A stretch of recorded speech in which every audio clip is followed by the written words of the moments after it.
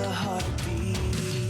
But these notes turn distant in a shower, getting violently devoured. So will you stand or let the curtain fall? Burn like a fire, willful and wild. This is the night that you were made for. Don't close your eyes, safer to stare into the sun than to turn away from what you could become. The time has come to stand and fight for what you believe, for what you believe. The dark will fall and we will rise. Like a fire, willful and wild. This is the night you were made for. Burn like a fire. This is the night that you were made for. Don't close your eyes, safer to stare into the sun than to turn away from what you could be. The time has come to stand and fight, deconstruct, reignite. Safer to stare into the sun than to turn away from what you could be.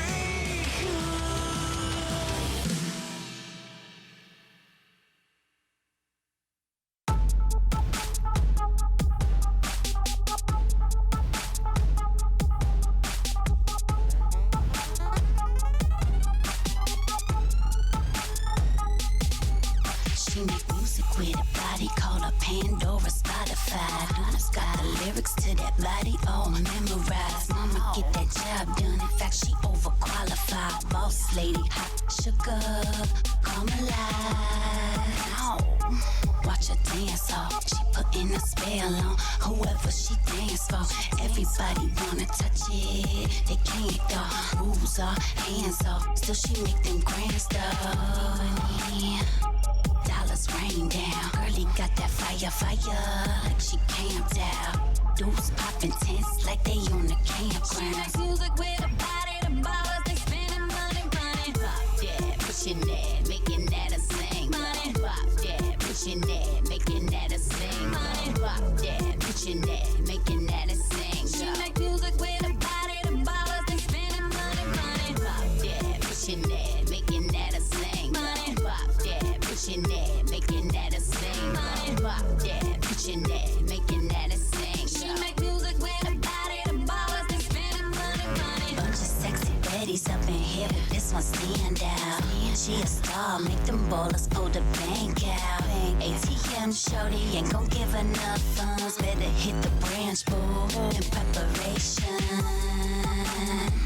Feature dancer status, she the center of attention. Jacob Javis, the big convention boys coming with them thick stacks. Stadium players got the grip spinning.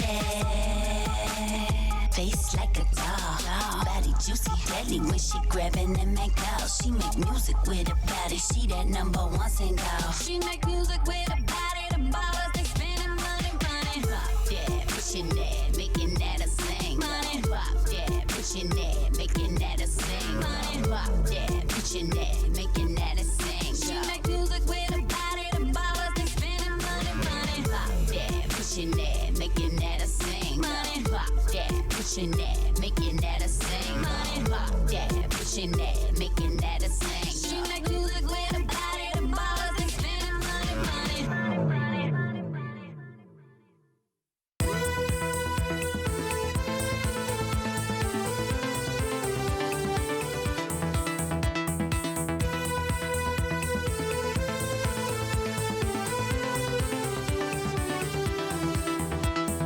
There's no light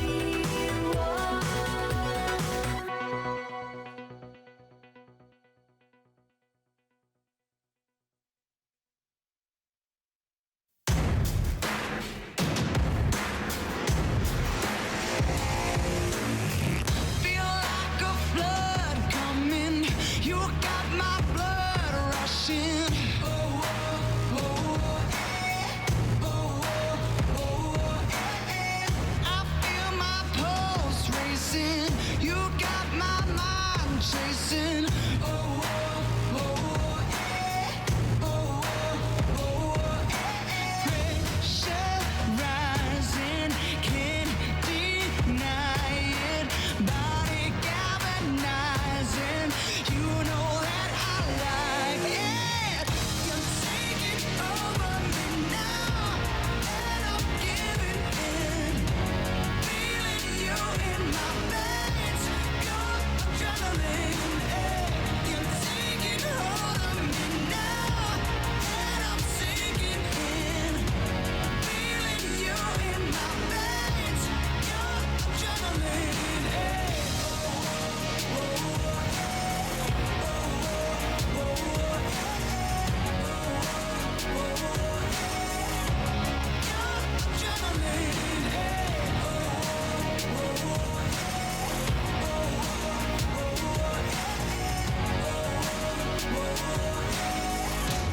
Your adrenaline, you take me to extremes, more than my wildest dreams. Oh, oh, oh, oh, oh, just one call on my name, and here I go again. Oh, oh, here I go again. Pressure rising, can't deny it. Body galvanizing, you know that I like it. You're taking over me now, and I'm giving in. Feeling you in my veins, your adrenaline. You're taking hold of me now, and I'm sinking in. Feeling you in my veins, your adrenaline.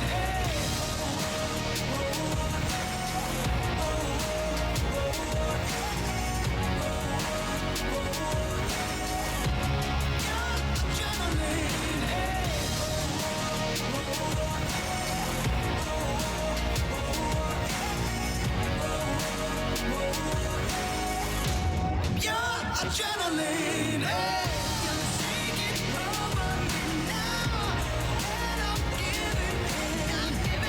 Feeling you in my veins, your adrenaline. You're taking hold of me now, and I'm sinking in. Feeling you in my veins, your adrenaline.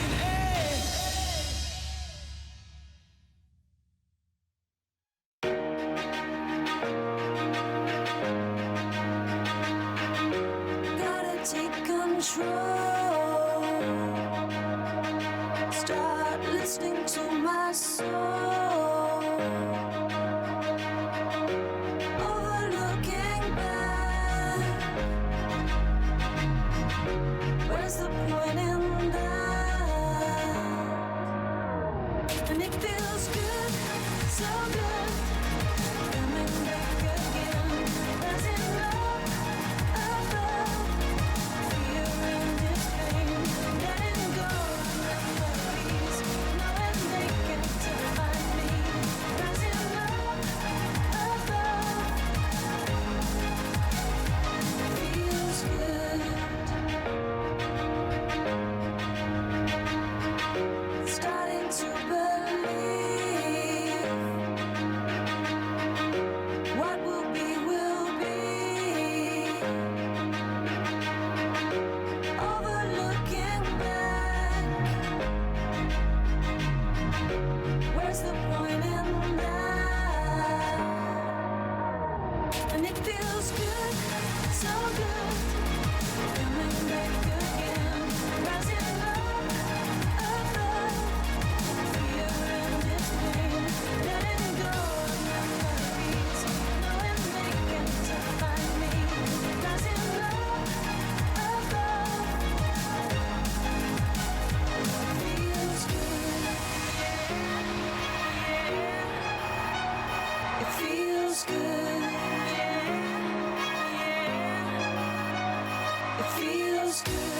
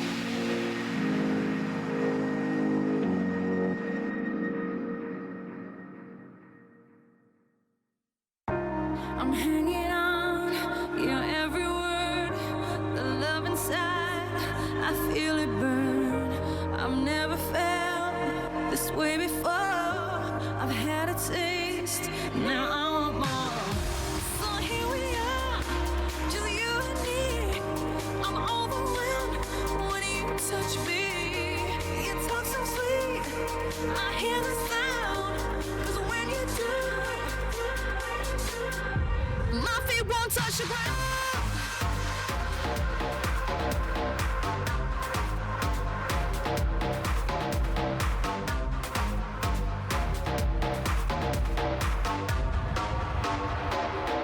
My feet won't touch the ground.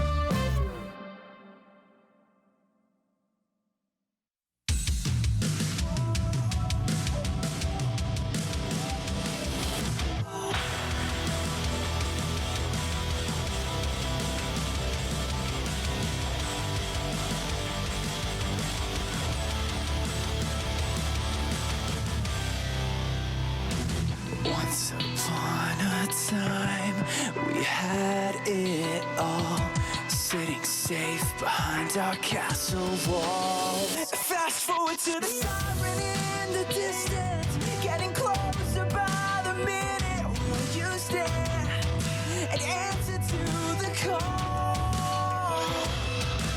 Burn like a fire, willful and wild. This is the night that you were made for. Don't close your eyes, safer to stare into the sun than to turn away from what you could become. This was once a perfect symphony, soft and steady like a heartbeat. But these notes turn distant in a shower, getting violently devoured. So will you stand or let the curtain fall? Burn like a fire, willful and wild. This is the night that you were made for. Don't close your eyes, safer to stare into the sun than to turn away from what you could become.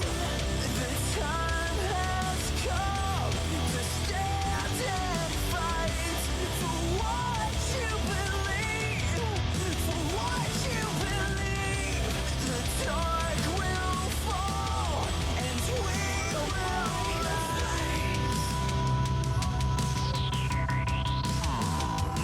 Like a fire, willful and wild.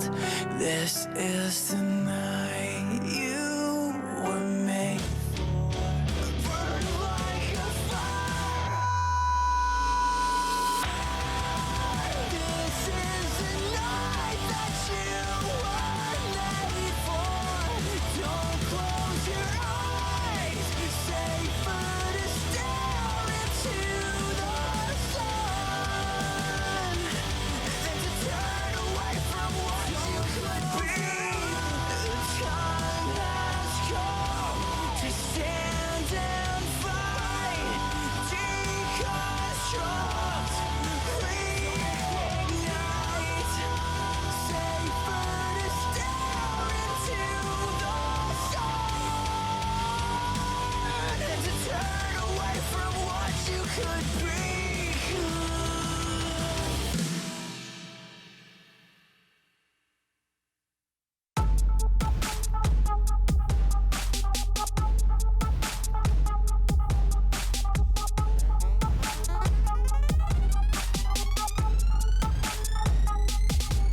She make music with a body called a Pandora Spotify. Duna's got the lyrics to that body all memorized. Mama get that job done. In fact, she overqualified. Boss lady, hot sugar, come alive. Oh, watch her dance off. She putting a spell on whoever she dance for. Everybody wanna touch it, they can't though. Rules are hands off. Still she make them grand stuff.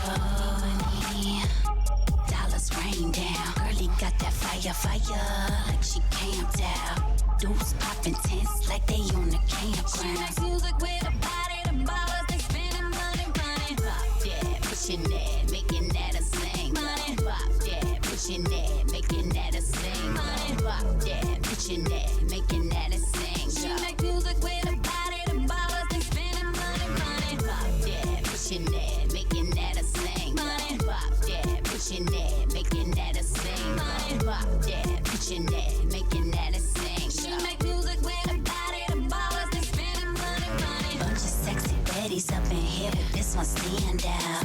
She a star, make them ballers pull the bank out. ATM shorty ain't gon' give enough funds. Better hit the branch, boo, in preparation. Feature dancer status, she the center of attention. Jacob Javis, the big convention boys coming with them thick stacks. Stadium players got the grip spinning. face like a doll. Body juicy, deadly when she grabbing and make out. She make music with her body. She that #1 single. She make music with her body. The ballers they spending money, money. Pop that, pushing that, making that a sing. Money, pop that, pushing that, making that a sing. Money, pop that, pushing that, making that a sing. She make music with her body. The ballers they spending money, money. Pop that, pushing that, making that a sing. Money, pop that, pushing that, making that a sing. Money, pop that, pushing that, making that a sing. She make music with her body. The ballers they spending money, money.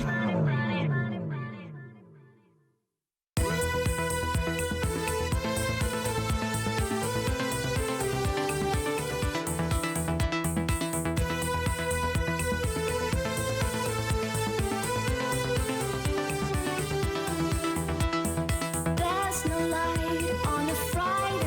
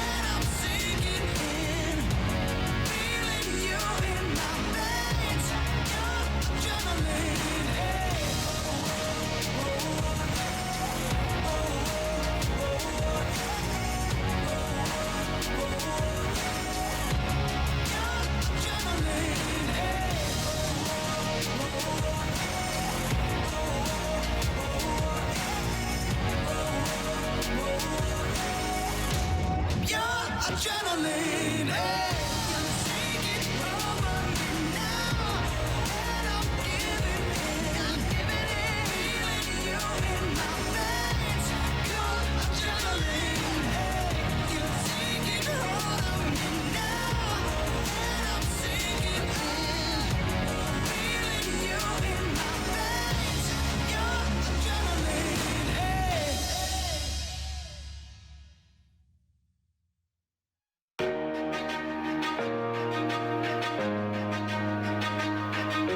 Gotta take control. Start listening to my soul. Overlooking back. Where's the point in that? And it feels good, so good. Coming back again. Rising up, above. Fear and its pain. Letting go of memories. Knowing they can't define me. Rising up, above. Feels good. Starting to believe what will be will be. Overlooking back. Where's the point in that? And it feels good, so good. Coming back again. Rising up, above. Fear and its pain. Letting go of memories. Knowing they can't define me. Rising up, above. Feels good. It feels good. It feels good. Feels good. It feels so good.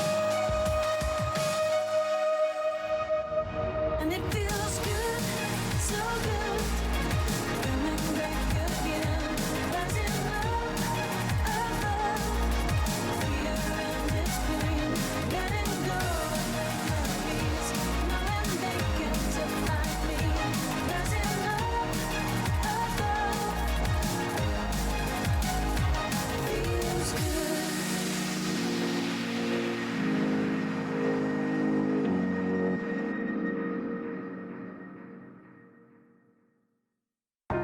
I'm hanging on your every word. The love inside, I feel it burn. I've never felt this way before. I've had a taste, now I want more. So here we are, just you and me. I'm overwhelmed when you touch me. You talk so sweet, I hear the sound. 'Cause when you do, my feet won't touch the ground.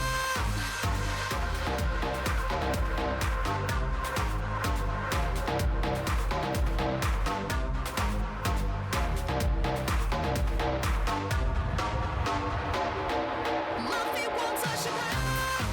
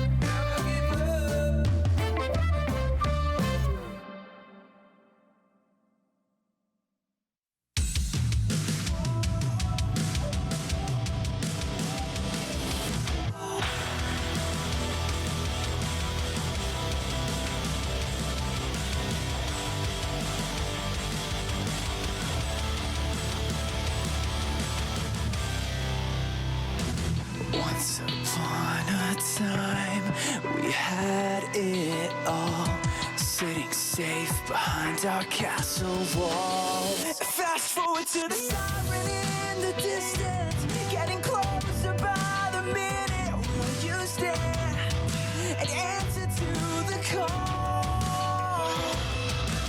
Burn like a fire, willful and wild. This is the night that you were made for. Don't close your eyes, safer to stare into the sun than to turn away from what you could become. This was once a perfect symphony, soft and steady like a heartbeat. But these notes turn dissonant and sour, getting violently devoured. So will you stand or let the curtain fall?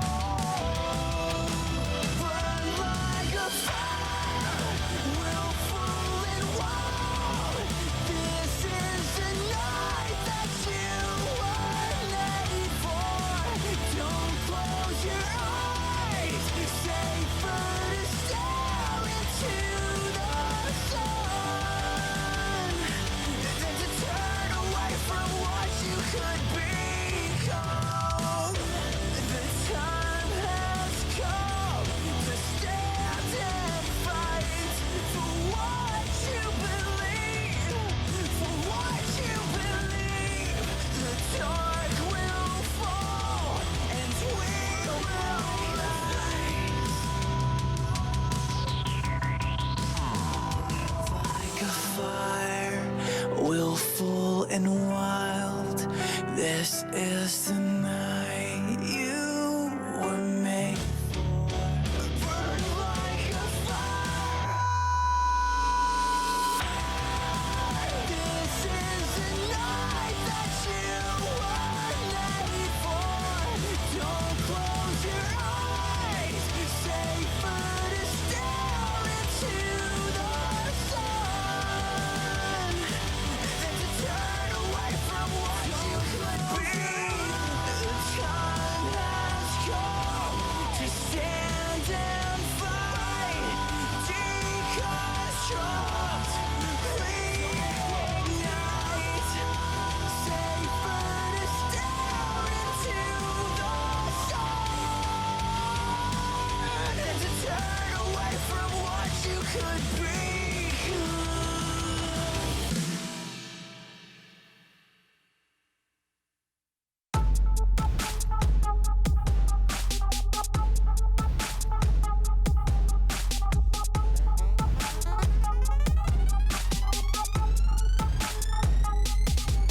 She make music with a body called a Pandora Spotify. Duna's got the lyrics to that body all memorized. Mama get that job done. In fact, she overqualified. Boss lady, hot sugar, come alive. Oh, watch her dance off. She putting a spell on whoever she dance for. Everybody wanna touch it, they can't though. Rules are hands off. Still she make them grand stuff. Dollars rain down. Girlie got that fire, like she camped out. Dudes popping tents like they on the campground. She makes music with a body, the ballers, they spending money, running. Pop that, pushing that, making that a sing. Money, pop that, pushing that, making that a sing. Money, pop that, pushing that, making that a sing. She makes music with a body, the ballers, they spending money, running. Pop that, pushing that, making that a sing. Money, pop that, pushing that, making that a sing. Money, pop that, pushing that, making that a sing. She make music with a body, the ballers, they spending money, money. Bunch of sexy baddies up in here, but this one stand out. She a star, make them ballers pull the bank out. ATM shorty ain't gon' give enough funds. Better hit the branch, boo, in preparation. Feature dancer status, she the center of attention. Jacob Javis, the big convention boys coming with them thick stacks. Stadium players got the grip spinning. face like a doll. Body juicy, deadly when she grabbing them make out. She make music with her body, she that #1 single. She make music with her body, the ballers they spending money. Pop that, pushing that, making that a sing. Money, pop that, pushing that, making that a sing. Money, pop that, pushing that, making that a sing. She make music with her body, the ballers they spending money. Pop that, pushing that, making that a sing. Money, pop that, pushing that, making that a sing. Money, pop that, pushing that, making that a sing. She make music with her body, the ballers they spending money.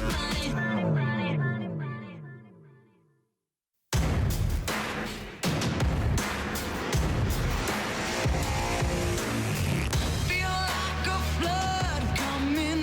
You got my blood rushing. Oh, oh, oh, yeah. Oh, oh, oh, yeah. I feel my pulse racing. You got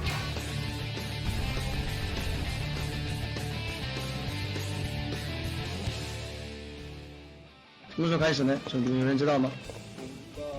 猜吧，我们什么时候开始预计还有8分钟。 ？8分钟哦，还有这么久。那我先睡一会儿，兄弟们，5点半见。我肚子好痛。我先睡一会儿，5点半见，兄弟们。哎呀呀呀呀呀呀呀！比赛要开始了。哦呀，我要现在要开始吗？马上要开始。不是还有8分钟吗？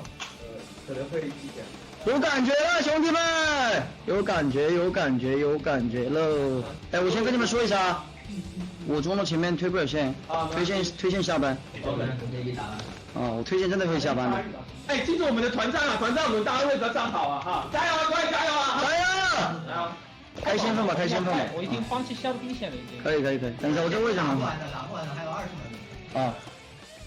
要开了吗？我可以来，可以开吗？我可以开。辅助没响，看辅助。堵死了，这边堵死了。啊。慢慢打大了，看到。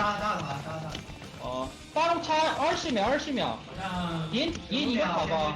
大龙吧 ，OK， 可以。中单闪了。那个我这个没。啊，还。七兽的没来，你来了吗？没有来，刚刚没有来。啊。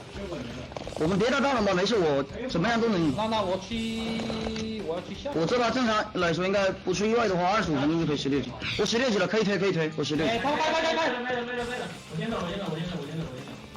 他打不了。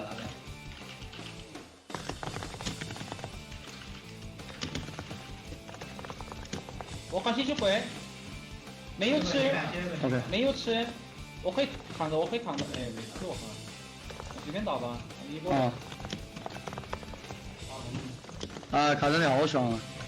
姐姐下班，原地爆炸。别急，一级团，别急，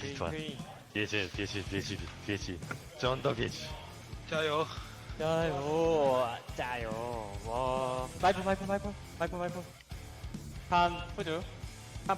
不住，不用，慢慢，没关系，慢慢，看到，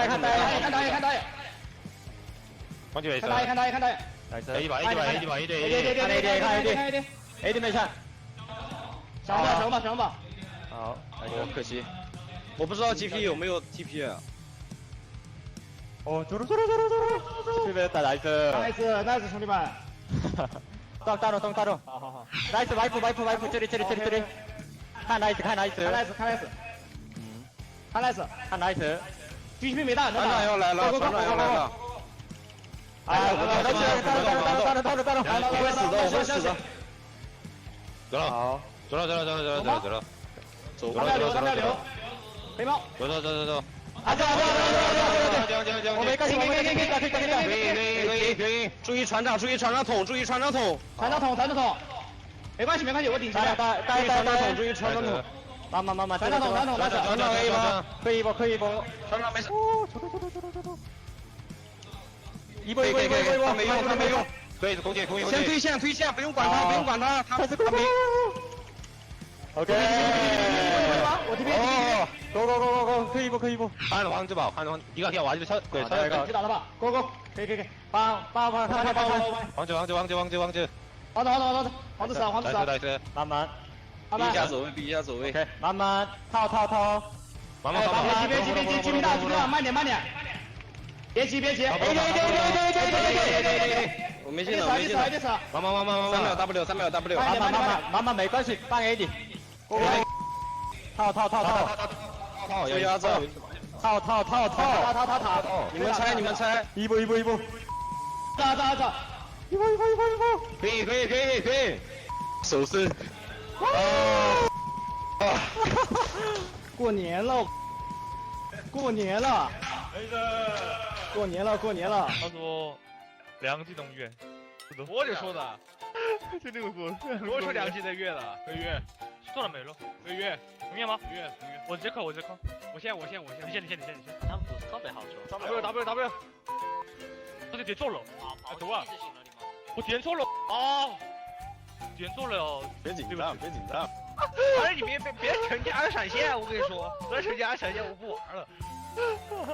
开的人可以开的，开，我快，走。包黄子没闪，应该死了，看年轻吗？看，可以看，要看吗？慢慢点，看，龙去，活了，出来，看，去，知道。眼雀，好，不到，先跑吧，先跑一下，打到小龙，我来了，我可以勾他，我没了，可以啊，你跟我，我们2个猜，你们去小龙，过来，算了，一起去小龙，给我黑血，没血，应该给我点人头不？看见本事，一波吧，大班了，来吧，冲嘛，对，你没血，看我，冲，来看我这，没把自己冲没了，这个治疗，哇，这什么啊？哇，你好，你好，哇，我没头，哇，下班，哇，我好惨啊，我要杀他，预判，给我播，别给芥末，啊，多可以吗？他虚了给我了，好兄弟，想给你人头，下班。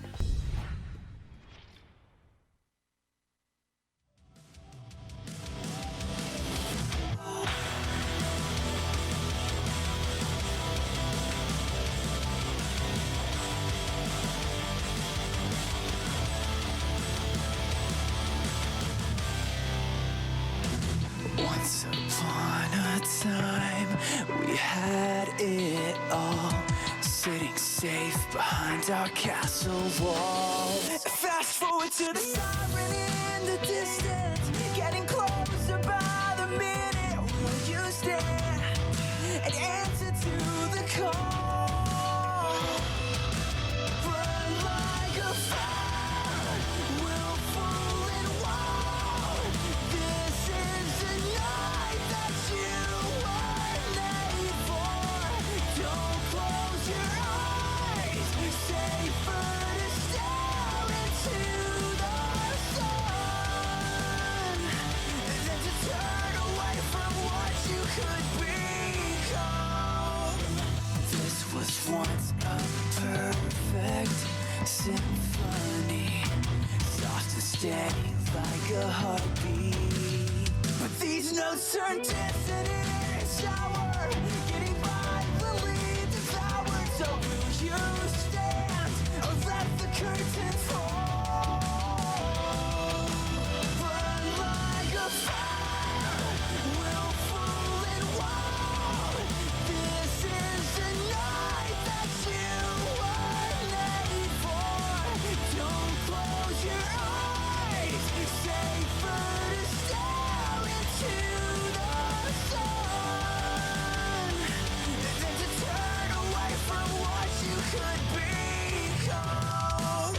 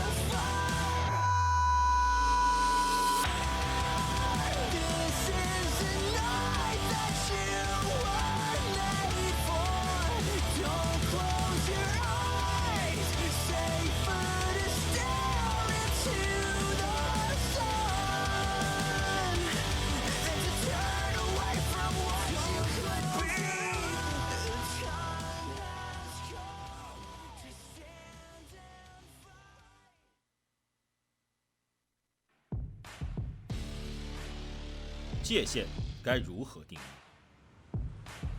重走来路，旧瓶中怎样酿出新醪？一步之遥便是经年，未曾拥有就拼上全力。夜行之中，我们也曾迷失方向，风尽潮涌，扬鞭过后，方知星光熠熠，山河万里。有时我们隔海而望，未曾发现向上的力量不止一种，如临大敌，却又携手成城。静的力量在这里找到蓬勃之地。聚散有时，桃李满天，年轻的奇迹一一展现，身着不同的色彩，奔向各自的地方。少年的心事像初生的茧，有时会缠住自己。别被困住，勇敢迈步，让别触手。我们棋逢对手，我们创造。有时看惯了王朝过往，就觉得这是答案应有的样子。可问道之路并非易，凡事若只泛泛，注定前路无光。破壁之后，又是新的力量。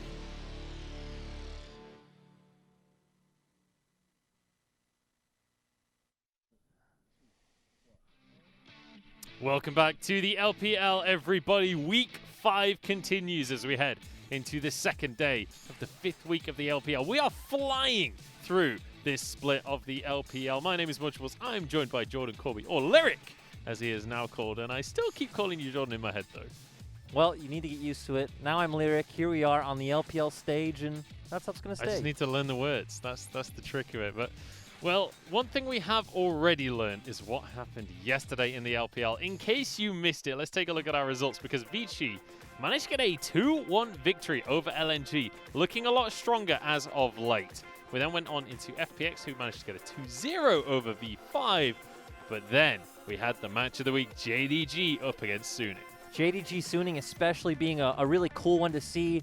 Angel coming in with some really nice, very long range flanks on the set. Yeah, the flanks left something to be desired, I think, towards the end of that one. But JDG with another win on the board, and you can see them there in 5th place on the standings, doing really well for themselves, better than the expectations coming into the split.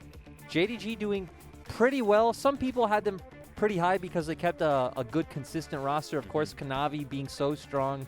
Kind of other things that jump out to us are EDG kind of leveling off more after giving us some good performances, but still holding some really nice wins and still being in the running for a playoff spot, obviously. Yeah, there's very much a skirmish going on in the middle of the table there. Anywhere between JDG and sort of EDG, there's kind of a bit of a battle for playoffs, and LNG and Vici biting at those heels as well. But now, as we look on towards what's happening today, we've got LGD going up against EDG to start things off. LGD, EDG, maybe not a matchup you'd be too hyped for when you see it's 9th versus 15th, but of course EDG have looked very convincing in a lot of their games so far, putting RNG to the test in their latest series. Yeah, really convincing performance coming out from EDG, managing to net that win. Oh, sorry, they didn't net the win, but they were close to. They did net a win. They did net a win, and I feel like they deserved to win the series, but didn't quite manage to knock it out in the end. Anyway, later on, we'll be jumping into OMG up against IG, and this will be the ultimate test for the squad of OMG. The ultimate test, but when you're looking across the aisle and seeing IG, seeing the Shy, what he did on Ornn against Suning, it's going to be a pretty hard test. It's going to be a very difficult test. I hope that they've revised. That's all I'm going to say for that one. We'll talk more on that one a little bit later on, but first, let's talk EDG, because Scout has been stepping up in a very big way. You could say he's been scouting ahead for his team, but puns aside, the guy's statistics are looking fantastic. Most importantly, 12 unique champions this split. Very strange when we think of EDG, we think of like small, kind of very rounded out champion pools, but Scout being the one who's different, being able to pick up so many different champions. We do see 4th in KDA, and just ever since he came to the LPL in 2016 summer, he's been kind of a standard bearer for this roster and always been one of the best mids in LPL. Yeah, he really has, and I think the expectation for him coming into this split was a little bit up in the air. People weren't necessarily sure how he was going to perform, but I think living up to his own reputation and doing a good job for EDG. We've got some clips of how Scout has been doing as well, as he's performed not just very recently, but consistently across the last few series. He's just doing so much for his team. We saw here roaming up towards the top side, getting this dive off without even Junja already being there. Here, once again, going for these bot dives. Scout's just done so well to find advantages in his own lane and really try to bring them across the map. It's something that EDG were actually struggling to do in their first 2 weeks, but now off the back of Scout are doing it so consistently. Yeah, he's able to set his team up for success, and you can see him playing the Aurelia on your screen there. The Azir as well that he brought out versus RNG. And this series was such an exciting one to watch. I feel like Scout was definitely one of the MVPs of the overall series. When we saw game one, he was playing so well on the Azir, just like in this skirmish right here, really leading his team to this first game victory, but leaving a lot to be desired in that third game. But if there's one thing you can count on Scout doing is bouncing back in later series. Yeah, absolutely. Scout, very consistent player. And when you look at EDG as well, as a squad, it feels like there's a good amount of consistency between them when it comes to the planning and preparation for each series. When you look over at their drafts, each and every series feels like they come in with a very solid plan and stick to it throughout the whole best of 3. It's been one of their biggest strengths. We saw it against RNG where they went for the Mordekaiser Rex Ivaris 3 games in a row. Against Rogue Warriors, similar story. J4 Zoe Misfortune 3 games in a row. Their coaching staff clearly does a good job at scouting out what they feel is best against an enemy team, and they stick to it consistently until they don't have to. And the nice thing about that as well is it's not just the same champions every game either. This is a flexible team. They can play different styles. It's just very clear that they've done their homework going into a series. They know how they want to try and play this one out, and it doesn't always net them the win, but even when they're losing out against some of the bigger teams, they're still pushing it to 3 games. It nets them the important wins, though, like we talked about. They came out over E-Star. They come out over JDG. We all saw that series against RNG, which, like you said, should have been a win for the side of EDG, but a few missteps in the later game.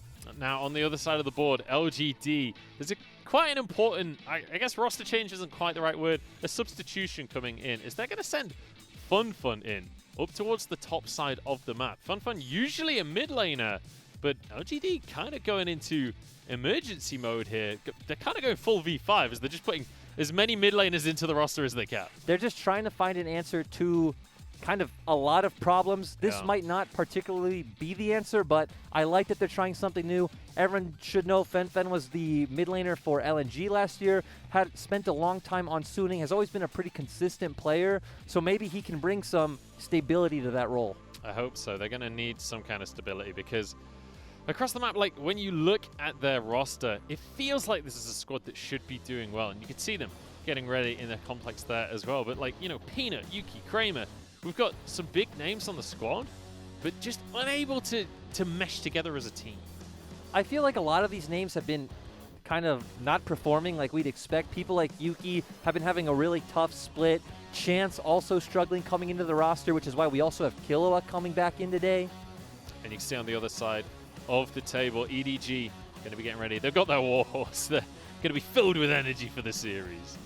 EDG just always seem to come prepared to play. We were already talking about their prep, so always excited when EDG's on the Rift. Yeah, EDG, very much a signature squad when it comes to the LPL. Audi going to be up in the top lane. You can see it there on the rosters. But we're into Champ Select. We're into this series, and already LGD revealing their plan a little bit. They do not want this Zoe for Scout, and interestingly, a Sejuani ban comes through. Sejuani always being the big ban ever since Junja's come into the roster, has been his go-to champion, but the interesting thing here is that Set has been left open. It seems like EDG are saying, hey, you're bringing Fen into the roster. We don't believe he can pick up this champion.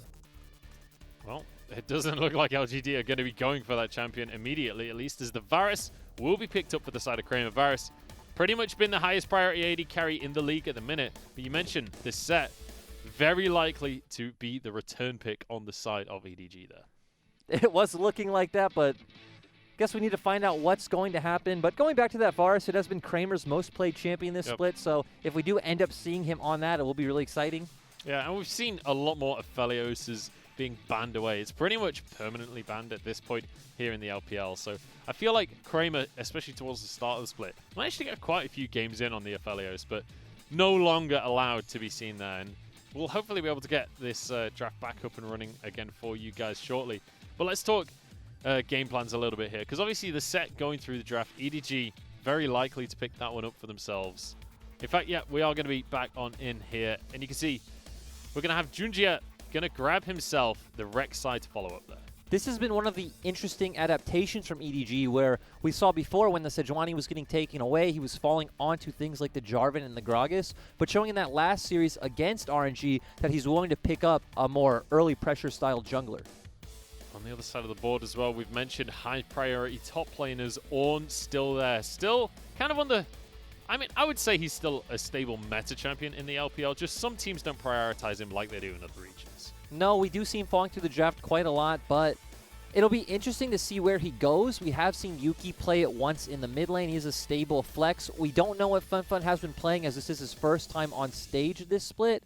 And now the question for EDG for me here is, do they follow up with an AD carry? We do have some early game options, things like the Kalista that can come out from Hope, but he really has been our big resident misfortune player this split, picking that champion 11 times, but they say no, let's get some scaling in the roster and go towards this Kai'Sa. Yeah, and you mentioned Ornn starting to fall through the cracks a little bit. The same can be said for Misfortune. Very much fallen off in priority for a lot of teams. The Kai'Sa has been replacing it. But I like where we're going here for the side of LGD. A lot of all-in, a lot of ability for Peanut to pull the trigger on this Jarvan, and so much follow-up from the rest of the squad already. Just a lot of simplicity and execution coming out for the side of LGD's comp. It all just does want to do one thing. And it looks like EDG are going to be banning away supports. It's actually kind of surprising they're the ones to ban away the Braum, when you would think, hey, the enemy team has something like an Ornn and also has a Jarvan, which Braum tags with his passive. He's not a very tanky champion. You can burst him down. You would think EDG would want that. You would think so, but clearly not something that they're leaning towards. They want to remove it from the likes of Kahlua instead. This is an interesting thing. We see LGD banning out top laners because we saw in recent series that Scout was going towards that set quite a bit. Yeah, Scout taking the set towards the mid lane. We've also seen a couple of players take set down in the support role as well. So very much a flex pick here in the LPL. Yeah, but going back to EDG's bans, it is interesting to note, I did say they would like to take the Braum on the side of EDG, but Killua is also a very renowned Braum player. Again, it also does pair very well with the Varus, bringing these safety options. I would have also liked to see the Tahm Kench. Killua, of course, being very good on these kind of more defensive support options, but looks like they're okay giving over something like the Tahm Kench or the Thresh to that side. And EDG maybe going towards a top laner like we talked about. Audi has already brought out things like the Renekton, like the Maokai, but Renekton is banned, Mordekaiser is banned. He's going to have to bring out something new from his champion pool. He actually hasn't picked up the Aatrox this split. Well, they're going to go for a mid laner for now, so Scout won't be taking that set in the end. And it's interesting that they hover all of these top laners, then lock a mid. It's kind of like baiting LGD into discussing the wrong picks. Yeah, and I like this.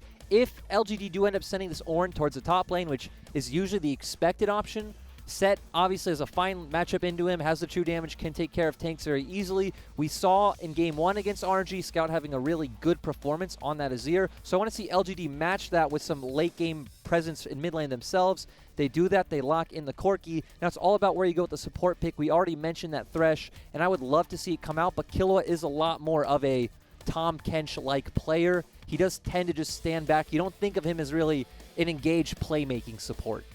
It's not been his signature necessarily, but the Thresh is something that he's played in the past as well, so it's possible that he does go for that. Still offers the same defensive capabilities for the side of the Varus. Does have the Lantern. LGD side already had a lot of engage in their comp, so they didn't necessarily need it. And now going towards EDGs, we would like to see some engage options coming out from them. Mako has been very big on the Nautilus split. He's played it 7 times. It's his most played. You could, of course, always flex his set to support, but I don't expect EDG to do that. They don't seem like that kind of team. Mako typically does go towards these tried-and-true champions. Yeah, I mean, Mako kind of gave up the ghost. He hovered the Nautilus first, then all the top laners. So kind of gave the game away a little bit there. I'm having a little bit of flashbacks here to early on last year as we see the Azir and the Corki locked in the mid lane. The most passive lane matchup that you could possibly get. But we do have active junglers for both squads. An interesting thing about the Azir Corki is if the enemy picks Azir, just thinking, hey, I don't need to match it. I can just play the Corki. We can both scale up together. I have a bit longer range than you in these later team fights with my rockets. And of course, when you have something like the Ornn, you would feel like you have a scaling advantage going into the late game. Yeah, so scaling perhaps going in the way of LGD, but I like the simplicity of the comp as you worded it earlier. They're able to just go in. That is the game plan. Jarvan goes in, Ornn goes in, the rest of the team can follow up on that one as well. On the other side of the board, though, EDG, how have they got to make this one work? So EDG have a lot of disengage tools in the likes of the Azir. That's actually pretty much it. So not a lot of disengage tools, but they have a disengage tool. Yep. They have things like the Kai'Sa, the Azir, this late game damage set, which really wants to get onto the enemy team, get in the backline. So it'll be interesting to see how it pans out when we've already talked about LGD's comp really wants to run into you. And on the side of EDG, they pretty much just want to match. Well, we'll see. We could have some just all-out brawls then coming our way. And most importantly as well, we've got Peanut on an early game jungler. And that, I think, is very important from this squad of LGD. When they've looked good, when they've taken games, a lot of that has been down to Peanut setting the team up very early on. The Jarvan, he can do exactly that. He can go for these level 2 ganks and get his team rolling. Now, ready to get on into the first game of the series. EDG over on the red side with LGD on the blue side. EDG certainly the favorite, currently in 9th place in the LPL. And LGD, they're just hoping for another win right now. When it comes to what both teams want to do in this game, it'll be really interesting to see where the junglers go. Of course, on the side of EDG, you can always have an avenue to look for an early gank top, which is what Junja has been very proficient at doing this split. We've typically seen him path towards the top side, look for some early aggression onto Audi, but more recently, EDG have been going towards that bot lane. EDG do like to focus on towards the bottom side of the map, as you say, and a lot of that is down to Hope. A lot of that is that Hope certainly recently has been stepping up, especially when you look at the series between EDG and RNG. Hope on the Varus had a couple of really great highlight moments and really great team fights, and he was, if you remember back, he was on the LDL squad just a year ago, and he's been promoted. He got given a chance to step up to the main roster. And towards the start of the split, there was a few question marks on whether or not he was going to be able to, but as of recently, I think he's very much earned his spot. Pretty much all split, he's been very consistent, showing he's a carry you can rely on in these late game team fights. Scout doesn't have to shoulder that burden alone.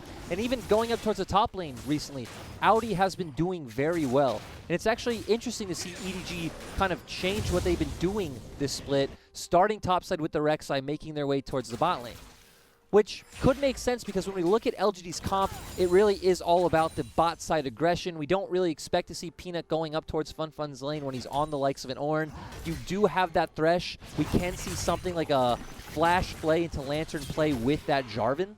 Yeah. So, and also setting up a Varus. Varus, one of these champions that when you get a little bit of damage behind you, you have complete lane dominance down in that bottom side of the map. It can be very difficult to deal with a Varus if he can get a few long swords in his inventory. especially when you will just be able to easily abuse that Kai'Sa with your range advantage coming out from the queue. Peanut going towards that bot side like we talked about. EDG getting pressured in these early laning phases. Kai'Sa is more of a scaling pick, even when you have something like the Hail of Blades, which, you know, does make your early trades a lot more bearable, manageable. Yeah, a little bit more pressure coming out from that rune. Speaking of pressure, though, Peanut has stepped on into the jungle of Junjia, who will contest onto this blue buff, forces the reset, keeps Peanut away from that one. Scout and Yuki going toe-to-toe in the meantime. Scout's winning out for now. Does have the lethal tempo on that Azir. And I think Peanut's just going to go for the re-engage because Kahlua and Kramer have moved on down to help him out. They've moved up from the bottom lane. Now they're going to get pinched, though. Mako potentially wants to try and find a play, dodges the death sentence, and everything will be deterred. It's like you were saying earlier, where we've seen LGD be a very strong early game team this split. Despite being so far down in the standings, being 15th, 2-6 in series right now, at 15 minutes, they're typically only behind 500 gold, which isn't what you'd expect of a 2-6 team. No, certainly not. And like you rightly say, a lot of this is down to the pressure that you get from Peanut. He's able to make a lot of things happen. It's in the later stages of the game that this team seems to struggle when it comes to things like synergy. Dredgeline gets denied, though, from Mako. There's the Lantern for Peanut. The follow-up knockup should be there. Mako dodges it, though. Roots Peanut under the tower. Forces the flash out of him. Turret shots galore. Piercing arrow won't land. Hope nearly gets the counter kill. Doesn't quite have the damage. Exhaust comes through. Oh, what a death sentence. Cleanse is available, though. No kills come out. So many summoners used. Killua finding the hook there onto Mako, but it looked like LGD weren't on the same page. Peanut was going in as Kramer was backing off. Funfun stole that. What a beast. Yeah, coming into this roster for the first time, playing a new role in top and already showing his worth. Ooh, but Junjia, he's mad about that one. He's not going to let Funfun back into lane now. Funfun, you can't win this 2v1. Gets knocked up, stunned up, and will be finished off. Junjia gets his revenge for the Scuttle Crab. This is what we talked about with how Junjia has been playing this split, which if you're a longtime LPL fan is very strange for EDG, who've always been a bot side oriented team. But this split so far, since Audi's coming into the roster, Junjia and Scout have been putting a lot of pressure on top lane. It's working out so far. And part of that was Funfun's fault, right? He kind of went on into the river, contested Junjia. And the question is, was the Scuttle Crab worth it? Also, even after that, right, he could have backed off from the wave that he was just kind of standing in front of Junjia thinking, you can't do anything to me. And of course, Junjia said no. Audi walks up, he flashes in, and yeah, that's all she wrote. The rest is history. So, EDG off the back of that one. Obviously, all of the plays towards the bottom side that Peanut has made haven't actually netted any kills just yet. So EDG will find themselves a gold advantage off the back of that first blood. Funfun will not be deterred though. Still just goes straight into EDG's jungle once again. Get some deep vision. An interesting thing for the bot side too is if Mako is able to find a hook onto Kramer, you do have so much burst coming out from Halo Blades Kaisa that you can pretty much just take him down and, you know, combine one combo on your side and get right back into the lane. We saw Kramer blow the flash to try to secure that kill onto Hope. Hope still has his flash. Yeah, Hope's going to be all right in that bottom side of the map. Obviously got exhausted. Did have to use the cleanse from the death sentence that came through at the end of the fight from Killua. Now, Audi and Funfun going to be trading once again. A Conqueror procced and a Haymaker to finish it off as well. Funfun is not having Funfun in this top lane. Just great after Junjia ganked the top side that, of course, the wave got pushed into tower. It would bounce back towards Audi's side of the lane. And now without Peanut heading up towards the top lane, not much Funfun can do until the wave slow pushes back to him. Scout should be able to deny some of this CS from the side of Yuki, although Peanut is hanging around nearby. And that Phosphorus Bomb just going to be able to clean up most of those low minions. So not much denied in the end, and Peanut just going to move over, grab the Scuttle Crab on the top side for himself. But we do have Audi pushed up pretty far. Peanut not interested in going for that. They don't have any information on where Junjia is right now. They do have a ward on his Krug, so they know he's not there, but he still could be on the top side of the map. So LGD just taking it a bit slow right now with Peanut's camps coming up on bot side. He's just going to head down there.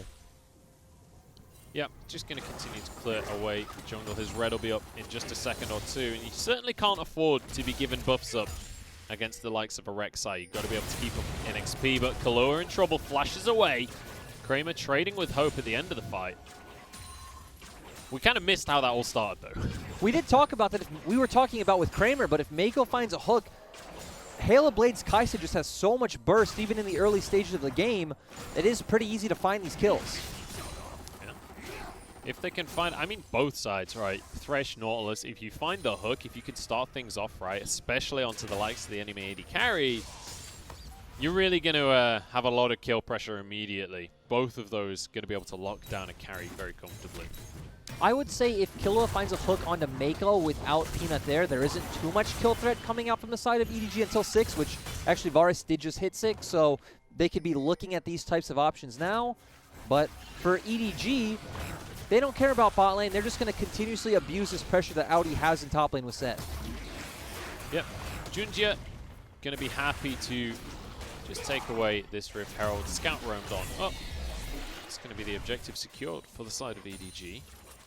Obviously, they got the first Infernal Drake as well for themselves. No answer whatsoever from Peanut. He's been spotted by this ward. Realizes what's going on, clears that away. But Peanut actually been relatively quiet. We were saying in the champ select that, you know, this guy is kind of known for his early pressure. He's known for being the one that accelerates the squad of LGD. But so far this game, not really interested in skirmishing. to be fair, when you look at the map, we already talked about you have an Ornn on the top side where EDG has been putting pressure, so not much you can do. It's Corki versus Zir in the mid lane. You're not going to find much that you can do there. And he did spend a considerable amount of time bot, you know, with that first invade, turning that into a gank. And again, if LGD were on the same page earlier, it probably could have resulted in a kill. Well, I just said Peanut had been quiet, but he's hit level 6 at this point. He wants an opportunity to use that Cataclysm. Ward going to be spotted out. Means that Peanut can't go for a gank just yet. But it also means that Peanut is going to be spotted on the bottom side of the map. Junjia with the knowledge advantage right now. Yep. And it'll be interesting to see where this game goes, especially when we get towards the later stages, where it feels like scaling is pretty even across the board. We have something like Kaisa. Ooh, but...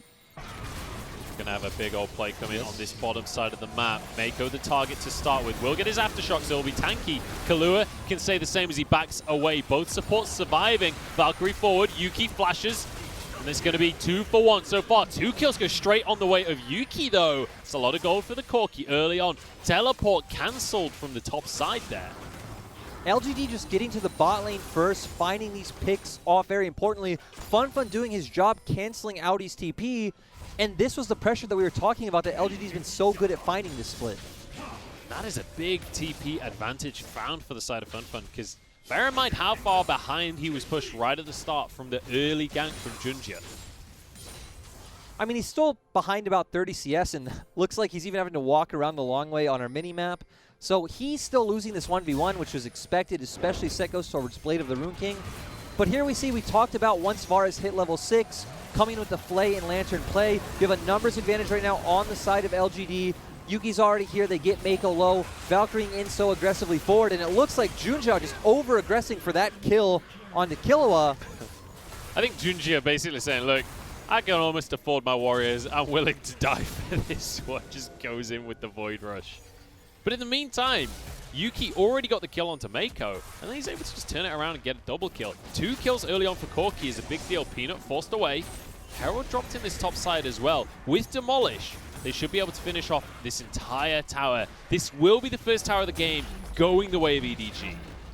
Just good tempo play coming out from EDG, sending their bot lane towards the top lane. Audi already have the pressure, maybe hoping they could find a cheeky pick or dive onto Fun, but they weren't able to do it. And Kramer shouldn't be able to find too much on the bot side of the map with Audi already heading over. Fun will be able to clear away the Rift Herald, so it won't get any more charges across the map. But this is great for the side of EDG, because you have to consider Kramer, he's got 3 plates for himself, but that's all of the plates they've got across the entire map right now. And Scout happy to come and match him in this bottom side of the map. Obviously, Hope had moved up towards the top side to try and finish off that tower. And going back to what we were talking about before with kind of win conditions, EDG right now want to be constantly using Audi's pressure to wander around the map, get a tempo advantage, and set up for a 5v4 fight on Dragon, make Fun force out his TP, but you're already here first, maybe delete a member from the side of LGD. LGD can take it slow, say, hey, we're going to give this up. Scaling, though, looks pretty even on both sides.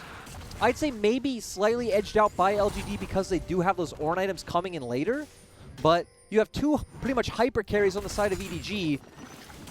Strong scaling AD carry with Varus, strong late game AD carry with Corki. And ultimately, when you talk about scaling, when it's even like this, when both teams have great scaling, sure, you can talk about minute advantages that one team might have, but ultimately it's going to come down to execution in the team. Yeah. It's going to come down to who plays that composition better. Like, when you look at them in isolated scenarios, of course, Kaisa having that percent HP damage from her passive makes her a stronger late game carry than Varus. But again, the way these comps interact with things like the Rek'Sai being in the hands of Junjia, you having an Ornn yourself, it is really going to come down to who can play better and who can really abuse their pressures, which right now it looks like EDG have more of with this set in the top lane. EDG have looked convincing so far this game. Audi on the set, already showing his proficient with the moveset as well. Went for the Blade of the Rune King build as well. Knows he's up against the Ornn, and he'll likely be dealing with the Ornn and with the Java for the rest of the game. So the percent damage, the extra attack speed, going to be welcomed by him. And now it's getting to a point in the game where it's going to come down to LGD constantly trying to find pressure through their bot lane, where they do have a lot of kill pressure with this Varus's Chains of Corruption, and EDG doing the opposite, just letting Audi push out, move towards them. It's kind of going to be a push and pull from opposite sides of the map.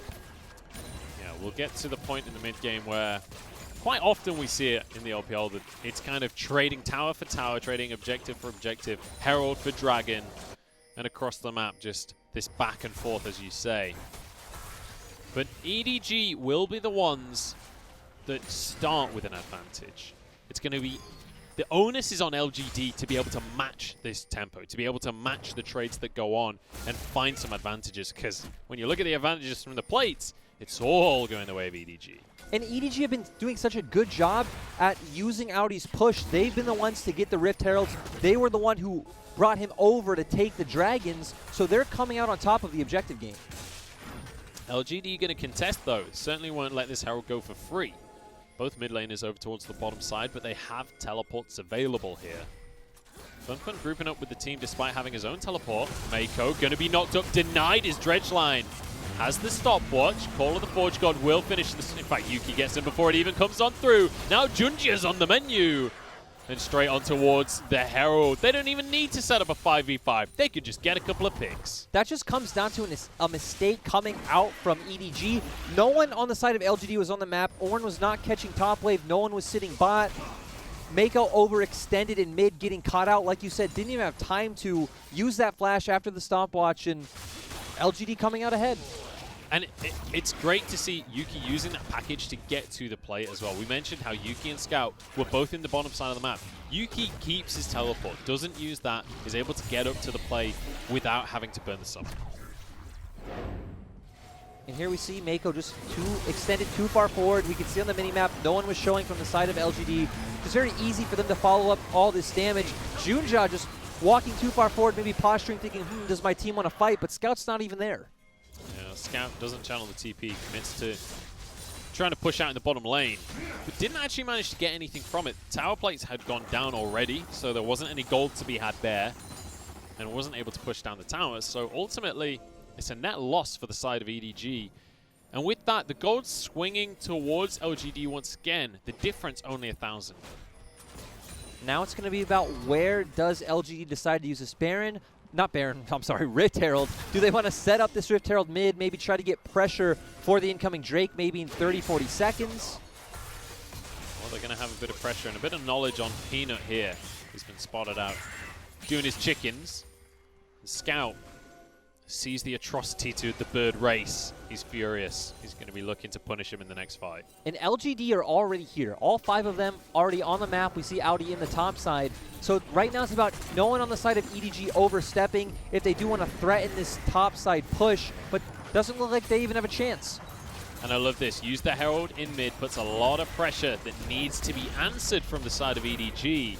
And with Dragon spawning in 20 seconds, it means that LGD control this whole area. EDG just deciding to trade for a bot turret. I don't think it's worth on the side of EDG. LGD will now be able to open up the map consistently through mid now that this tier 1 isn't there. And they were, of course, able to set up vision, but there we go. Now they're setting down the control wards. I just love seeing that from the side of Scout. He's like, you thought you were coming to get me on your tower, but turns out you're coming into my tower now. Sets up his Azir tower. And he's able to get out of it. Mako may not be so lucky, though. Slow comes out from the Forge God. Pulls himself away with a dredge line. The piercing arrow doing a lot, though. That's not even lethality. No, and again, an interesting thing to see on these comps is EDG's only real engage is this Nautilus. For Set, he has to come in on a flank. Kaisa, of course, can't jump in alone. If Rek'Sai goes in, he's pretty squishy. He's just going to get deleted.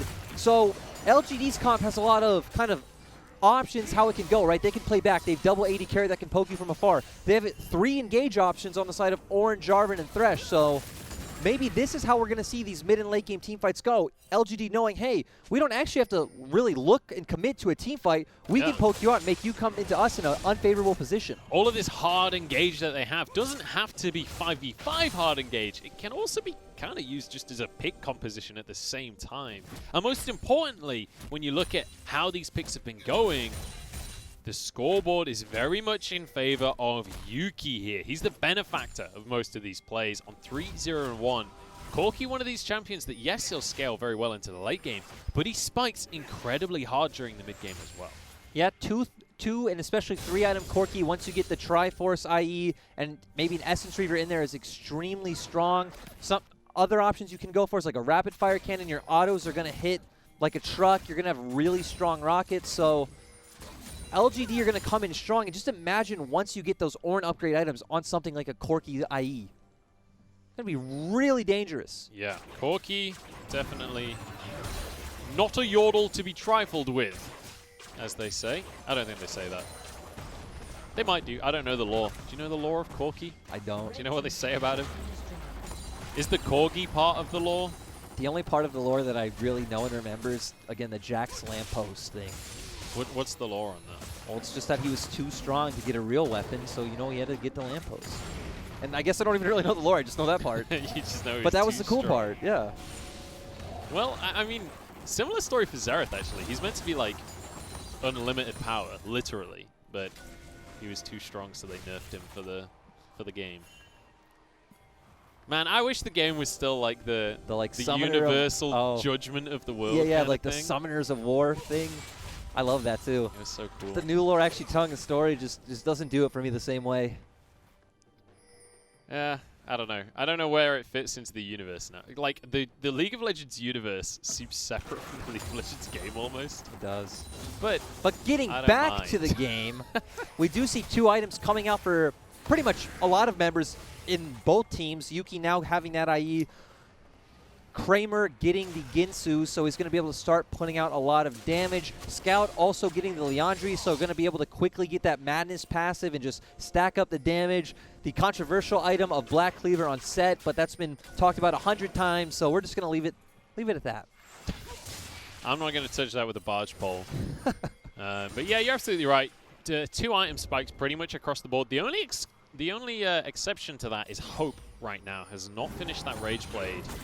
I don't know when the last time he recalled was. You'd expect him to be at least very close to finishing that one off. But he has the tier 2 boots, which Kramer's not going to have on the other side. So I also think it's interesting that Killua went towards the Gargoyle Stone Plate.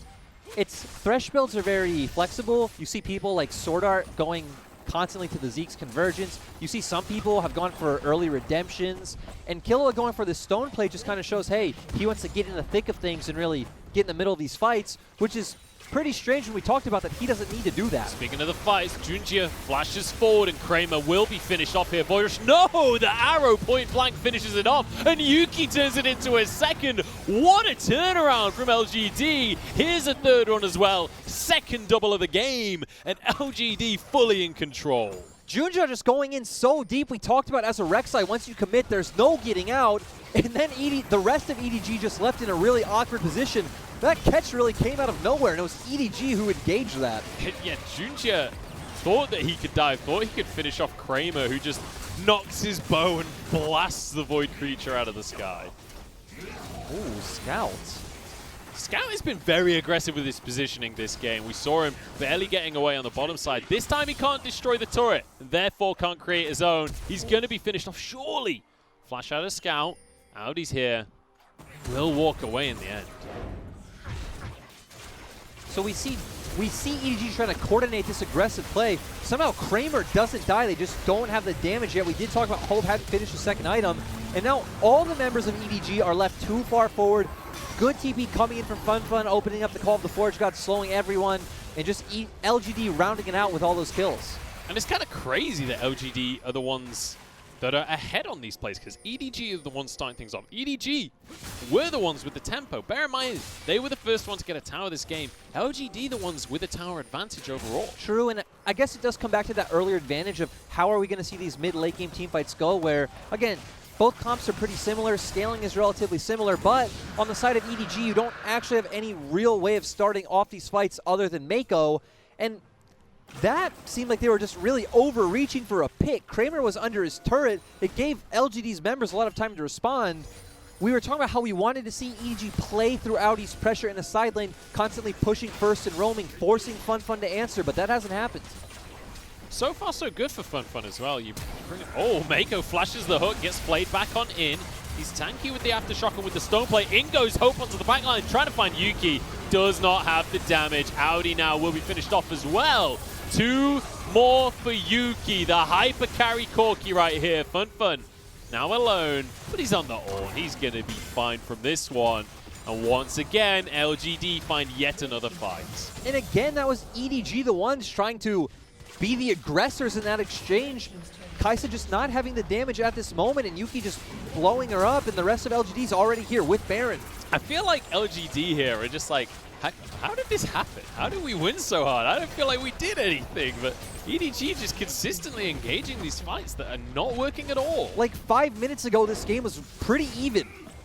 I would say it was exactly even. Let's take another look, though. The box slowing down Mako. Audi with a decent flank. And we talked about that's what Audi needs to do. It's really your only other engage option aside from Mako, but Kaisa going in way too early on the side of EDG. Pretty strange when we've been hyping up Hope so much for his great play in recent weeks. I feel like if Audi goes onto the side of Yuki there, maybe that's a one fight, honestly. Yeah. Kind of separated. Hope went into the back line, and he went onto a different part of the back line. If it was a bit coordinated, it was better coordinated. Yeah. It was looking like it could be a pretty decent opportunity for EDG. And isn't this just so LPL? You know? It's 9-2 on the scoreboard right now. LGD pretty far ahead at this stage, 25 minutes with a 6,500 gold lead. Against a team that literally just went 1-2 against RNG in an insanely close series. They're looking like a really strong team. LGD's in 15th right now.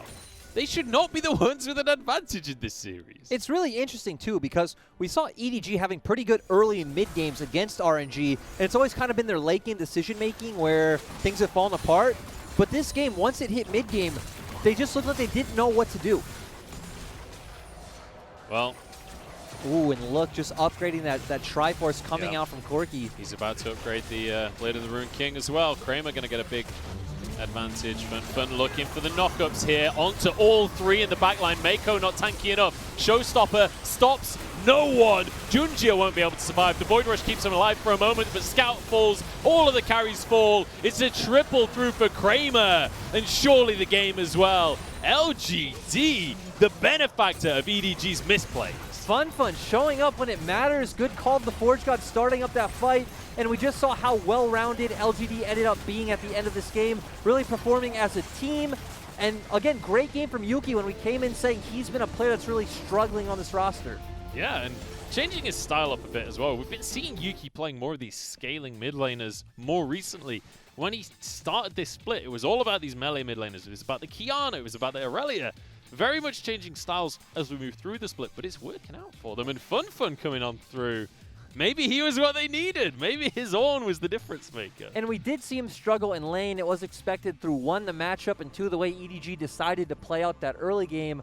But when it came to these, not even late game, when it came to these mid-game skirmishes where EDG were the ones aggressing, Fun was always in the place to answer. We talked about how, EDG want to try and pull him to the side and let Audi come in first. Fun didn't do that. He always stayed grouped up with the team like he was needed, and he did a pretty good job.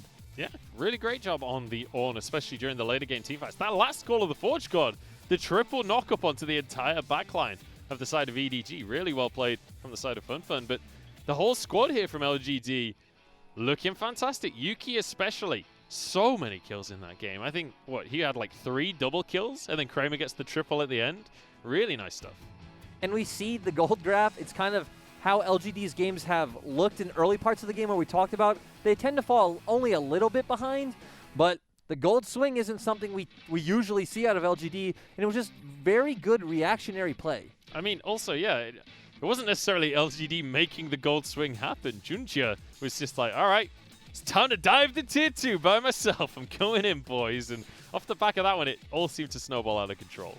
It is also kind of confusing now that we get drafts up on the screen that we have seen Junjia start going towards this Rek'Sai, which it is kind of nice to see his flexibility when we were talking about how he only knows how to play Jarvan and Sejuani at first.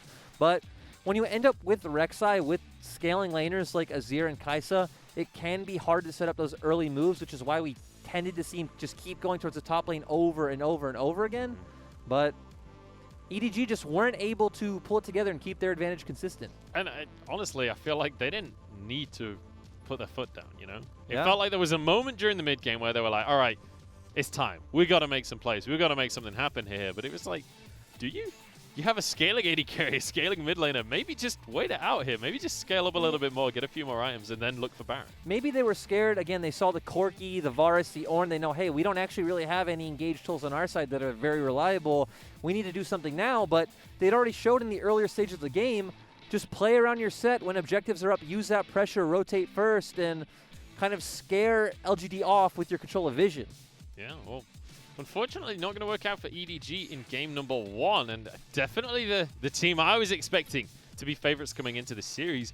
And it's a little bit worrying for them because my opening statement about EDG today was, look, this has to be a clean, clear victory for them. This is an important one for them to just get a win on the books. This one, in theory, should have been just on a silver platter for them. When you think 9th versus, what is it, 16th, 15th?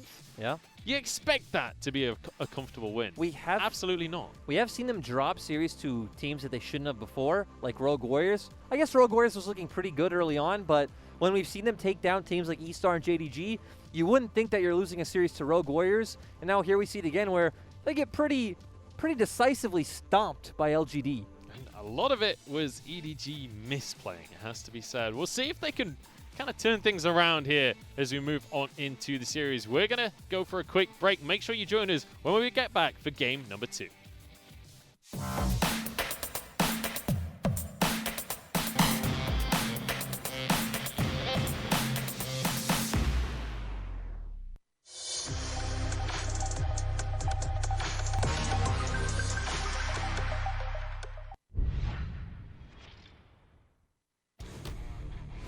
就是不要强行去跟。这里的话又要再次打团战了，这条水龙，LG成功 run 下来，同时 X 这边好像走不太掉了。山哥这边的话，一榔头下来之后，应该是要击杀掉了。正面来讲的话，山哥出来之后 ，LG 是要接团战的。现在 Apple 在跳，但是输出环境不是特别的好，熊这边开启大招，直接砍死了 Apple。同时正面输出 VG 这边没有了呀。奥帕斯这边还是有。可能还会再打一下。收牛头，直接往前撞，一块表躲掉了牛头的击飞。杜云比交一个闪现，在这个口子，兰博大招打下来 ，Vivo 跳得很及时，跳到了侧面 ，Max 一头顶开了汉子哥，汉子哥这边在跟 Vivo 激情 PK，Vivo 有点打不过，交一个闪现，但李伟强闪现过来一枪拿到这个人头。丝毫不给机会啊！知道这里面有针眼，那但是两边还是有想法。大龙区发哥来了，能上去吗？沙皇过来推宝石。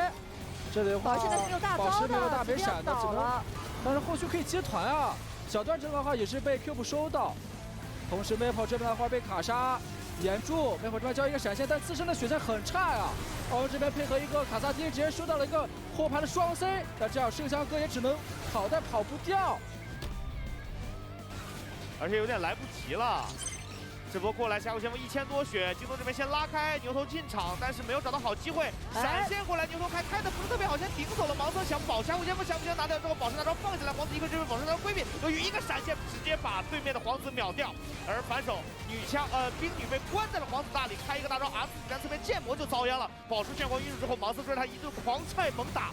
Loken 一毛式的人头，再一个 Q 上去，虽然牛头把他顶飞，但是后面有绿毛跟上闪现，这波感觉打个峡谷前锋要把自己打溃败了呀！再一个预线没遇到，但是天音波中了，踢过去直接双杀到手。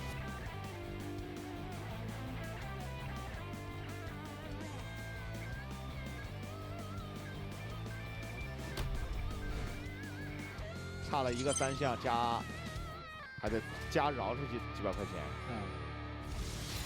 这波想动汉子哥吗？汉子哥过来偷了大招，楚留香这边给大招，再反手，汉子哥也给大招。哎，这波汉子哥踢过来，泰坦给大，汉子哥 W 顶一下，闪现过去 ，Q 了一下冰，斯拉斯交闪回身被汉子哥戳到一丝血，一技能拉到的感觉有机会猛过，这一口回了一大波血，还在操作弱点，还在操作，感觉都要被操作了。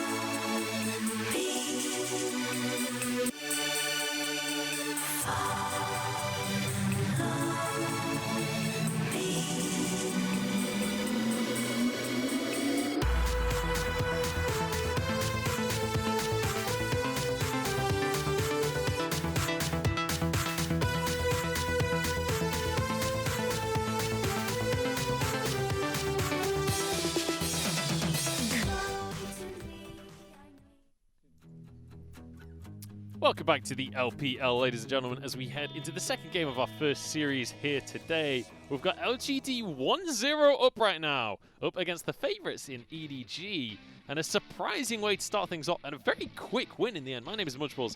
I'm joined by Lyric. Talk me through what happened in that first game, because it did not feel like it should have gone that way. It was really confusing to watch, where EDG got the early game advantage through Audi winning that lane on top side, abusing it, picking up some Rift Heralds and some Dragons. Suddenly the game slowed down, went to a bit of a lull state, and then suddenly on our screens, EDG are diving mid-turret. They almost all end up dying, and LGD pretty much win the game. Yeah, Junchio was like, I want this game to end soon. I don't care whether it's a win or a loss. This will either win us the game or it loses the game. Let's find out. Well, it lost them the game in the end. The MVP is going to be Yuki off the back of that one, and I think a lot of this just came down to Yuki was the one picking up pretty much every single kill towards the start of the game. He was doing good, though. He was putting down the damage on the side of LGD, and the important thing was he was always there. Whenever EDG engaged, he was there. He was dishing out the damage. Hope tried to jump in on him, and he said, hey, I have like 3 items. You have 1.5, and just blew him up. Just turned around, blasted him with a rocket. I mean, the same thing happened earlier on in the game as well. Kramer was there on the Varus. Hope jumps in. He's like, I don't think you win this one, but oh no, it was Junjia that jumped in on him. Just blasts him with an arrow and finishes that one off. Yeah, not a great start to the series from the side of EDG. I think as we move into the draft, we need to see things shaped up a little bit better. I'd love to see a bit more early pressure from the lanes here from EDG. But we had early pressure in game 1 with that set pick, so it was interesting to see just how it panned out. Bans looking like they will be the same. Maybe for EDG, I don't see why you would ban the set now when you know you can get it for free. So LGD probably just going to go back towards that Varus. Yep, I'd expect that the start of the draft should go pretty much the same way because the bans are the same, the sides are the same, so you'd expect everything to pretty much rinse and repeat unless EDG believed the strategy wasn't good. The one thing we might see differently, I was going to say, is EDG going for a different jungler. They don't need to commit to such a hard early game option like a Rek'Sai. Picking up something like the Jarvan, or in this case the Gragas yourself, is very good. Gragas also opens you up to more options in AD soul laners. Maybe sets up something like an Irelia for Scout. So that's something we want to keep our eye on. And here you would expect LGD to go back to picking a jungler and putting Fun back on that Ornn.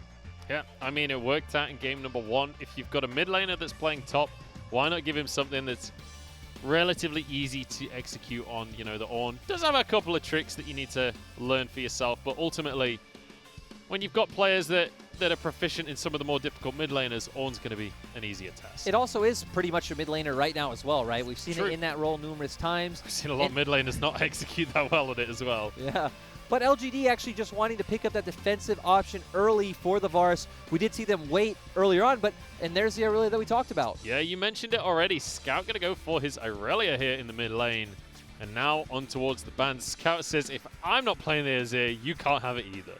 And it's like you pointed out after that game where we saw Yuki struggling on a lot of these picks, like the Kianas, like the Sylases, these like melee playmaking champions. He's done much better where he can just sit back, farm, and be a presence in these later team fights. So I like this ban coming out from EDG. Mordekaiser will be the answer. And we did see some top bans previously as well from them in the first game.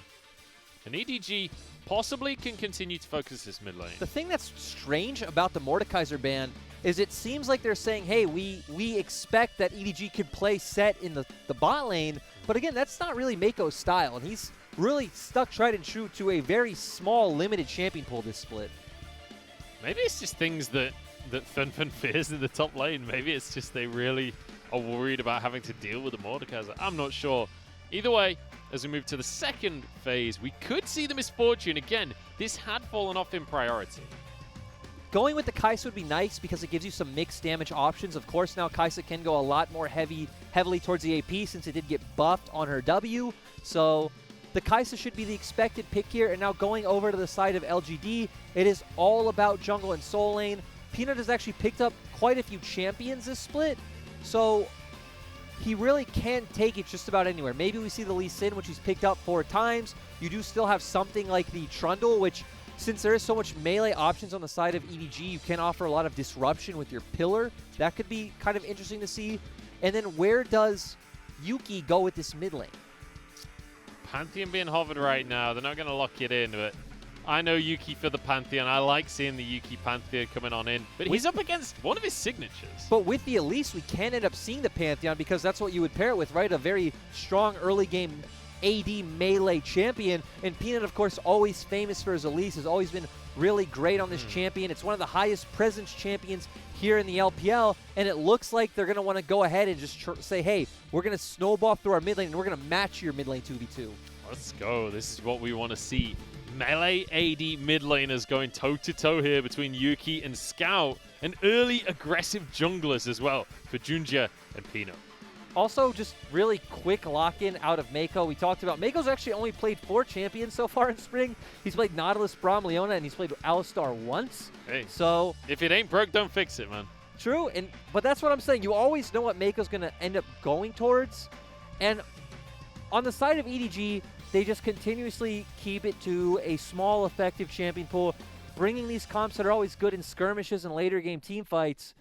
But going over to LGD, we're actually seeing Yuki go into something we just said he hasn't been doing very well on. He hasn't been doing very well on these melee, early game oriented playmaking, skirmishing mid laners. But they say, hey, we want to opt for this. We have confidence that it can work out against EDG. Yeah, and Peanut as well on that early aggressive jungler in the Elise, something that he's played a ton of across the course of his career. So you'd expect that hopefully he's going to be able to set it up in the mid lane, up against the Aurelia of Scout as well. Scout in game number 1 seemed to want to do a lot of split pushing on this Azir, was consistently in the side lane when the plays are going on. So maybe on something like an Aurelia can have a lot of impact in the side lane. We've seen him have really good Irelia performances, and just these kind of side lane look for flank champions has been what Scout has given us a lot of highlights on. We saw the Echo in one of our clips earlier on, so I'm excited to see Scout on this champion that has a lot of kind of priority to make plays. And a little bit more presence in the mid game as well, because it felt like Scout was still trying to scale up while the game was falling apart around him in game number 1. Here we go, though, as the series continues. LGD once again going to be on the blue side of the map. Fun. Once again, given the Ornn up towards the top side, we have the exact same matchup up there. Audi won it convincingly in game number 1, but it didn't matter in the grand scheme of the series. Kind of going towards that and what the comps and teams want to do. EDG, I do expect Junja to make a lot of trips topside, but the name of the game for EDG is 2v2 mid. You have Gragas, the Aurelia. You want to set this up for success. Bot lane, you're just going to kind of leave on its island. It is somewhere you do always have an option to go because you do have engage from the Nautilus, but it is much more about your soul lanes early on if you're EDG. EDG, got to get those solo lanes snowballing. The Colonel is all over the place. Yeah, he's undecided as of right now. But 53% for LGD. He seems to think it's going to be back and forth, though. That's his prediction as of right now. But across the board, relatively standard runes coming on through. Important to mention the Unsealed Spellbook for Ornn. It is relatively standard. You do see it often, but it's always important to put your eyes on because he can roll things like the Smite, things like the Ignite that can very much change the shape of a game. Yeah, Ornn really having 2 options in terms of runes. The Unsealed Spellbook in lanes. You already know you're not going to lose. You just want to bring more utility for your team. Grasp of the Undying, where you really can start contesting those lanes and having more of a presence. And just talking about LGD as a whole, they truly are about this mid 2v2. You pick the Pantheon Elise. We've seen it many times before. Point and click stun coming out from the Pantheon, setting up the cocoon for Elise. And then we saw with game 1, transitioning that to bot lane. You brought Fun into this roster. He has a spellbook. You're not going to give much attention up towards the top side if you're LGD. It's interesting as well to see, we mentioned before, EDG coming into each best of 3, they seem studied. They seem like they've got a plan and they're going to stick to it. Same thing can be said here. They've changed it up slightly for game number 2. They've changed their jungle, they've changed their mid. But 3 picks have stayed the same. They've kept the set, they've kept the Kai'Sa, they've kept the Nautilus in the bottom lane. I'd say the interesting thing is that once again, both teams pick 2 similar comps that want to do the same thing, right? We have a kind of mid-jungle duo that want to try and jump on your AD carry in the back line. And then you have these kind of AD carries that just kind of want to kite around the fight, try and be safe, but with engaged supports next to them. Yeah, it's kind of a weird setup. Obviously, Thresh can kind of fit both roles as well. True. Though, so with the Flay, with the Lantern, Thresh does provide a lot of utility. Nautilus does not. It does not. Peanut once again going for this invade on towards the blue side here, but Junjia had already got his blue buff this time, so not as many shenanigans. I don't know if you can dive this one, but Yuki's here. Teleport as well. 5-man play. Scout the only one that's not going to be a part of it. Mako gets a hook onto Yuki, jumps back in for the stun. Mako ticking on down. Audi with a huge haymaker. This is all going wrong for LGD. The tower shots come on through. 2 for EDG. Just what a confusing play coming out from LGD, trying to set up this dive when Junjia is already here. Audi obviously has to teleport, and again, you're pretty much diving 5-man when you count the tower, and the tower is much stronger than you in the early game, so...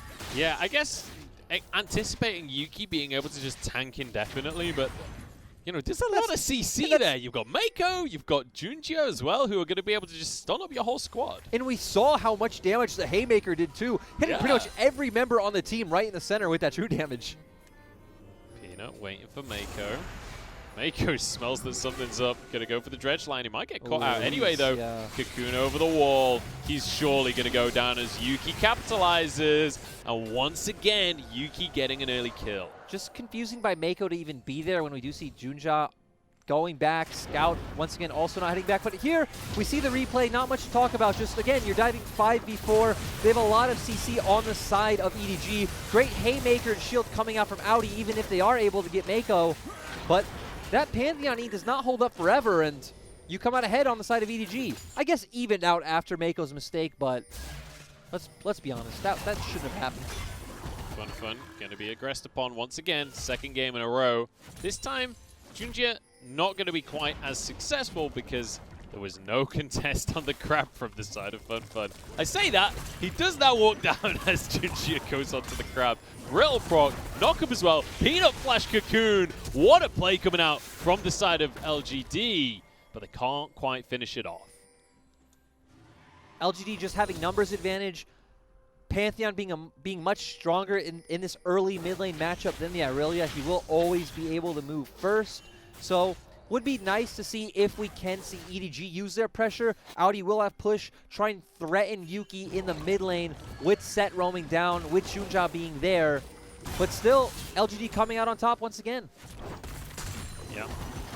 EDG, obviously, not going to be the end of the world as they traded Flash for Flash there, ultimately. And then the Scuttle Crab does go the way of Peanut, but that's about all they get off the back of that play. And we just saw really good play coming out from Audi, holding the lane towards his turret, which means Fun's going to fall so far behind.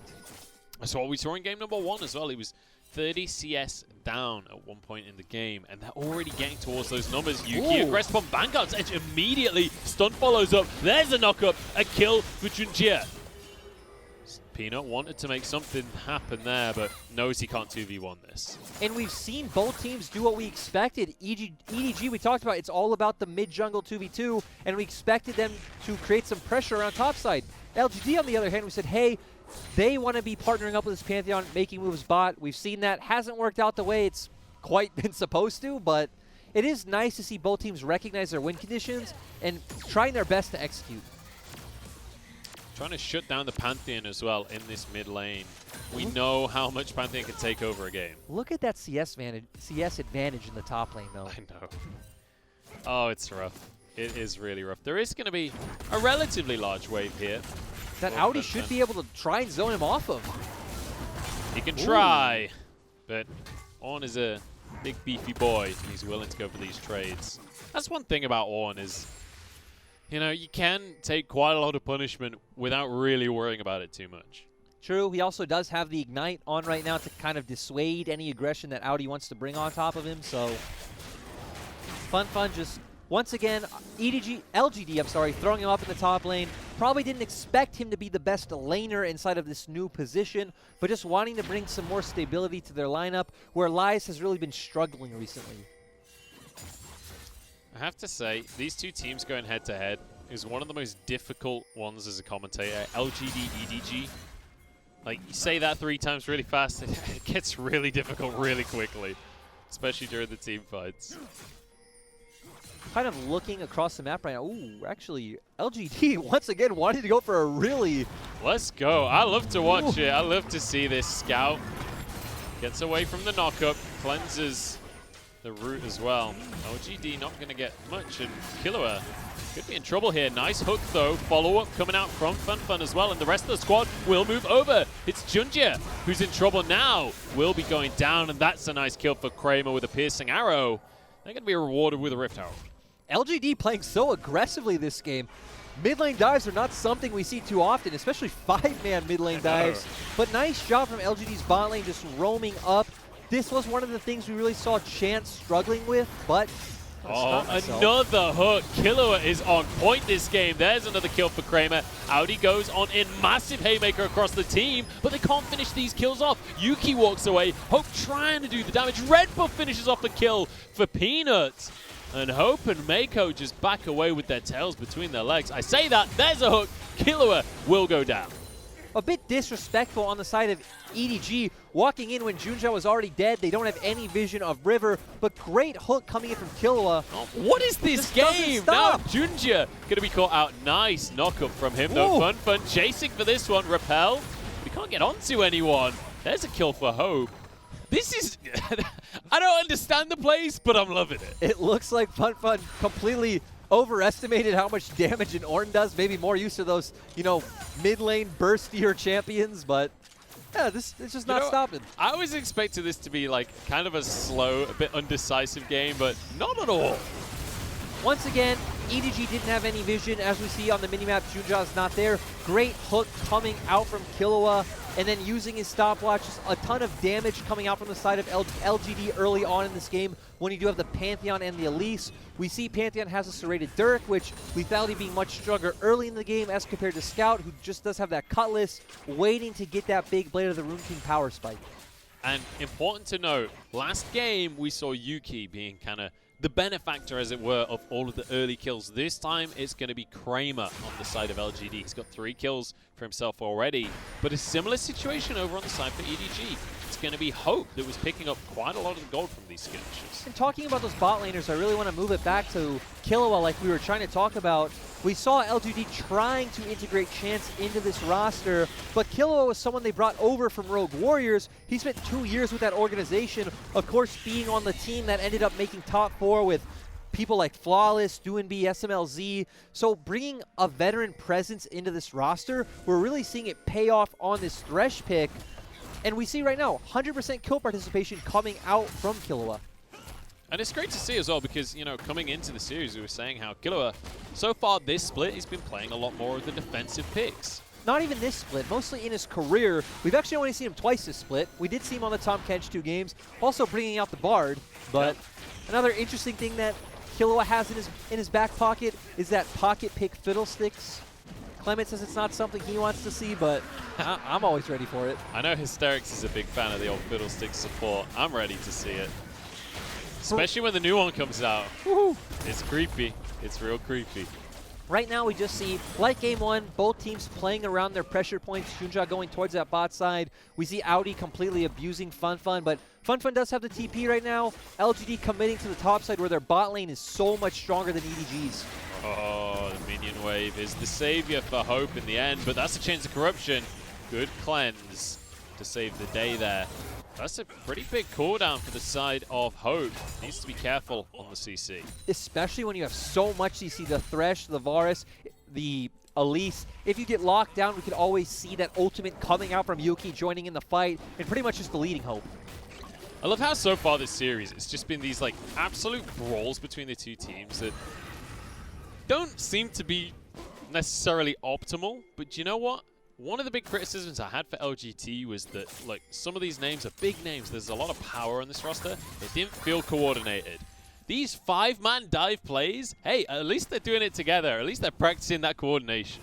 True, they're getting on the same page, which, again, can be a byproduct of Killua coming into the roster and kind of moving over to EDG. We came into this series hyping up Scout, saying Scout has been a very consistent presence in this team, but in this series, Scout hasn't shown up yet. Yeah, I mean, Scout in game number 1, it felt like he didn't really have a chance to show up. The game ended so quickly. He was on the Azir. This time on the Aurelia, so far in the team fights, not able to do all too much. They did have that one gank early where he looked pretty good, but it's going to be down to, once we get towards the mid game, whether or not he can get onto the likes of Kramer. I feel like this has also come come down to how the teams are playing, where we've seen LGD constantly trying to bring their strong members around the map. We saw Yuki walk to bot side. We saw their bot lane walk towards mid. But on the side of EDG, we've pretty much seen Audi sitting in his own lane, just constantly trying to get ahead of FunFun, not transferring that pressure around to the rest of his team. Look how low on gold Scout is so far. 4th lowest in the entire game as a mid laner. It's a surprising statistic to see. But Killua not going to be deterred, consistently looking to make the play so far this game. Setting up vision on this bottom side of the map to try and pressure onto this tier 1. In the meantime, Scout will be answering towards the top side. But look at LGD. All their members are moving towards mid. It's that coordination that you talked about. They're playing as a team, while Audi's left falling behind on the roam. But doesn't look like LGD are going to be able to find anything with... Ooh, actually, FunFun's heading back up. Yeah, they're going to try and make a play on Scout here. Yuki just going to do a little bit of a trade, enough to deter the tower play. It still goes the way of Scout, though. The minions finish it off in the end.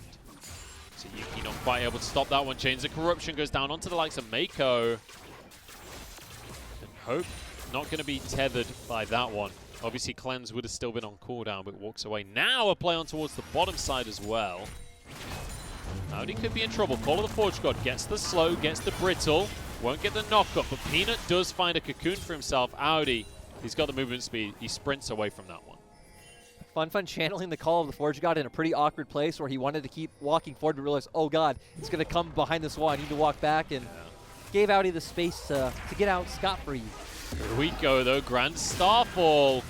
Just to hit the caster minions. You know, sometimes you got to ult to clear the wave a little bit quicker. I could appreciate the tempo play with the ultimate there. The thing I like about what LGD are doing is they're at least constantly trying to be the aggressors. Yeah. No, I like it, especially comparatively to Game 1. Because Game 1, the reason they won was that they were reacting to the plays of EDG. Yeah, they were very much just answering what EDG was doing very well. But this game, they've been completely dictating the pace of the game, and they've come out on top almost every time, you know, except that bot lane dive, which was a bit too aggressive. Everything after that has looked really, really well coordinated by LGD. Scout going to finally get an opportunity to get onto the tier 1 in this top lane. We mentioned it. On this Aurelia pick can have a lot more side lane pressure. He's going to be able to split push, especially once he finishes that Blade of the Rune King. Should be able to get that on the next recall for himself. And you'll see him start to become a bit more of an issue for the side of LGD the longer that this game goes on. Yeah, it'll be interesting to see once this Dragon is up in 18 seconds, kind of how the team comps interact in these team fights where, again, if you're Scout, if you're Hope, you're going to try and get on top of Kramer, but Kramer does have some peeling options available with the Thresh, with the Ornn, but for Hope, if Yuki and Peanut get on top of you, there's really nothing you can do other than trying to, you know, ult to some other target. Yeah, and that's often one of the things that really separates good from great Kaisers. You see some of the best in the world, the killer instincts in the fights. You don't necessarily expect where they're going to go, but they can absolutely change the face of a skirmish. On the other side of things, we also see some killer instincts coming on through. You see players flying to the backline and just getting one shot.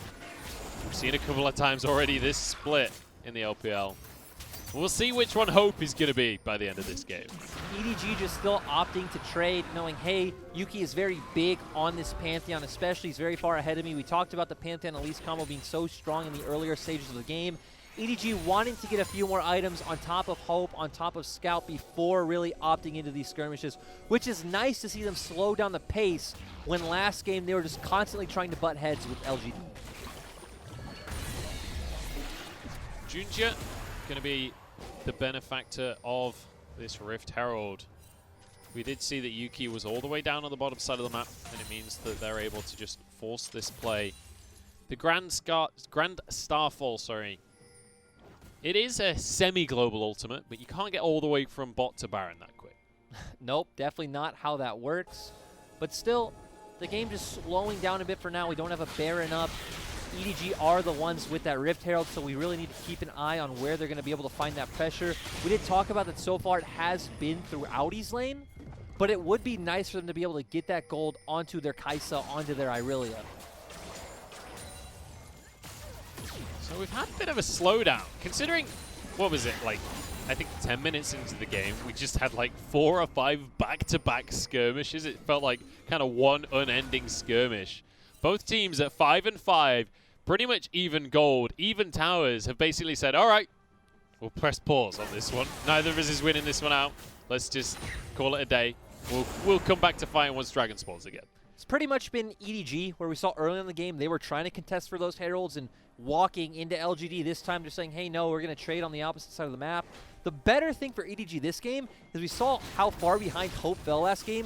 He finished his Rage Blade pretty much when Kramer had already 2.5 items. This game, he already has his Rage Blade before Kramer has even back for his. Kramer will get the opportunity to recall shortly, and you'd expect that he'll be able to finish that one off for himself as well. In fact, I think he's going to recall now. Grab that. The question will be, in fact, no, the question's already answered. He's got his tier 2 boots already, and that's the difference that you're seeing in the gold right there, because he does have those kills. He's going to grab a little bonus dagger as well. But also that cult that was finished off by Hope will help close the gap that the 1 extra kill achieved for the side of Kramer. Right now, both teams just kind of pushing out their lanes, slowing down the pace of the game. We really want to see LGD try and make an aggressive pick with this Pantheon, move over towards the side lane as a unit, and find a kill. What would be nice would be if it's on top of someone like Scout, who doesn't have something like a TP to follow up. Yeah, I'm kind of wondering what the game plan is here for LGD, because slowing down this much when you have a Pantheon feels like kind of a controversial strategy, because Pantheon, especially in the late stages of the game, he'll fall off a cliff. Like, late game Pantheon does not do that much for you. So it feels like LGD should be trying to accelerate a little bit. True. Something we would want to see out of LGD, send Yuki to that side lane, have him push in with the safety of Elise, and then have him look for that ultimate on the mid lane where EDG side laners can't follow as quickly, since you, like you said, you do have that Grand Starfall. And you mentioned having the safety of the Elise. Peanut going to be moving up towards the top side with him, getting ready for the Scuttle Crab. In the meantime, Kramer going to be farming away at Junjia's jungle. And then returning back to the mid lane. The lull state continues. But as we said, the thing we want to keep our eye on is Yuki pushing out this top lane and trying to make his way mid and use that Grand Starfall. Same thing goes for EDG, having Scout push in that bot lane, then constantly roam, setting up picks, and really getting vision down for the Dragon. All right, this could be the start of the play here. Herald comes down mid. The question will be, is there a contest from LGD? Peanut off on the side. Herald finishes off the turret. Will get taken out. And it looks like LGD not willing to force the issue right here. The Colonel starting to favor EDG. He's a big Hope fan, actually, the Colonel. I was chatting to him yesterday. Really likes the Kaiser pick. Oh, really? Yeah. Me and KFC go way back, dude. Colonel Sanders. I don't know. We served in World War I together. I'm just saying, KFC back in the States, not as good as it is abroad. No? Nope, my opinion. Do you want to know the best KFC internationally? And this is agreed upon by many, many people. Polish KFC. Really? Yeah, there's something about it, man. Like, Did I can't try even it back describe at IM. Wish I did now. You should have. You really should have. Because it's, I don't know why, but it's just better. It is just better. LGD spent so much time trying to set up for a pick on top side. They just opt out of looking for this Dragon. And it feels like LGD are really letting their chances to kind of abuse their strong duo that they drafted just slip by. Yeah. I mean, they did get a tier 2 in the top lane at least. So that's something picked up for them. Now Yuki probably going to move towards the bottom side of the map, you think, on the Pantheon. But then again, I mentioned it before, Grand Starfall, you can't get all the way from bot to Baron. Baron is now on the map. Yuki's not going to have teleport. So maybe he's not the best target to move into the bottom side of the map. Maybe you just start up the Baron. Yeah, looks like LGD are going to go for a sneaky one. Could be punished if EDG notice and Audi does come in with that TP, but as long as you're LGD and willing to back off. They haven't got a clue. They have not got a clue this is going on with the lethality, with the Black Cleaver. You know, the same thing happened against them in Game 3 against Rogue Warriors. This exact same thing. And now you see Kramer moving up as well. This is going to be taken. It's only just been warded. Baron stolen away. Now the fight, though. Mako wants to punish them for this one. Call to the Forge God to try and disengage this one.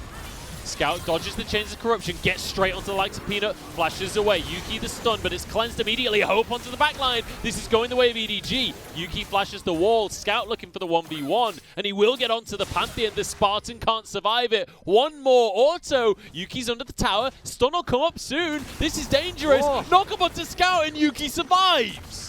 Scout is just not showing up the way we expected him, but still EDG getting a few picks in that skirmish, but LGD are the ones who come out with the Baron.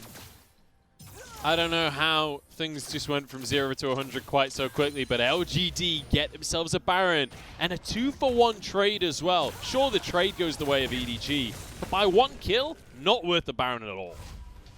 The silver lining on the side of LGD is it does feel like their scaling this game is just definitely better. But here we see the skirmish is EDG jumping in, catching out Killua. We do see that Gargoyle Stone Plate coming in handy. Scout comes in, they're all just able to jump onto the carries of LGD. Both of these comps really struggle when they're the ones kind of walking backward. Both comps want to be the aggressors jumping in. But here we see the benefits of LGD Baron trying just to force down these structures. And I feel like we really got to see a little glimmer of, no pun intended, a little glimmer of hope there on this Kai'Sa as he dashed into the back line, and quite often it's a risky play, right? And we've mentioned it earlier on today that you have good Kaisers and you have bad Kaisers. Hope looking good, though, in that fight and managing to get a good amount of damage down, not going so deep that he ends up killing himself. Yeah, I'm looking at Hope. He is going towards that Nashor's Tooth now. This build with the Mirror Mana and the Ginsu's, of course, kind of standard Kai'Sa these days. Very good with the Ghost hit coming out from Ginsu's, doubling up your on-hit damage every 3, so... Oh, the Forge God. It's onto Hope. Oh, the cleanse on the Death Sentence. Blaze going to keep him in the fight, though. Hope surely goes, no! Killer Instinct! Yuki went way too deep. Now Peanut gets a cocoon on top of it. Junjia has a stopwatch. Kramer's tanking right now. Needs to back away. Death Sentence, though, is magnificent. The answer from Hope. He's still doing a lot of damage on this Kai'Sa. We talked about that it does look like EDG's comp just definitely comes out in terms of scaling this time around. The Kai'Sa is going to be huge. Irelia is going to be much bigger than this Pantheon. Grog is going to have a lot more modes available to him than the Elise. So we're seeing the benefits of that, but kind of going back and touching on it, because we haven't gotten really a chance to talk about it, is EDG once again giving up a Baron. When we talked about this happened against Rogue Warriors, we saw in Game 2 against RNG, where RNG started a push on the bot lane. EDG were just way too late to react, and this has been probably EDG's biggest problem this split, is they give up so many objectives without even considering the possibility that it's happening. Yeah, they just seem unaware of the fact that their opponent can go for something like that. And now, 40 seconds until this Ocean Drake will appear on the map, and you can see EDG already starting to move down towards this bottom side. Funfun is on the top side of the map and has no TP. EDG just going to be able to get on top of Yuki, and like you talked about, LGD aren't going to be able to respond. Funfun's not close enough. Yuki blocks a bit of damage, but I don't know. Peanut arriving. Maybe he can save his mid laner here. Showstopper's actually going to pull Yuki away, but finishes the kill. Hope arrives. Killua is not going to be able to get away from this one. Another kill for Hope. He had 700 gold of his bounty before that fight. It's going to be going up even more. This AP damage is so strong. Again, hitting really hard with those plasma stacks. W also going to do a ton of damage, so we just see EDG really coming together in these team fights, and LGD overstepping. All of the Forge God. Some kind of answer needs to be found from the side of LGD. Funfun misses his ult, though. Really confusing, though, that even channeled the call of the Forge God. Didn't look like they had the wave to push at that point anyway on the side of EDG. Yeah, I'm not sure. But just towers galore, dragons galore. It's going to be sore point now for EDG as they have 2 oceans as well. Means that sieging up is going to be even nicer for them with that extra regen. But we mentioned it before, Scout, more than happy not to be a part of these plays. More than happy on this Aurelia to just be elsewhere on the map, split pushing. Scout just trying to overload as much gold onto himself as possible to really have a big impact in these later skirmishes. Looks like you just said, he's not even really needed. Hope is just so big at this point, and we've really seen LGD struggle since the mid game with transitioning this comp. Mako going to be targeted here. In goes Yuki, but he's 1v3 to start things off. Showstopper, but the Aegis Assault keeps him alive. There's a pullback. What a pull from Mako. Capitalizes with a kill. Now onto the likes of Killua as well. Fun can't escape. Mako traded at least, but Pino goes down. Kramer goes down. Double kill for Hope. What a team fight coming out from EDG. The coordination is magnificent. Great team fight coming out of EDG, but on the side of LGD, it's like game one, but in reverse. We see LGD being the aggressors of these fights. Yuki going in way too far by himself, ends up getting deleted instantly, and Pina just... I mean, sure. Well, you got to get something. I mean what's he going to do if he sits mid, right? That's true. He can't defend mid, so why not? At least he gets a tier 2. Can't complain too much about that one. I don't think you can complain at all. He made the right call. He wouldn't have been able to protect that inhibitor turret regardless, but EDG have so much damage on this Baron with the Kaisa, and that's where they're looking. Yeah, they're going to move straight over towards the Baron. It's just respawn. Perfect timing for them. Grand Starfall on cooldown. Pina only just recalled. With the plasma coming out from Hope as well, you'd expect this is just going to go down with 0 contest. Hope finishes it off. Yuki just looking for a pickup off the back of this fight, but Hope's not recalled. Nobody's recalled. Yuki has found himself alone. Aegis Assault keeps him alive. Hook now onto Audi, but he's got a stopwatch. Fun looks for the knockup, doesn't get it though. He's punished for that one. Haymaker as the Lantern pulls him back out. Hope, does manage to get the auto in. And we said there are good Kaisers and there are great Kaisers. Hope looking phenomenal. Very pristine play with him having so much confidence to jump in on the end of that. 8-0-4 right now on the Kaiser as well. He's already got his Zhonyas. He's 4 items deep in this game. Dragon going to be spawning in 2 minutes. They've got 2 minutes of Baron to work with as well. Everything is going the way of EDG. Just great play as a whole coming in from them. Also looking over towards Scout's build. He did go for the Black Cleaver into the GA. So just all about durability coming out for him, making sure, if you look at LGD's comp, especially with the Pantheon Elise, it really is about bursting you down in one combo. If that one combo doesn't take you down, Kramer really is the only damage threat left. He is one hell of a damage threat. Oh, this is not ideal for EDG. Junja. Just way overextending right there. Gets caught out in a death brush. Nice heads-up play from LGD to try and even the board a little bit. Look at this massive minion wave bot. It was a bit of a sneaky play coming out from LGD. EDG, Junja knowing, hey, I've pushed in the bot side. My players in mid already rotating down. There's no way LGD would risk being here. But LGD know, hey, they're not there yet. We can burst him down fast enough.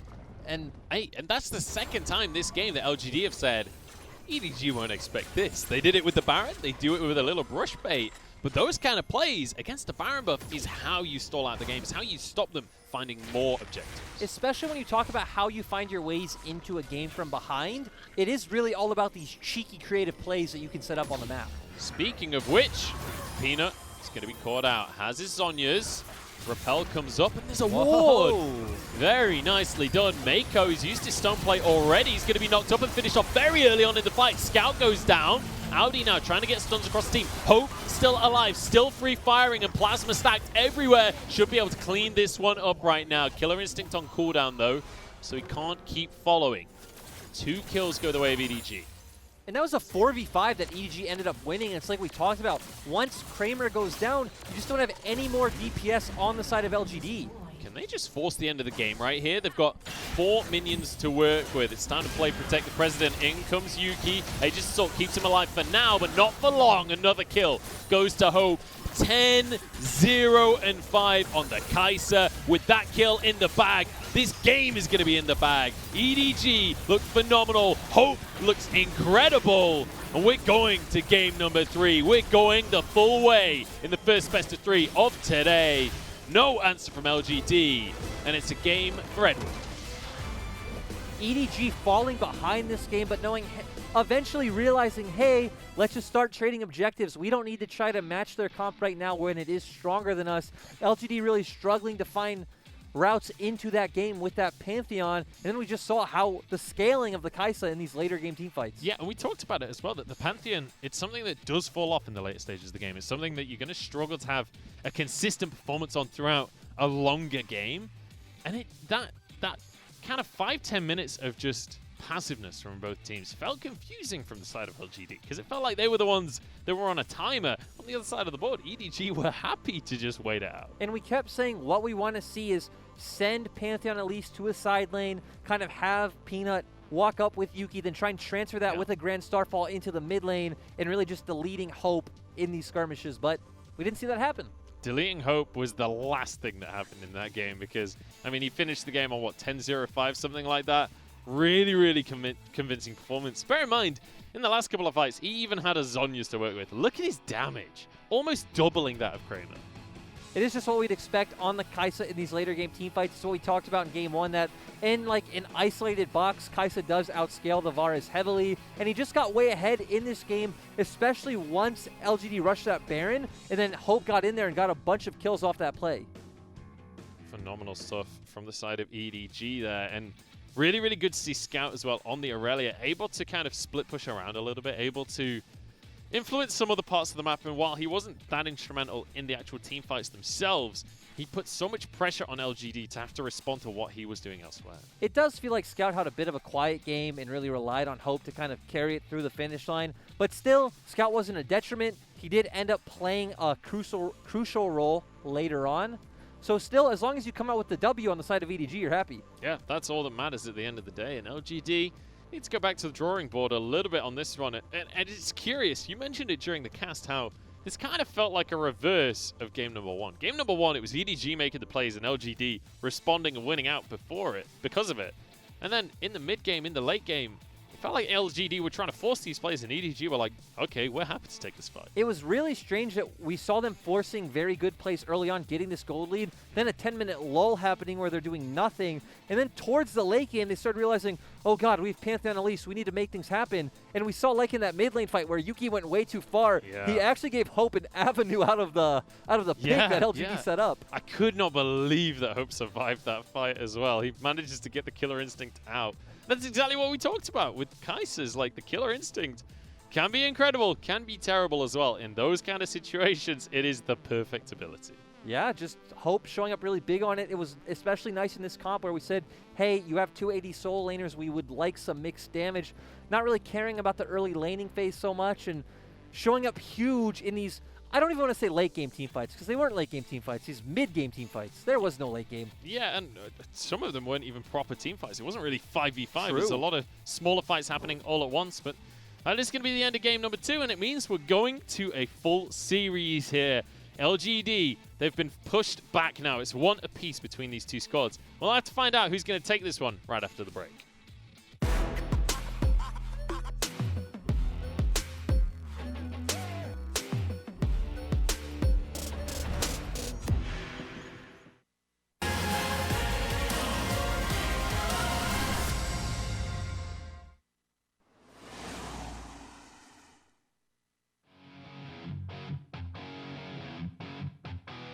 We do what we must. 这波想法很好呀，对吧？你一边出的魔抗，一边出的护甲，我换一下。哎，他踢到了这位置。Find your center.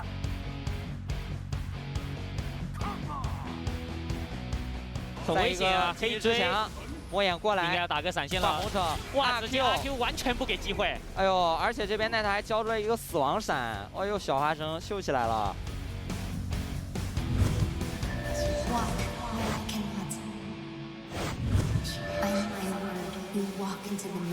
一个 ADC 要追2个，他一个人能打2个吗？自己身上来一个断破，断破在吸血，还在吸，他还在吸，打出一个绿叉，这边是皇子，已经被红妈给烫死了，一个打2个，这个厄菲琉斯呀，人间修罗。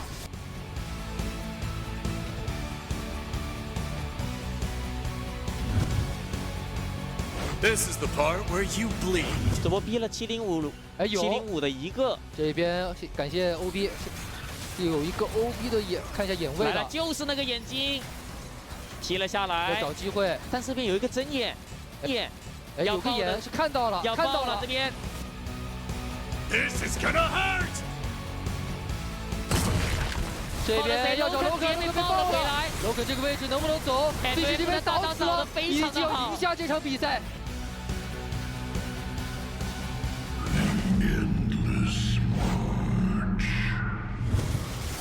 一个这个好贼差一点过到 EZ， 中路立一个太阳圆盘，现在是前有狼后有虎，左边有太阳圆盘，右边有防御塔。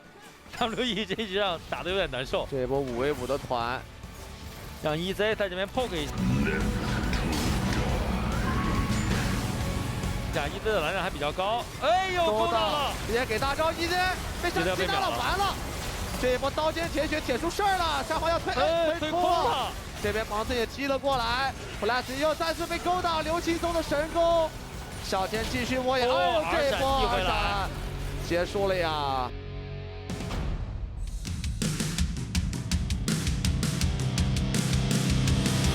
Master yourself, master the enemy.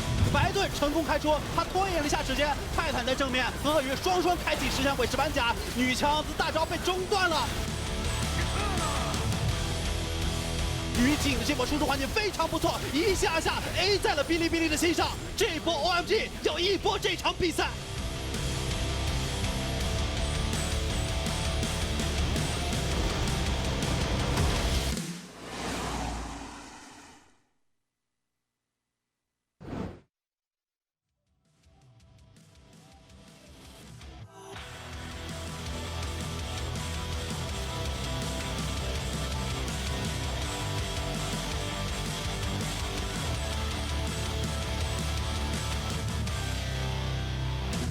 Once upon a time, we had it all, sitting safe behind our castle wall. Fast forward to the siren in the distance, getting closer by the minute. Will you stand and answer to the call? Burn like a fire, willful and wild. This is the night that you were made for. Don't close your eyes. Safer to stare into the sun than to turn away from what you could become. This was once a perfect symphony, soft and steady like a heartbeat. But these notes turn distant and sour, getting violently devoured. So will you stand or let the curtain fall?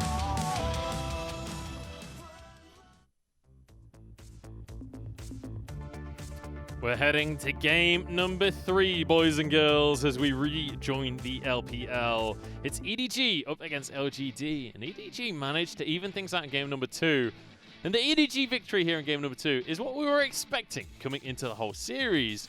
But the LGD game in number 1 really didn't feel like the expected result. We had some great performances across the board. But most importantly, game number 2, it was Hope that really stepped up on this Kai'Sa. Really impressive performance. Hope, despite EDG falling behind, really finding routes into, like you said, teamfight isn't even really the right word, just catching out LNG kind of on the back half of their plays, getting really fed as shown by the 10-0-5, and it pretty much happened out of nowhere too. Look at that gold efficiency as well, 150%. That's the kind of employee you want right there. Just nothing but efficiency. And the Kai'Sa really doing work. And I like the splash into AP towards the later stages of the game with the Zhonyas as well. A little bit more safety, but mostly a lot of damage on that W. And the resets as well now. Once you get max CDR, the resets included, you actually have like a 3-second cooldown on the Void Seeker. It is terrifying. Yeah, with that 70% refund, just getting that, again, you can use it. You can use that W again in a couple seconds. Is really strong. Yeah, it actually adds 3 stacks of the plasma once it's evolved as well. So just chunks through people, annihilates health bars, and Hope really great positioning with the killer instincts as well. But enough about Hope. I feel like we talked a lot about Hope across the course of the end stages of that last game. I want to talk draft moving into game number 3 because LGD Draft number 1 felt great. Draft number 2, I don't know, the Pantheon pick, I was excited for it. It's something that we know Yuki for. Didn't really have that much impact on the game. It's actually pretty strange where I feel like LGD's draft started out the way it wanted. We really saw them using that early pressure well. They just weren't able to keep it up in the mid game. And this is what we talked about with Yuki. He's been really struggling to be a playmaker on this team. That's why we prefer to see him sit back on more of these control mages like the Azir, like the Corki. I'd actually like to see EDG start either changing up their draft or changing up the way they play and putting more emphasis on mid lane for Scout, which is a pick they had him on last series. But again, we didn't see much out of him. I want to see them looking to the mid lane and then bringing that pressure down bot to Hope. Hope's the one showing up huge in these series. Well, both teams going to be happy with the way that the draft started in game 1 and 2. Full rinse and repeat here as the Varus first pick, the set as the answer. And we kept on seeing junglers locked on in here as well for the side of EDG. This time, Junja looking towards the Jarvan. We've seen him on the Rex side as well, seen him on the Gragas, showing that his champion pool is very diverse. True, we have seen him go back to the... This is one of the champions he started playing a lot when his Sejuani started getting banned out. It's something I like him on because it is a tankier engage option, still has these early game ganking routes, and this signals to me that they're going to maybe put Scout back on something that is more obviously AP heavy and something like a control mage. I certainly hope so. I'd love to see Scout the one on the Corki this time around. It felt like the Corki was kind of a power pick in game number 1. Other side of the board though, LGD, time to answer. The Ornn has been their standard across the course of this series. Fun, just a reminder, anyone who's tuned in since before game 1, Fun is actually a mid laner, and he's subbing in now for the side of LGD. He's replacing Colt and Lies in that top lane. He's been on Ornn this whole series. He's looked okay. He's been doing his job, just kind of looking for more of these teamfights and skirmishes, kind of using his Call of the Forge God to help prop up his team and find these engages. He's done pretty well at it, right? It is his first time in the top lane role, so we can't have too high of expectations. And here, at this point in the draft, is where we want to see how do EDG adapt. Of course, this is where they picked Irelia last time around. We wouldn't expect to see that. Something like an AD carry pick here can be good, as LGD have already shown their whole bot lane. Can go for some kind of counter, but looks like they're going to go for the Kai'Sa for Hope. It looked fantastic in game number 2. It's definitely a comfort pick for the side of Hope. You can see that as he's consistently going for this lock-in. Now as we move towards the bans, we've seen a lot of mid lane bans across the course of this series. We keep on seeing top lane bans come out from LGD in the second phase, despite the set. The top lane bans I really can't describe, but this is what we expected EDG to go towards. Just ban out Peanut's champion pool when you've already picked up jungle yourself, and they haven't. Of course, we've talked about all this split that Peanut has been the most important member on this team. And then moving over to LGD side, I would expect to see them banning out Scout. But there's the Mordekaiser again. Which, now it's fine, because, right, Scout can still take that set into the mid lane. Last time it was a bit weird when they did pick both their soul laners already. We've talked about so many times, Mako is not the type of player who's going to pick up this set, this split. But Fun having a big fear of this champion, it seems. Clearly, yeah. They do not want to deal with the Mordekaiser. It's been banned every game. But the Irelia taken off the board this time. Last time around, it was the Azir removed by the side of EDG. So maybe Scout looking towards the Pigeon once again. Just banning out LGD for a style that they've been known for, which we talked about is getting Yuki on these melee mid laners. Again, he hasn't been too good at it, but it still seems like EDG are saying, hey, we don't want to deal with you picking up something like the Gragas, which Peanut has always been good on, and the Irelia for himself. And now we do expect to see them go towards the support. LGD have already shown support, and we know EDG are just going to lock in this Nautilus like they always do. Yep, the support list comes through for Mako. It's what he's played every single game this series. We're going to have just a repeat at the bottom lane once again. I don't think the Varus from Kramer was an issue at all during that series. I don't think there's any problems there. Now LGD have to decide on their mid lane and on their jungle pick. Bear in mind, Peanut, very wide champion pool. Just banning away the Lee Sin won't shut him down. True, and this is what we talked about with wanting Yuki to go towards picking up something like a more AP mage in the mid lane that sits back and looks for these team fights. You're giving Peanut and AD option does signal that AP mid laner coming out. I would love for LGD to lock this in and just say, hey, we're going to match you and play more for these mid and late game skirmishes. LGD just got to pick something up for Yuki. The Pantheon in game number 2 didn't look so hot. They've decided to go for the Azir instead. And EDG, they could always go for something like the Corki. They could just match it. It's what we saw in game number 1, just the other way around. They could pick the Corki. You still have things like the Cassiopeia, which would be pretty dangerous, or you could even put Set in the mid lane against Azir. Despite the fact you do get poked out early, it is still a pretty neutral lane where he can just haymaker the wave. But when this Set's been working on the top side, locking in the Corki makes a lot of sense. If it ain't broke, don't fix it. And it's going to be Scout on the Corki this time. We saw game number 1. It was Yuki with that Corki pick, and he was able to run away with the entire game. This time, though, that matchup is going to be switched on over. And also, we're going to see the Jarvan for Junjia. So hopefully we can see a little bit more early pressure coming out from Junjia to match that of Peanut. We keep on seeing consistently these level 3 plays around that bottom side. The thing I really want to see out from EDG is we already know that Audi's going to get pressure over FunFun in the top lane. And we've talked about all 3 games in a row. How can he transfer that pressure to other points on the map? It's something he hasn't done in any of the games yet. He's really just tried to abuse his own matchup. And I really want to see him trying to impact Scout's lane, trying to impact these objectives more. We'll see if he's going to be able to impact the objectives. A lot of the time, especially for Scout, it's been more about the side lane objectives. He's been kind of avoiding the fights in a lot of these situations, and he got caught out a couple of times, but he was always able to escape with his life. So clearly, you know, Scout is one of these players that can get away with plays like that. His mechanics are always on point. And I'm curious if the Corki will be a similar style, whether he still goes for this split push style or if he'll group up with his team. It is one of the benefits of Corki where Corki is able to safely be put in a side lane and pressure, but still be able to back off with that Valkyrie. Of course, does function much better in these team fights, but I would say he has more flexibility than Azir does in that way. Yeah, for sure. You can kind of play different styles. And also, as we mentioned in game number 1, the Corki will spike incredibly hard when you finish the Triforce, when you finish the Infinity Edge. Massive damage boosts for that pick. He's up against Yuki in the mid lane on the Azir. It's the old classic matchup of Corki Azir.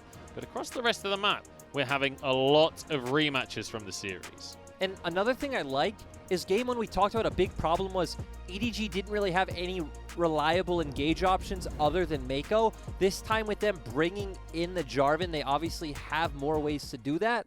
So this game should be different than game 1. We'll see if that's going to be the case. EDG certainly going to be hoping so. And once again in this series, for the 3rd time now, we're going to see LGD on the blue side, EDG on the red side. Both teams very happy with this setup. This is the way that they want to play. And once again, a lot of the onus going to be on the junglers in this one. It's Peanut up against Junjia. And so far, it's felt like Junjia has kind of been able to answer the pressure from Peanut, which there's not that many junglers in the league that can match up. He's been done a pretty good job at reading where Peanut wants to go, like in the last game where he did hover around for that bot dive and was there and pretty much counteracted that perfectly. Turning our attention towards... Hang on, look at the Colonel. He's got his hand on his chin right now. He's perplexed. Look, late game, it's 50-50. If we can get to 39 minutes, complete 50-50 between the squads. I've not seen that before. I've never seen him looking perplexed like that before. Yeah. He always knows. He's meant to know. But looking at the runes here, this time FunFun going towards the Grasp, pretty interesting. But Yuki going towards the Hail of Blades, signaling a lot more. You want to go for these short burst trades. Also a lot more about kind of teaming up with your jungler. When you go for something like Comet, it's about the poke. You're not going to poke out the Corki. Ooh. Instant flash coming out from Yuki, but he's slowed by the red buff. Junjia will be able to just finish this kill off if it keeps on going. He's level 2. Yuki's level 1. Just a solo kill for Junjia, and now he's found Peanut as well. He's like, oh, a bonus kill. Buy one, get one free. Peanut can just deter him in the end. Look at the bottom lane as well. Killua trading away. Level 2 found for EDG, and they punish. Just really big mistake coming out from Yuki. Didn't really push out the wave, just shoved in one. Went to get a pretty deep ward in that pixel brush. Junjia coming out with a really good route of going for red and then just kind of walking straight down, this time looking for pressure on that bot side. Gets lucky, finds Yuki there. Yuki has to burn flash, but still ends up going down. This is massive for LGD, and we just saw the mid lane. It's really hard for Yuki to walk up safely and contest this wave now. Yeah, there's such a massive wave built up, pushing alongside Scout. Scout will be able to poke him underneath the tower while Yuki tries to make things happen. Looks like we do have a pause coming on through, so we'll see what the issue is going to be there. But so far, so good from the side of EDG. Great pickup there, and Junjia, he's just going to be thanking his lucky stars, because he definitely wasn't planning on Yuki being in the river when he turned up, but he's going to be happy that he did. He got pretty lucky, but Yuki also maybe should be looking to push out another 1 or 2 waves, call Peanut over, but kind of unfortunate. Yeah, more than a little unfortunate. I was going to say, there isn't really any other good way to explain that. Yeah, but hey, Junjia, very happy with that one. Gets himself a very early kill on the Jarvan as well. Will get himself a little bit closer to that jungle item. But I like the pathing from Junjia regardless, because he's matching Peanut. Peanut, every single game, has been moving straight down towards that bottom side early on to try and make a play either onto the bot lane or onto the blue buff of EDG. This time, Junjia being proactive, being there first. Also, just kind of happenstance that he's on the Jarvan this time as compared to the Rek'Sai or the Gragas, which can go for that full clear of topside jungle down. But again, changing your jungle pick is an adaptation, moving towards that bot side, thinking, Hope did really well last game. Let's put some resources into Hope's side of the map. And it worked out. Yeah, let's set up this Kai'Sa. It doesn't even need to look towards the Kai'Sa as he gets the first kill for himself. We'll hopefully be able to get things back rolling once again for you guys shortly. I'm not 100% sure what the pause is for at this point, but I do just want to revisit some of the stuff that we brought up right at the very start, because this series, I don't know how to word this in a political way, but basically this series is a lot more important for EDG than it is for LGD. LGD, they're not looking good in the standings right now. They're in 15th place. The odds of them making it to playoffs at this stage are very, very low. But for EDG, they're very close players. They're in 9th. They need every single win that they can get. And this felt like it should have been a relatively easy win for them. But so far, it's been looking difficult. Just kind of looking at that replay on the map once again. But like you're saying, at least for LGD, it's at the point where if you want to make some kind of surprise playoff run, you need to start getting wins now. But like you were saying for the side of EDG, where you're sitting at 4-4, you're at about 9th in the standings right now. Securing these wins against the teams under you is so important. Scout going to take a little bit of poke there. Yeah, you're absolutely right. EDG going to need this one for the books. Junjia going to have complete control of this bottom side of the map. Not surprising off of the early plays that he was able to make. He's not head back to base just yet. He's going to get this first Scuddle crap on the bottom side first. Will be spotted out from the wood, but has his sweeper, so we'll clear away that vision. Not going to move over to try so it doesn't spot the second ward. With Junjia playing towards the bot side, we do see up in the top lane, it is a lot better time for Fun this game around as compared to the first two. Is even in farm right now, is a bit overextended, but has the vision to be playing like this, so everything's fine. Fun once again. He's going to struggle in the trades up against the likes of a Set. Set will do very well, but Fun is actually a level up right now. And when you can compare it to game number 1 and 2, maybe I'm wrong. Maybe Fun does well in these trades, because that one looked pretty good. The Brittle doing so much work, and maybe an adaptation of that Grasp coming through as well. We did talk about that Grasp is a lot more of a lane-dominant rune. Audi's still going to be able to catch the wave from under his turret right now. Really hard to say what happened without having seen the earlier wave state, but Junjia's heading up topside once again. Fun going to check on into him. Gets spotted out, slowed down. Flash still available for Fun if he does want to go for that. Knock up onto the likes of Junjia, but Scout moving over as well. Fun, he's got to flash this one. Gets away from the knock-up. Scout actually going to be the answer. Yuki goes very deep. Peanut following. Scout walked away, though, with his life. Audi still behind the play. They will all get away from that one. Scout and Fun so close to going down. Yeah, just Junjia trying to get that pick off onto Fun. But of course, Yuki was pushing in that lane, is able to move first. Audi so far behind since he was under his turret. Both coming out okay. Scout having to blow that TP, but does still end up catching the wave. And it looks like the wave is in a pretty good position for Audi. Yeah, Audi should be able to just continue to farm up, and you'd expect that CS lead to slowly but surely start to go the way of the set. Will still have his teleport available, and you can see Fun decided to play this one slow. He's not going to teleport back to lane. He's going to walk the whole way. He's just been a lot more of a team player this series. It is also kind of good to note that Audi wasn't able to just shove in the wave from where it was, so Fun being able to walk up, still catch most of that CS, and save this TP for something like a dragon fight is really important. Nice little rotation from Scout there. Peanut spots the ward in Pixel Brush, but because of Scout's presence, we'll have to back away and look towards his Krugs. He's just going to wait there. We've all been there when you're waiting for the camp to spawn. I think he expected them to be there a little sooner. Yeah. He gave up as they spawned. No! He tunneled away from the Krugs literally as they spawned. That's heartbreaking. Poor Peanut. I don't know. Is that poor Peanut? There was a question mark ping. I think that was from a teammate. Maybe not. I don't know. I think it's poor Peanut. This game being a lot slower than previous games. Game 1, we saw when Junjia was on the Rex side having a lot easier time of trying to set up those advantages in the top lane. Of course, LGD now, the Azir, the Varus just willing to scale up themselves. So we're really not going to see much until one team starts looking for something like the rotation to Herald. It is a play that LGD can look for since they pressure in the bot lane, push out that lane, have their bot lane recall, and look for this fight on top side now that you do have a lot of these team fight ultimates up. Though Kramer hasn't hit level 6 yet himself, and that's probably what LGD are waiting on. We are rapidly heading towards that 8-minute mark. That's when the Herald will spawn on the map. There we go. As you mention it, crash the wave, get the recall off, and I like that from Kramer. Moving further away, not going to be greedy with the recall, can't be punished now by Mako. It does look like Killua is going to head up towards topside, so they can be posturing for that. Yep, he's waiting, setting up that lantern for Kramer, and they're going to head up there together. Nice trades coming out in the top side from Fun. Just being able to trade evenly with this set, meaning that the lane is way more even this time around. Peanut going to start the objective as you mentioned, Killua moving up towards the top side. Kramer coming with him as well, the full commitment to this play. Yeah, EDG aren't going to be able to contest. We do see their bot lane is just so behind. They aren't going to be able to get there anywhere near in time.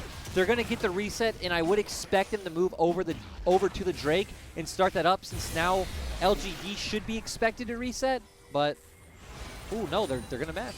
Oh, yeah. LGD not looking like they want to reset just yet. Peanut going to find Junjia. We'll just be quite happy to go for a 1v1 here, because Yuki's on the side. Killua wants a death sentence. He's going to pressure them away. Just 2 plates remaining, and with a Herald, this could be taken on down. Peanut going to drop it. Yeah, they're going to get it. And this, uncharacteristic from EDG. We're used to them trading objectives, not trying to contest like this. It's uncharacteristic in a sense. We usually don't see this happen in the early game, but this is typical EDG once like 20, 25 minutes happens, where we even saw it with the Baron. They're just usually too slow on the rotation, too slow to realize, oh, wait, this team can do this. And that's what we saw this time around. So LGD just coming out with a massive tempo play, getting Herald, getting first turret. Would have been nice to see EDG trade a Dragon for that. You feel like they realistically should have been able to find a counter objective, not even going for a single plate in the bottom lane. So ultimately, what happens is LGD get themselves 5 plates across the team. They get themselves a 1,000 gold advantage. And they get tempo on bot side of the map first, since we do still see hope on top side. And LGD can look to start Dragon right now, and they do. LGD, they're just rewarded with the entire map for themselves. And speaking of that, Audi forced to flash. Chains of Corruption from Kramer. Peanut happy to just solo the Dragon out. LGD, they can't believe their eyes. EDG aren't contesting anything. They're not looking for anything on the map. We could have seen Junjia once again try to work his way up towards that top side when you do have the set matchup like we've seen 3 games in a row. We could have seen them try to impact the bot side where, okay, you have the losing lane matchup, but in the 3v3 you're still very strong with the Nautilus. Junjia wants to move up, wants to make a play. Call of the Forge God to try and deter this. Mako knocked up, Brittle propped. Death charge though onto him, flashes away, but Junjia's there with a Cataclysm. Empress Divide actually saves Junjia's life, and Yuki just has to walk away from this one. In the meantime though, Kramer and Killua still pushing away. Junja pretty much jumping half a screen away to pick up that kill on top of FunFun, but still, we saw how much damage can come out from this Kaisa, even in the early game, just from the Halo Blades with the Plasma, true damage onto FunFun. Yeah, tons of damage available from the side of Hope. Junja waiting in the wings, but Peanut's found him, and he'll push him away out of the jungle, ousts him from his own side. Peanut will be here just to catch the wave, because obviously FunFun had to go back to base. In fact, he was forced back to base by the side of EDG. Still, though, for LGD, they still did get plate gold onto Kramer. And remember, last year, Kramer was the big hyper carry of this team, was putting up insane performances. We know those are still in him, so getting gold onto this AD carry can be really massive. It looks like they're going to look for a cheeky play onto Audi with both Yuki and Killua heading over. Kramer's here. Chains of Corruption is about to come back off cooldown. Flash will not. There's a play. Death Sentence will be available. Audi knows he's gone, and a piercing arrow to finish the kill. But now we have an answer. EDG move on forward. Bellows Breath to stop some of the CC, but there is so much CC. How can you stop it all? Oh, just FunFun overstepping. We didn't see Scout in the mid lane. Didn't see anyone else from the side of EDG on the map other than Audi. Your team was making a play on the bot side. Just give up a bit of that CS, which you've been doing 2 games in a row now. I don't think it matters to you that much. You're in a much better position this game than you were in game 1 and 2. He was so pleased with his position. He was like, damn it, I managed to stay even in CS this time. I can't give it up now. He gives up his life instead. So he will give up the CS advantage in the end. Or disadvantage, I guess. Still, both teams taking down the enemy top laner, and you would expect to see them taking down each side's turret. I mean, ultimately, yeah, sure. EDG get the kill onto FunFun, but realistically, they're still behind on the play. Kramer's going to finish off this bottom lane tower. That's 2 now for the side of LGD. If Hope can finish this one, all they'll be doing is evening things. And then on top of it all, Yuki got 1 plate in the mid lane. Oh, no. Oh, Audi, you poor soul. He's not having a fun time. He's not allowed to play League of Legends today. This is what we call setting up a tent. I mean, this was him really walking into it. He had just seen that LGD's bot lane had just pushed that wave. Oh, here we go. Hope going in with the Killer Instinct. Finishes off the tower. FunFun. I mean, EDG basically saying anything you can do, we can do better. If you're going to camp Audi, we're going to camp FunFun. No top laner is allowed to play today. We're just seeing both top laners make mistakes. When you know that the teams have cut the map and they're on your side, just sit back at your inner turret, wait for that wave to come to you, or if you expect the enemy team to not have the pushing power to push down your inner turret, make your way to the opposite side of the map and look for a pick. We're at a point, especially for LGD, you have the Chains of Corruption, you have Call of the Forge God. We want to see them grouping up as a unit, kind of layering their CC and setting up these team fights and these picks onto EDG. So we've had a bit of trading back and forth, right? We've had top laners being taken out multiple times, but ultimately, it's been gold going into the AD carries for both squads as the mid laners just continue to farm away. But now, Dragon spawning in a minute, Rift Herald in about 30 seconds. We're going to see these teams forced to either clash or trade these 2 objectives. Also interesting to look at Kramer's build and see that he went for the rapid fire cannon instead of the Ginsu's. Seems like a strange choice when the Ginsu's would have given you more damage, and I feel like EDG's champions will have a fine time of getting onto you so that extra range doesn't really provide much survivability. Maybe just not sure. I'm not going to try and justify it. I don't need to. I didn't do it. 1,000 gold, though, for Kramer from the plates. And, well, I mean, ultimately, that's all you need to say about the plates, because that is a ton of gold. That is a massive amount going his way. I was going to say maybe we could see him, which we have seen some Baruses do. Can't remember which one, but picking up something like an IE 3rd or 4th item.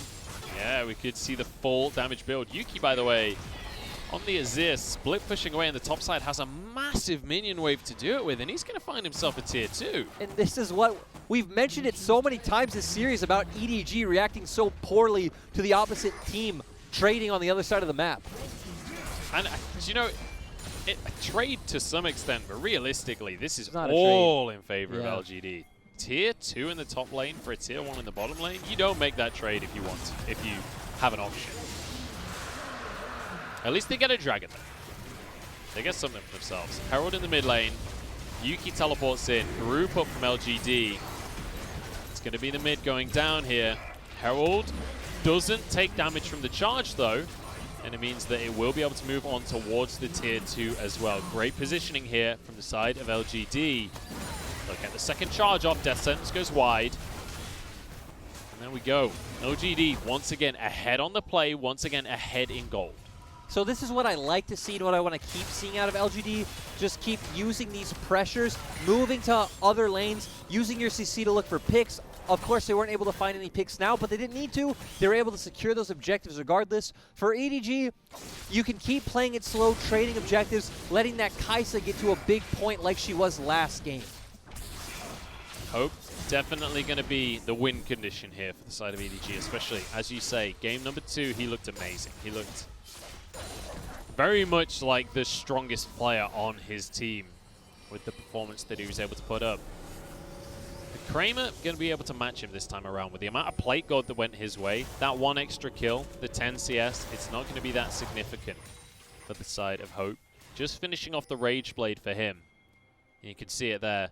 Kramer going to be about 800 gold ahead of Hope right now. And now LGD are kind of changing their lane positions. They're sending Scout down to the bot lane. Ornn gonna go pick up that wave on top side for Fun.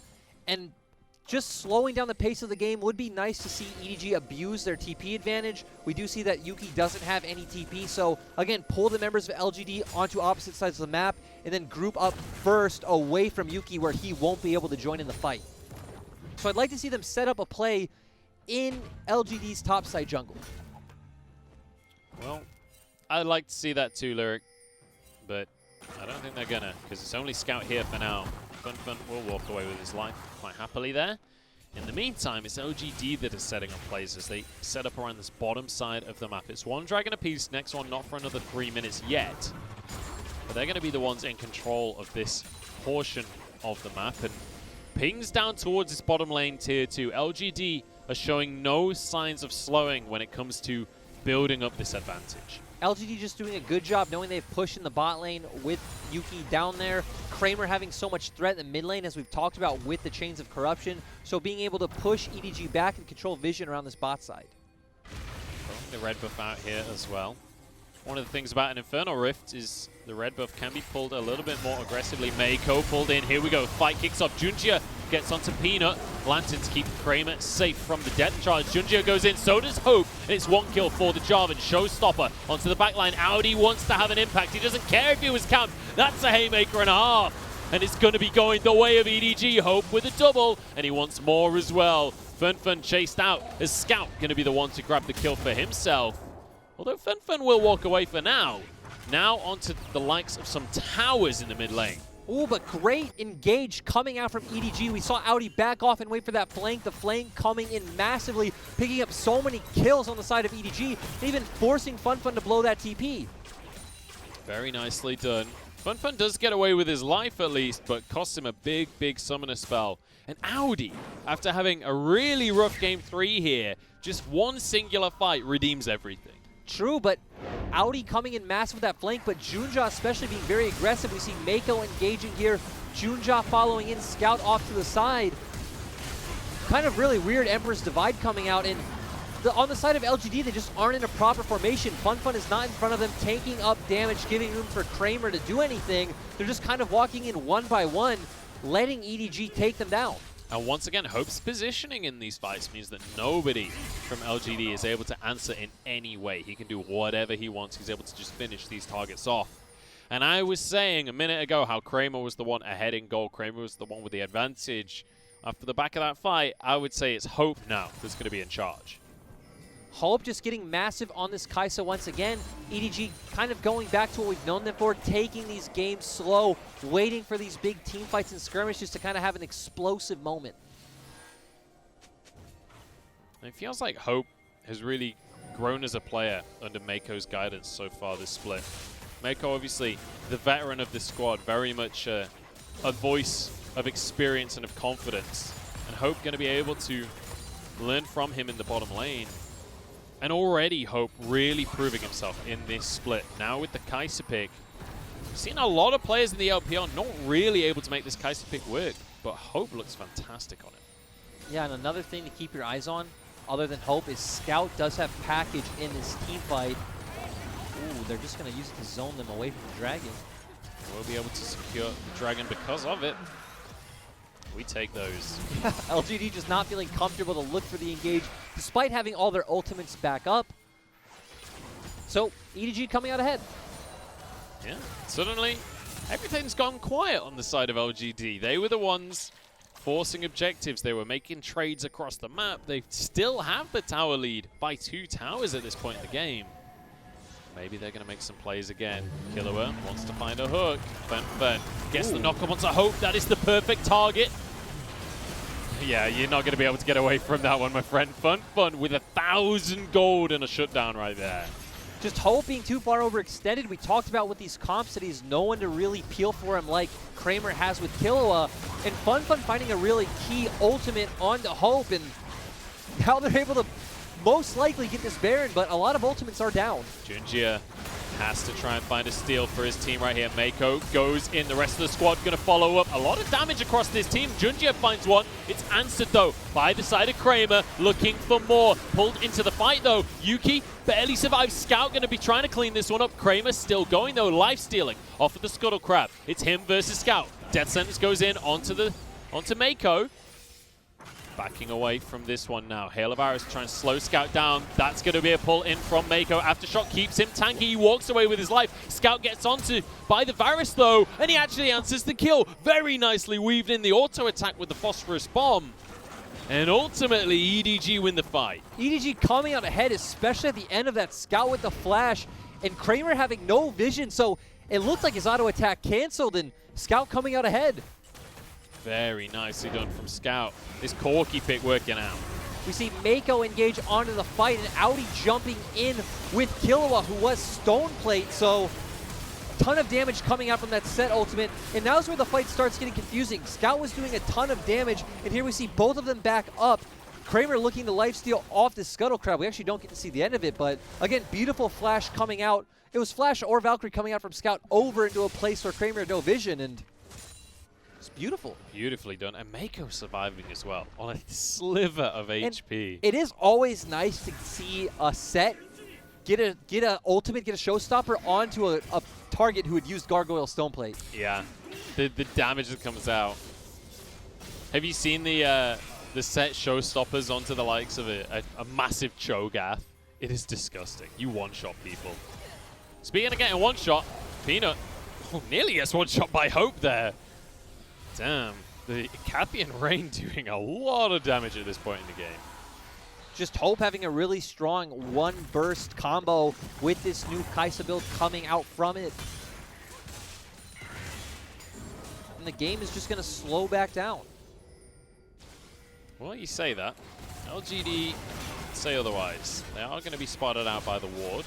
Control ward goes down, and looks like they're still going to commit to the play. Killua waiting for a hook, waiting for an opportunity. Teleport here from Scout. Audi's already on the play. Full 5 squad from both teams. Good respect from LGD, though. I was worried they were just going to try and force that one. Well, they are going to just try and force this one. Call of the Forge God only hits Mako, though.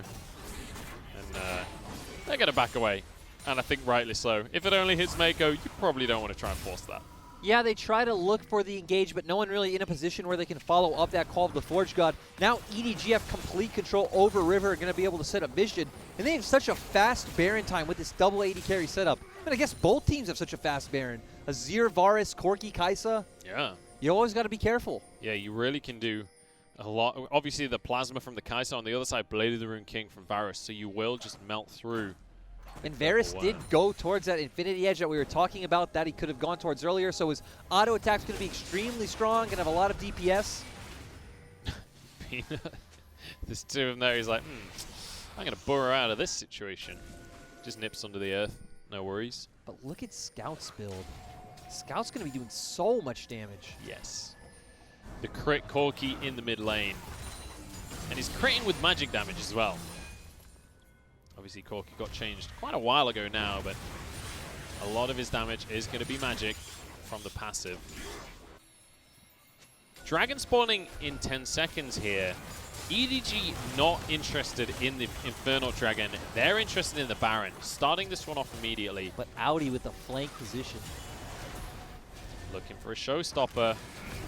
Looking to make a play in the meantime. We've got Killua pulled on in. Takes Kramer out of the fight. And the follow-up from the team is beautiful. Hope with yet another kill. And it's EDG with yet another fight. They fall one by one. And it's another 2 for the Kai'Sa. It's actually funny that Game 1 and Game 2, we see Audi finding himself, with the help of Junja, such a big advantage in his lane, but not transferring that to the rest of his teammates. This game, he fell really far behind. We've seen him make quite a few mistakes, but in these 2 clutch moments, in these 2 last skirmishes, really coming out big for EDG. The showstopper can be an incredible ultimate, but only if you can use it correctly. And just look at this from Audi. Does it, flashes in, gets it onto him, and everyone on the side of EDG being able to follow up. It's the fact that Junji and Hope both just blast across at him.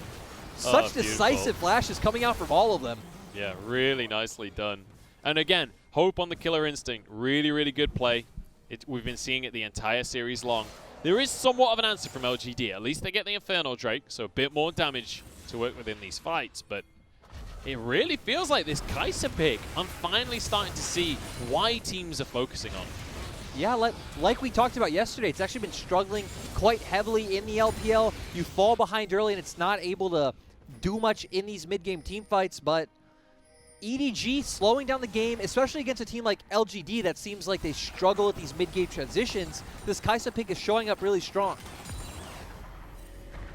Well, talking about right now what I'd want to see from EDG, I don't want to see them use all 3 lanes. When you look at LGD's comp, especially with this engage being able to come out from Ornn, it is pretty dangerous to kind of spread out your forces when you do want to just see them use 2 lanes, group up together, and kind of pressure as a unit. You do have a lot of siege pressure coming out from the Corki. It's exactly what I was thinking as well. As we do see EDG moving down to the bottom side.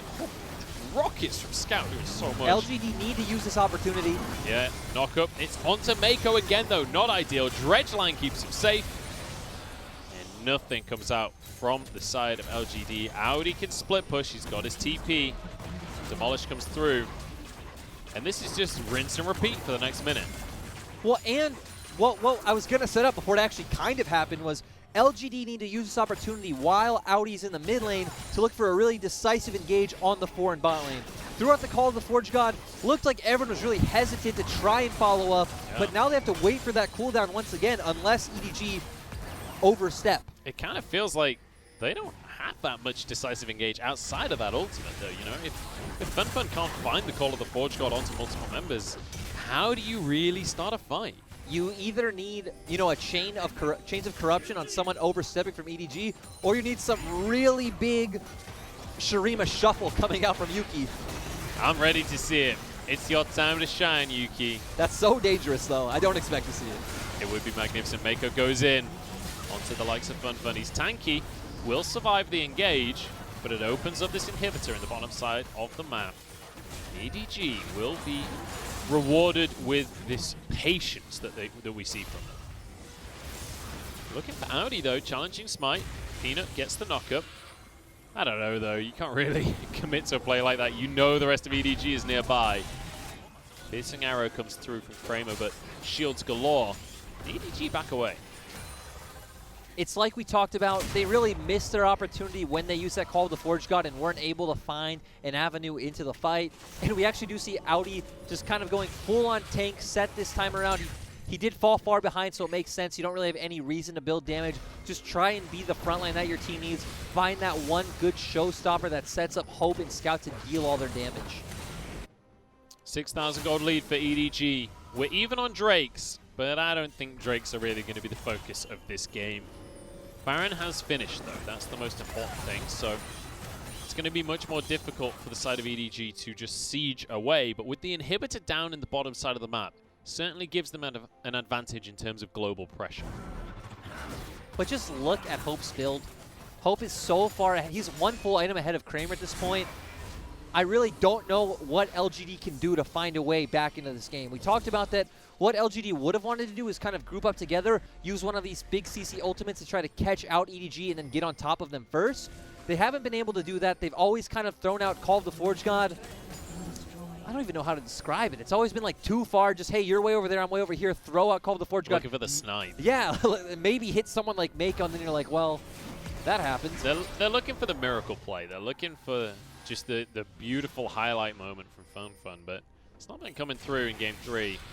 And ultimately, again, when you look at the standings before this game, you expect EDG to be the favorite. You expect them to be the ones winning out the series.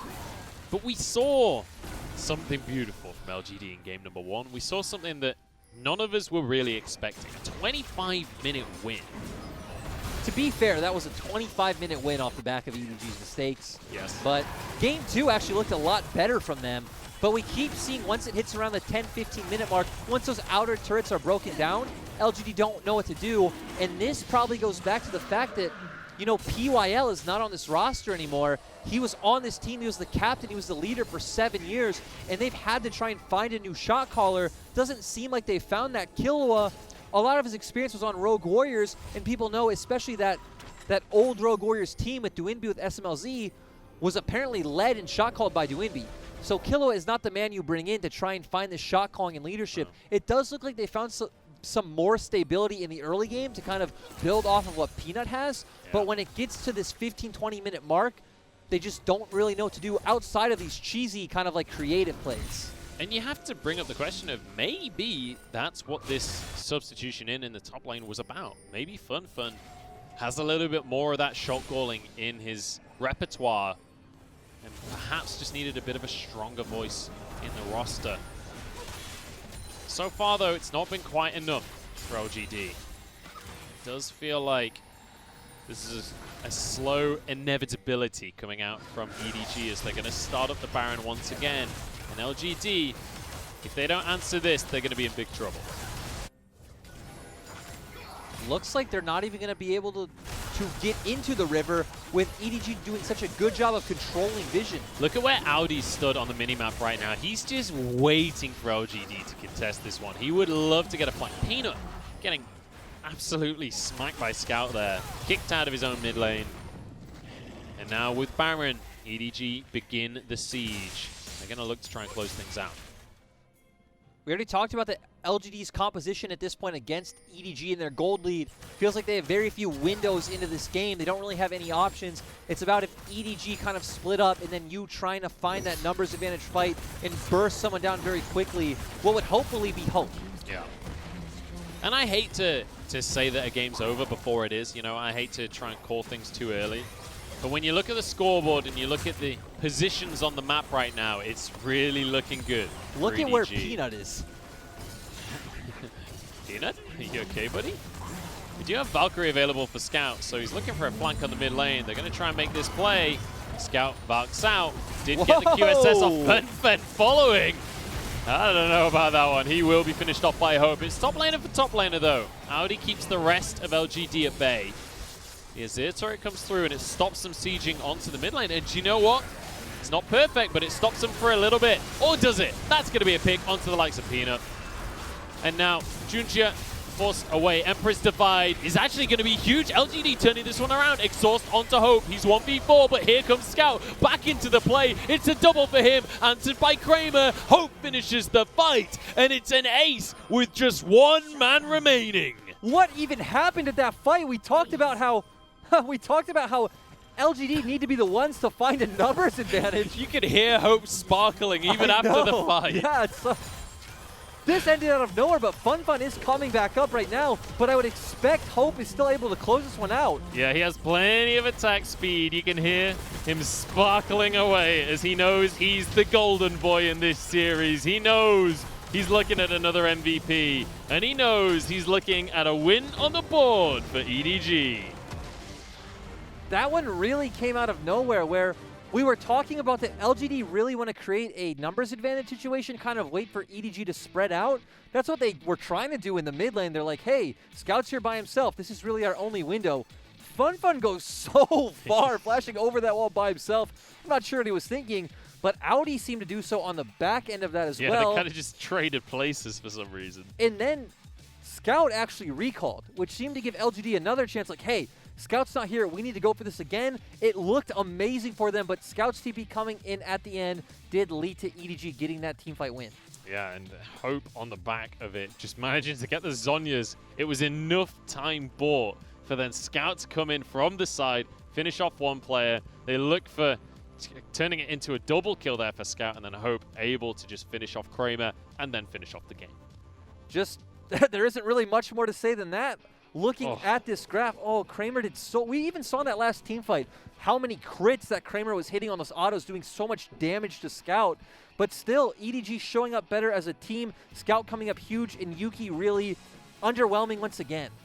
Yeah, and I love how decisive Junjia and Mako were this game as well. Multiple times we saw Mako and Junjia forcing plays, making things happen, and getting advantages for the rest of the team. And when you've got things like the Kaiser, things like the Corki, you can be very decisive, and the rest of the team is going to be in range to follow up very quickly. They can get into the backside of the play. They can make things happen for the squad. It was really interesting, too. You talk about decisiveness. Junja Mako was there.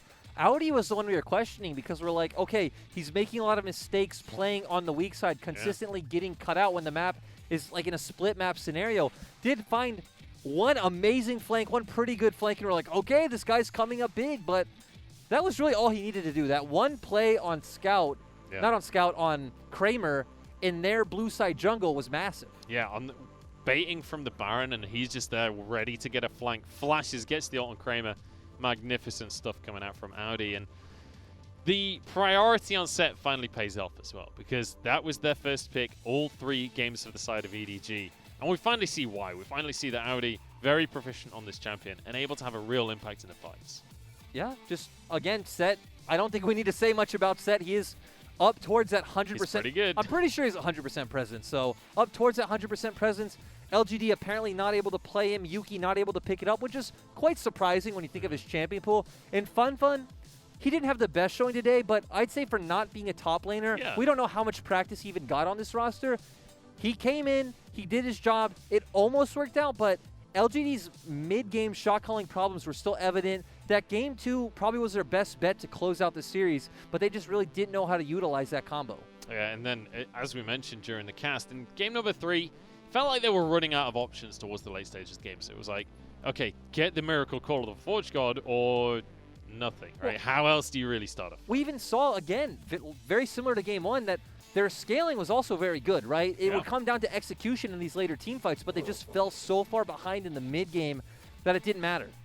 Yeah, weren't able to pull it off in the end, and quite often it comes down to ease of execution here in the LPL, but I don't think that was necessarily the case here, because on the side of EDG, we had Hope playing the Kaiser, going incredibly deep in some of the fights, but pulling it off, knowing how much damage he could do and how much he could survive as well. Scout, very similar story on the side of the Corki.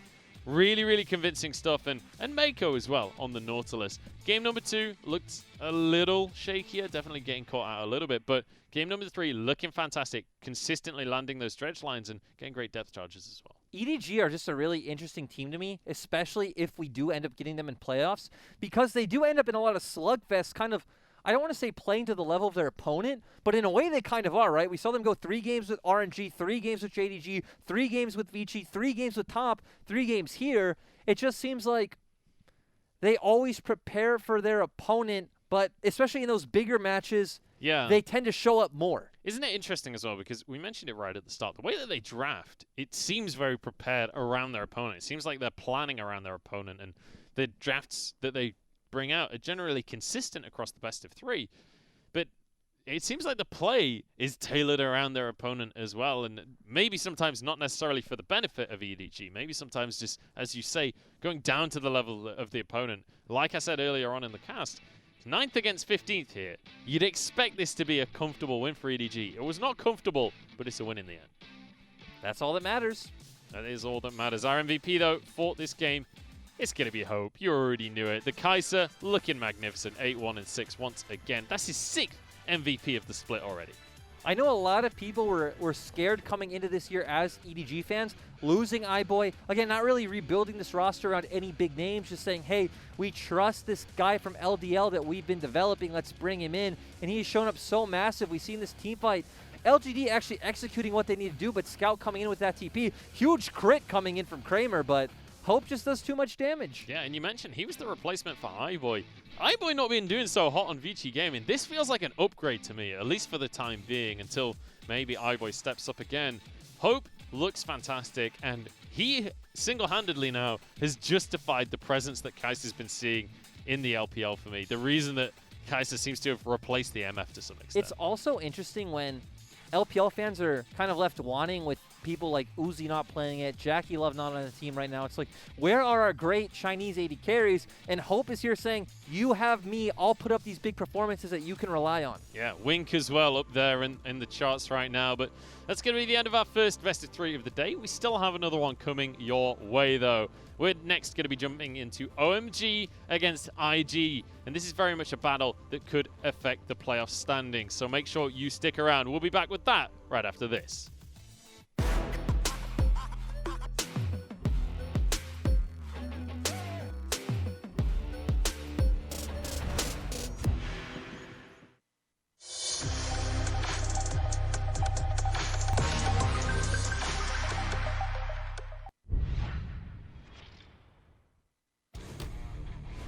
是的，压力给的太小了。这波龙已经6000血了，感觉过不来啊！这位置被 Icon 从开克卡死了。来这边开着扫描，封锁你的视野。3000血，但是这个一个睡上来之后，哎，可能要出事儿。女枪能不能抢到？抢到了，在上面逛街逛出事儿了。还有一个金身再一上来。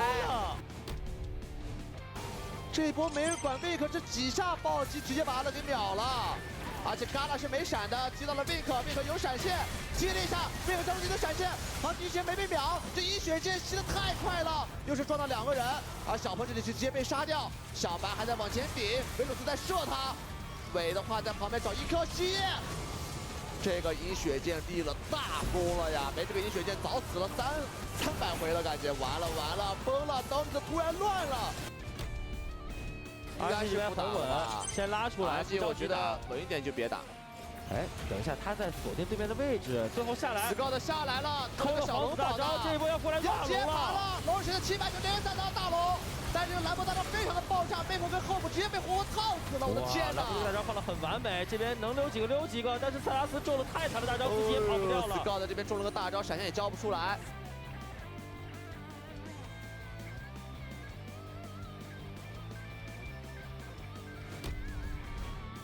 视野方面，正面好像是有这个想法，泰坦已经往过走了，但是没有一个好的位置给泰坦勾。小虎在这个位置想秒迅加的，远古龙这里回血，EDG 继续的拉扯。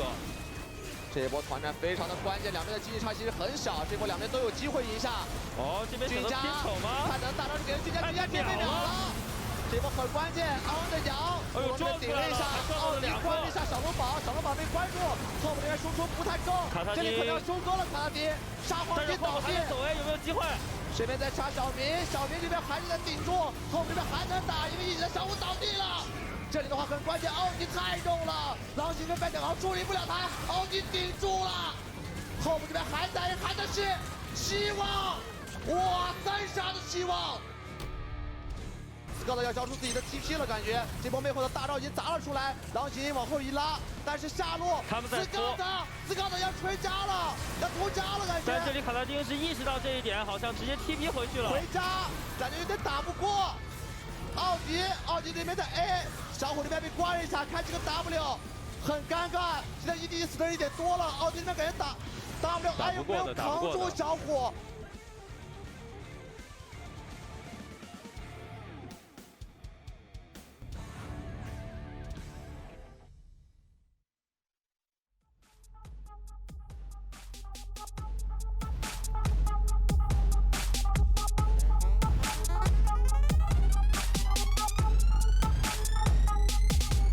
？She make music with a body called a Pandora Spotify. Got the lyrics to that body all memorized. Mama get that job done. In fact, she overqualified. Boss lady, hot sugar, come alive. Oh, watch her dance off. She putting a spell on whoever she dance for. Everybody wanna touch it, they can't though. Rules are hands off. Still she make them grand stuff. Dollars rain down. Girlie got that fire, like she camped out. dudes popping tense like they on the campground. She makes music with a body, the ballers they spending money, money. Pop that, pushing that, making that a sing. Money, pop that, pushing that, making that a sing. Money, pop that, pushing that, making that a sing. She makes music with a body, the ballers they spending money, money. Pop that, pushing that, making that a sing. Money, pop that, pushing that, making that a sing. Money, pop that, pushing that, making that a sing. She make music with a body, the ballers they spending money, money. Bunch of sexy baddies up in here, but this one stand out.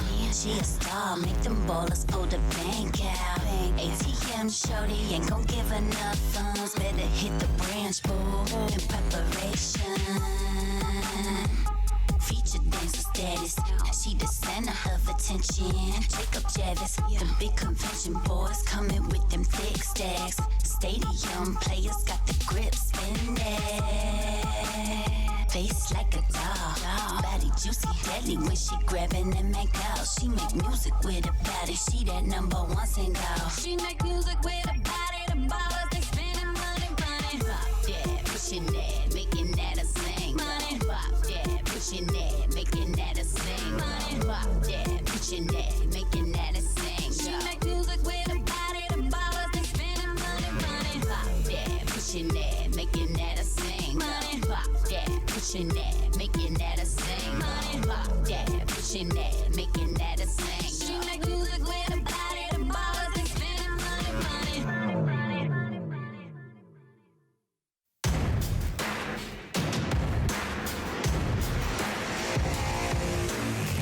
Feel like a flood coming. You got my blood rushing. Oh, oh, oh, eh. Oh, oh, oh, eh. I feel my pulse racing. You got my mind chasing. Oh, oh, oh, eh. Oh, oh, eh. Pressure rising, can't deny it. Body galvanizing, you know that I like it. You're taking over me now, and I'm giving in. Feeling you in my veins, your adrenaline. You're taking hold of me now, and I'm sinking in. Feeling you in my veins, your adrenaline.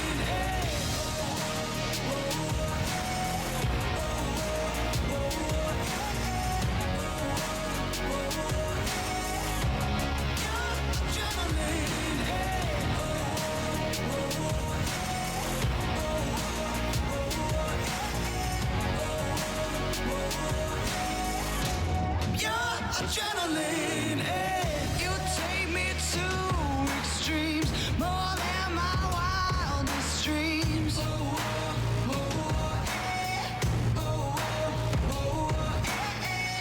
Just one call on my name, and here I go again. Oh, oh, here I go again.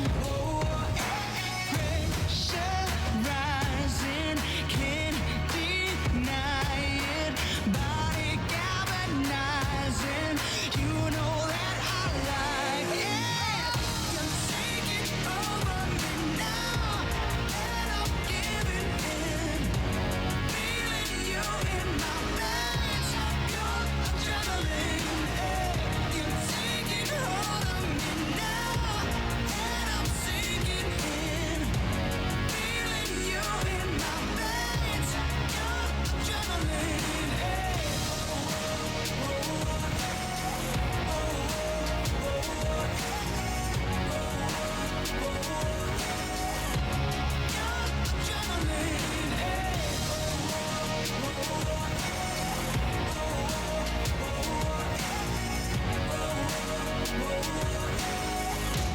Your adrenaline, you're taking over me now, and I'm giving in. Feeling you in my veins, your adrenaline. You're taking hold of me now, and I'm sinking in. Feeling you in my veins.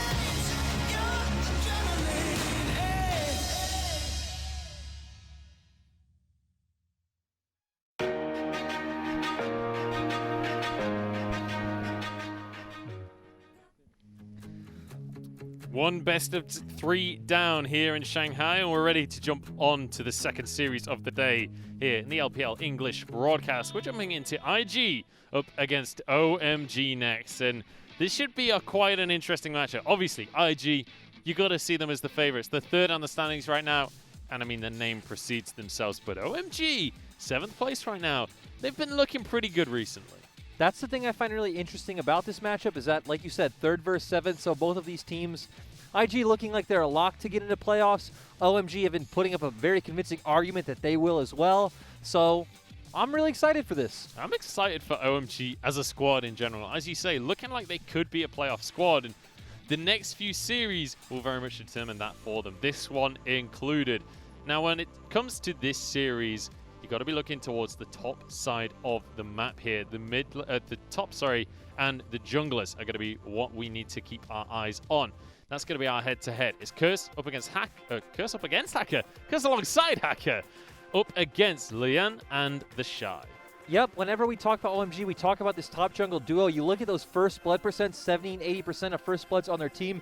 Really big. When you look at the Shy, usually when he's paired up with Ning, it's the same thing. But we do have Lian back in here today, and you actually look at it, 0% first blood. He's a lot more focused on farming and getting ahead in his jungle matchup. So it's going to be really interesting to see how this dynamic pans out against Curse and Hacker, who play so heavily around kind of getting that first blood in top lane. Yeah, it's kind of hilarious to see that 0% from a jungler. It's uncharacteristic of the role to not be a part of any first bloods, but Lian loves to farm it up, loves to get the CS behind him, and then make things happen later on in the game. And it's kind of typical of a jungler in this team of IG as well, because ultimately, do you need to be pressuring the lanes when you've got the Shy and Rookie?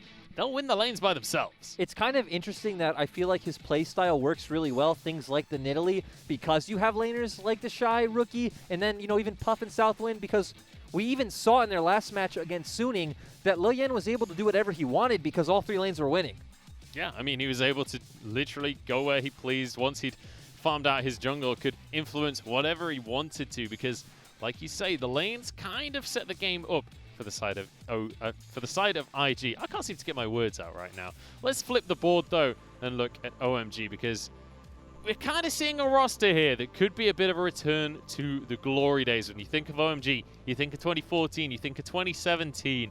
Maybe this is the roster that can get them back into playoffs and get them a decent standing. 2017 is a great reference because we do see, again, Cold, SMLZ, and Icon all back on this roster, with SMLZ returning, obviously. And they've been really good about beating the teams under them. Wins over V5, DMO, BLG, Rogue Warriors, LNG, and kind of saying, hey, we're not a bottom-tier team. And now it's just about seeing if they can kind of push that further into the upper echelon of LPL.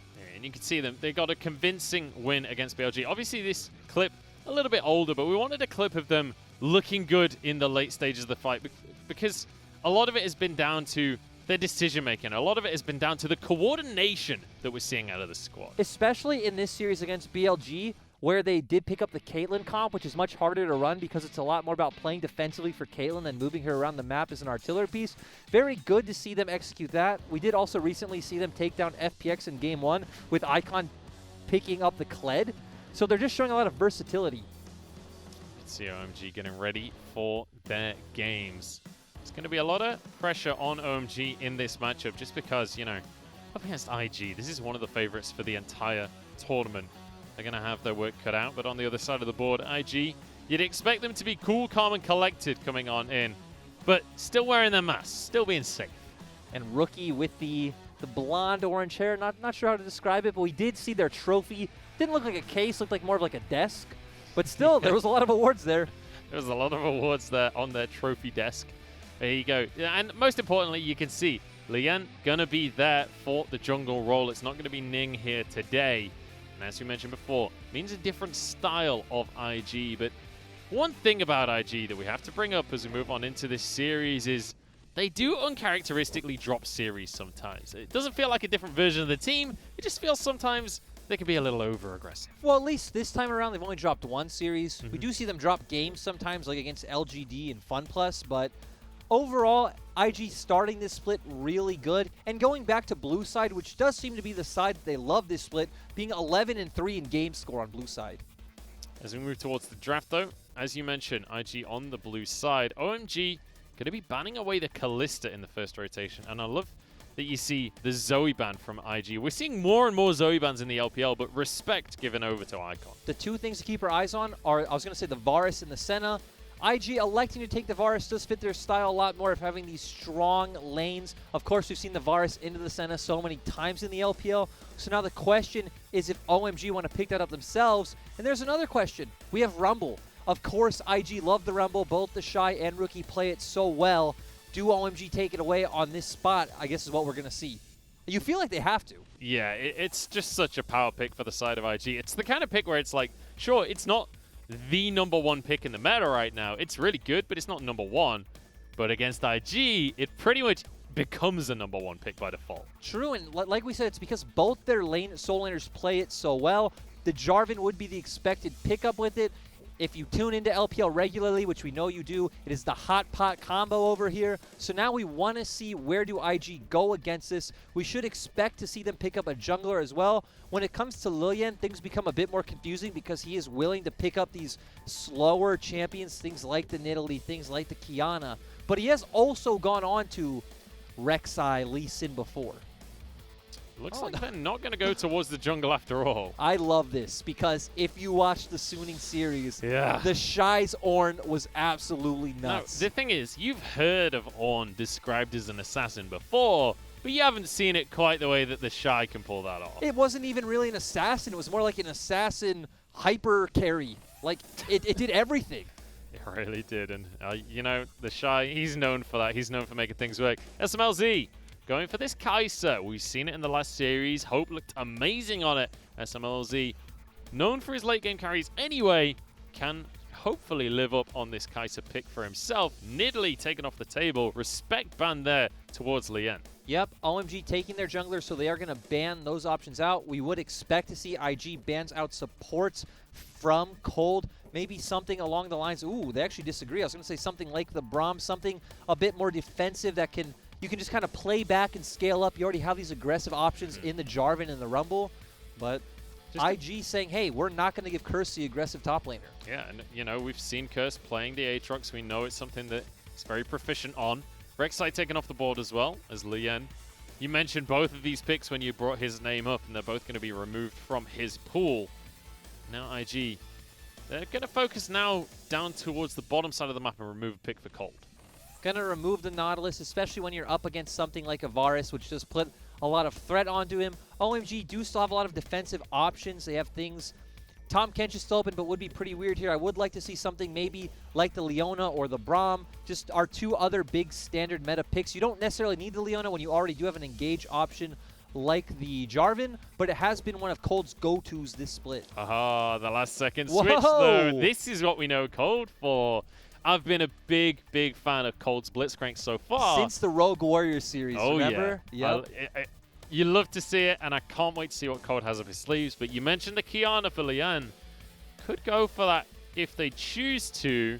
But it is one, as you mentioned, it's kind of a slower jungler. You don't really expect much early game aggression from the Kiana.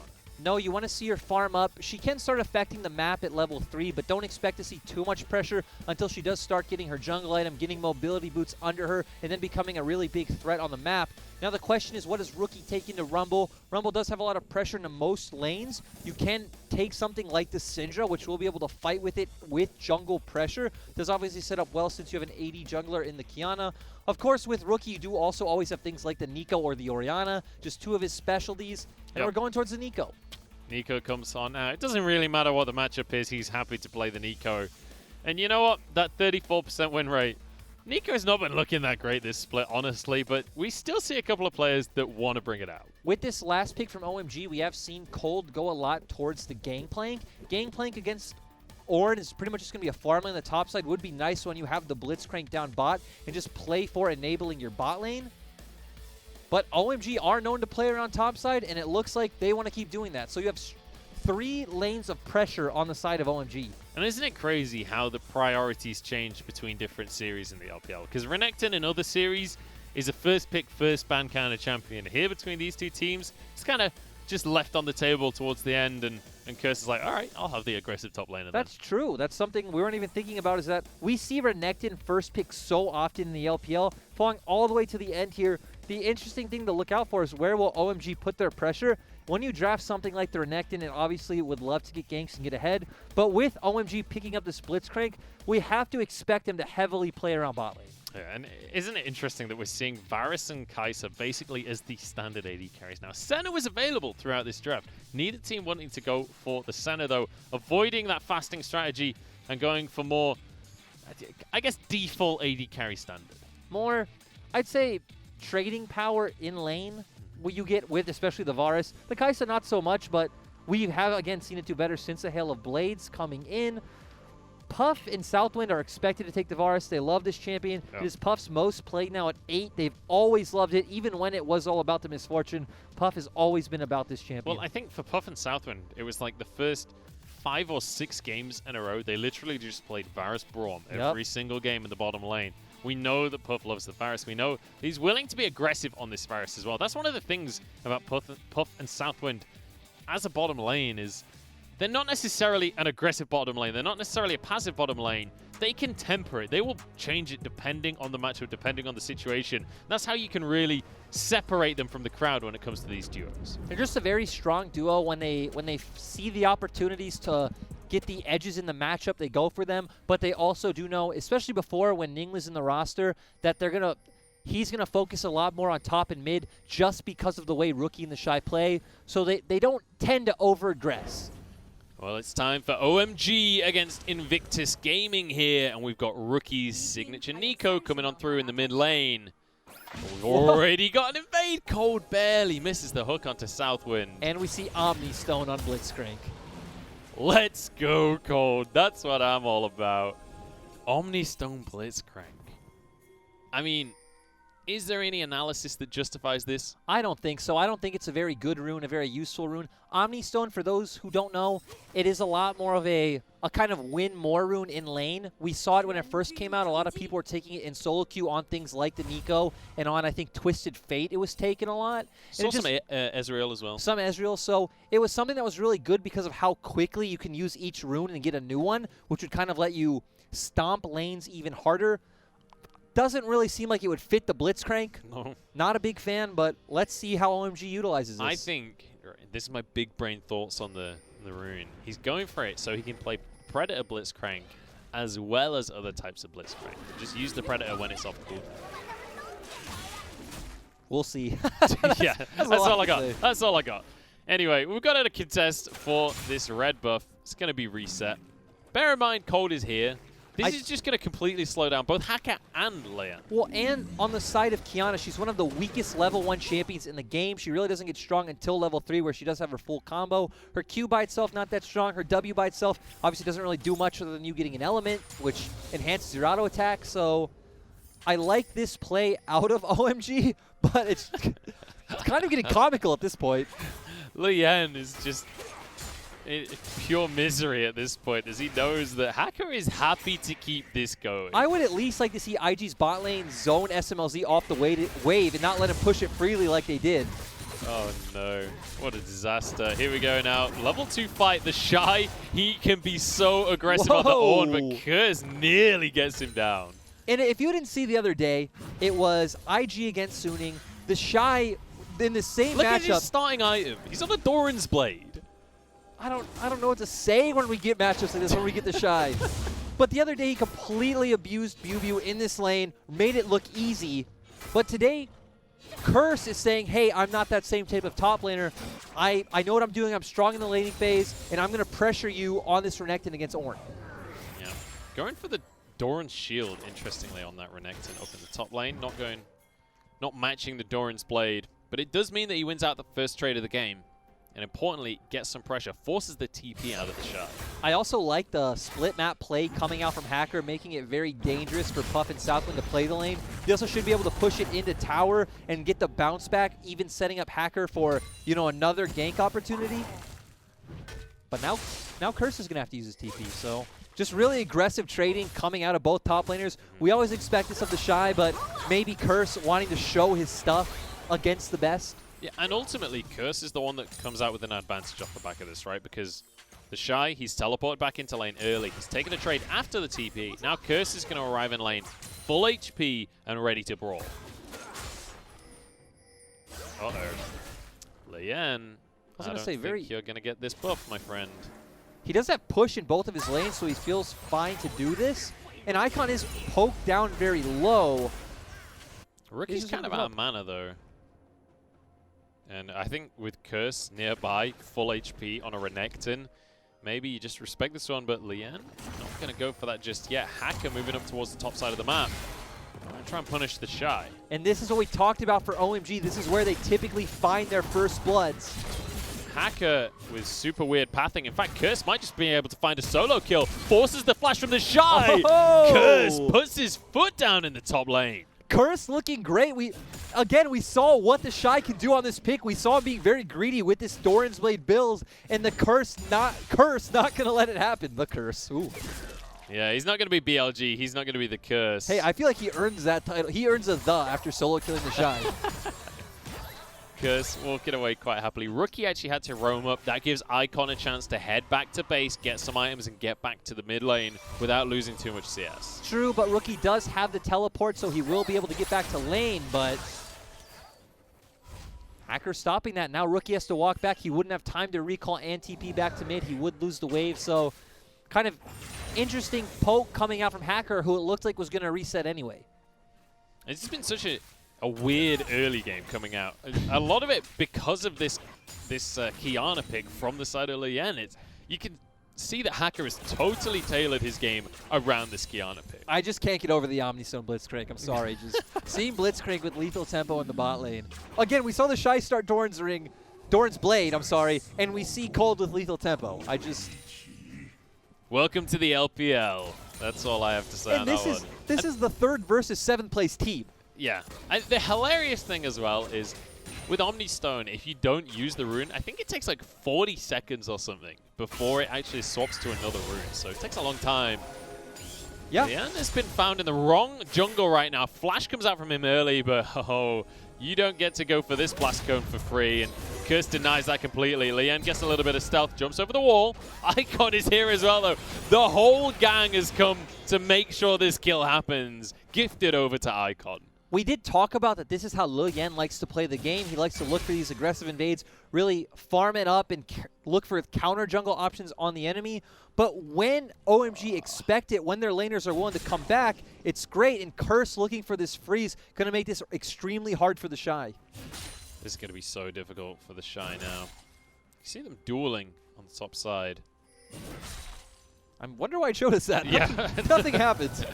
Here we go, Cole looking for a rocket grab here in the bottom lane. Just going to be able to knock Puff up. The flash comes on through. Here's Icon as well. It's 1-for-1 so far. Tower shots taken from the side of OMG. Hacker just going way too deep on that one. Still had his flash available as well. Oh, Dominus in the top lane though. The Shy's in trouble. Call of the Forge God. I'm not sure that's going to be enough for you to win this 1v1. But I've been wrong before. Sustained from the Curse. The Shy with nowhere to run. He will be finished off. One more auto will do it. That was a little bit closer than it really should have been, though. OMG just completely outplaying IG around the map. We did see when Icon went back to the mid lane, it forced Rookie to respond, which gave Icon a window to go down bot with Hacker. Overall, just OMG coming out a lot stronger than we expected. And also, you know, when you think of IG, you think of strength of the solo lanes. You think of them winning through the lane phase and snowballing into the rest of the game. Both solo laners for OMG have 2 kills already. Both of them in a decent position in these lanes. And that's a bad sign here for IG. Let's be honest, though, on the side. Doran's, yeah, we need to highlight it. But that's what I'm saying, right? On the side of IG, it is very disrespectful how they're playing with the Shy. Curse. Oh, went for the wrong one. Pop Blossom gets the double stun, but they're out of tower range, so they will walk away. Although Hacker gets caught by the Tangle Barb. Cold's here. Has the Predator. Didn't use it just yet. Oh, no, he did use it there. Lien gets the buff. Good job, Lien. Looks like they tried to coordinate that with Cold's roam timing, but had to pull the trigger a bit early. Weren't able to find anything, but still coming into this game, you wouldn't have expected to see OMG sitting with 4 kills to 1 at 8 minutes. Southwind's moved up towards the mid lane. You're absolutely right. You wouldn't expect OMG to be the ones with the advantage here. And a lot of it comes down to the draft as well. They drafted strength in the top lane. They drafted this Rumble away from the likes of Rookie. And they drafted a strong early game jungler as compared to Kiana, who really needs to get a few levels under her before she can start making plays. The biggest strength on the table right now inside of IG is going to be looking towards Huff and Southwind in the bottom lane. Massive CC chain available for them now that they've hit level 6. True, they do have kill threat in that bot lane. Lilian going to be hovering around. And an interesting thing, too, is just Cold picking up this Blitzcrank into Thresh is very good. Blitzcrank being one of the counters to Thresh. Again, he's a very squishy champion. You hook him in, he's easy to kill. Obviously doesn't have any use for his Lantern when he's the one being pulled in. And just, I love the creativity coming out from OMG in their draft. And I also love that they recognize, hey, if we take the strong lanes away from IG, what can IG do? IG are the kind of team, as we saw against E-Star, that even when they're behind, they're just going to kind of ram their head into you. Cold currently with the phase rush there. Not the most useful rune for him. Let's see what he gets next. Conqueror, also not the most useful rune for him. I don't know. I'm yet to see the value of the Omnistone Blitzcrank. Let's be honest, there is no value. Analysis there, ladies and gentlemen. If Lyric says it, I'm willing to believe it. Hey, I'm waiting for him to kind of prove us differently, right? Yeah. Show us a good, useful rune, show us what it does, but I don't know. We're not seeing it. But still, not just yet. Going back to what OMG want to do right now, OMG will have a very strong spike at this point in the game. We already see the Haunting guys onto Cold. Of course, you have Renekton, who's a strong lane bully in the early stages. Hacker also having that red smite already, almost getting towards his Cinderhold. Oh, Searing Charge used by the Shy. Does have his flash available. Cataclysm going to be there to follow it up, though, if the Shy does dodge away from a knockup. Looks like Hacker deciding better of the situation here. Didn't know where Lien was currently. Southwind looking to make a play. We've seen Southwind roaming up towards his mid lane quite a lot so far this game. He doesn't really have many options sitting in the bot lane, but... Hex Flash and Predator, and it's still just going to be denied. Nice ult coming out from But IG are all heading down. Does look like Rookie and Lien will turn back towards the lane. Well, everything going to be deterred there. Again, I feel like OMG should be a lot more confident about this at this point and look to play more around the Jarvan Rumble combo that we've seen so many times before in the LPL. Rumble is so strong at this point in the game. Let's see if we can force a Drake, but look at your minimap. Curse is already heading down, and that's what OMG want to do. Yeah, OMG going to make this Drake happen for themselves. Curse will have his teleport available, so he can come down for this play, make sure that they grab the dragon, and then TP up to the top lane if the Shy puts pressure onto the turret. Will be the first Infernal going the way to OMG. And Lien, again, on this slow jungler of the Kiana, not having a presence just yet. Rookie now, the target. Blade of the Rune King. Pop Blossom comes on through, but he's stunned, knocked up, and will be finished off. Hacker with the kill. And no return for Rookie. And this is one of the things we just hate seeing out of Rookie. He knew they were there. They were clearing vision, and he still thought, I could play up aggressively. I have Flash, I have W, I have Pop Blossom. We obviously saw that that's not how that works, and now OMG able to threaten this Rift Herald. This is a great snowball we're seeing coming out from OMG. The Shy wants a fight, though. Looking for Hacker to start things off. Flashes into the pit, gets knocked up, and just kited out. There's the stun. In goes Hacker to try and grab himself the Rift Herald. Will be able to do so. Can he get away with his life? Flag and drag available. Icon flashes out the back of the pit. It's daylight robbery here from OMG. They just get a kill and the Herald. That was really confusing too, because it looked like Hacker actually smited really early. Almost didn't secure the Herald, but they did. They still end up picking up a kill as well. Of course, Icon still had the equalizer coming out really clutch in that exchange, and Lien going down because of it. And it's another kill for Curse, importantly. He is absolutely massive on this Renekton. I thought IG were going to commit to the play, but SMLZ dodges away from the death sentence. Puff just going to be able to grab this tower plate, get a bit of poke, and then dash away on the Lantern. Curse going to be moving towards the bottom side of the map now. Ooh, but we already have Another battle. Another battle between these top laners here. Blade of the Rune King comes through once again. The Shy has to back away. Flash forward. Puff dodges it though. Gonna stand on top of the lantern. Static wave comes out. Cold just gonna be finished off. You know, imagine if you have Aftershock there. And yes, and the confusing part of that whole play was he ran up, flashed in, was in auto range to press E, instead blew Q for no reason, and then it was just kind of left like, well, and, you know, we saw how that ended. Yeah, I mean, I don't know. I like Cold. Cold's one of my favorite supports. I love the Blitzcrank. Not a fan of the Omnistone, not a fan of that play in general. I don't want to keep harping on the Omnistone. We all know, you know, it's bad, but Cold has showed better plays. Yeah. Maybe if they brought back 5, it would mean all the difference. Maybe. Curse able to deny the recall from the Shy. Lien is on the bottom side of the map right now, but I don't think Curse is scared. He's got his Dominus. I think he'd be willing to 2v1 that, honestly. Hacker just going to get some gold onto SMLZ. This does make sense. SMLZ is your late game scaling option. Oh, actually, there's no turret plate, so you're not really going to get gold on him. You get some gold, though. Well, he gets the first tower of the game, so he gets a little bit of gold. First turret, local gold, global gold. 450 for him. Yep. So far, so good for OMG here. And I want to revisit something that was said a lot towards the start of this season about OMG. Because Hacker came back onto the squad, SMLZ came back onto the squad, and we were talking about how this was kind of like Icon and the gang. Icon was the lead singer, Hacker and SMLZ, they were the backup dancers, right? That was kind of the story we portrayed. But I feel like this OMG squad, they're changing over time. It's really not like that anymore. Of course, Icon still being a major carry for this team. But I feel like the other members of this roster have stepped up massively. Rookie gets a lantern. Cold misses the grab, though. Hacker will get stunned up under this tower. No, pulls away, but falls anyway, Lian. The answer on the other side. Blooming Burst misses.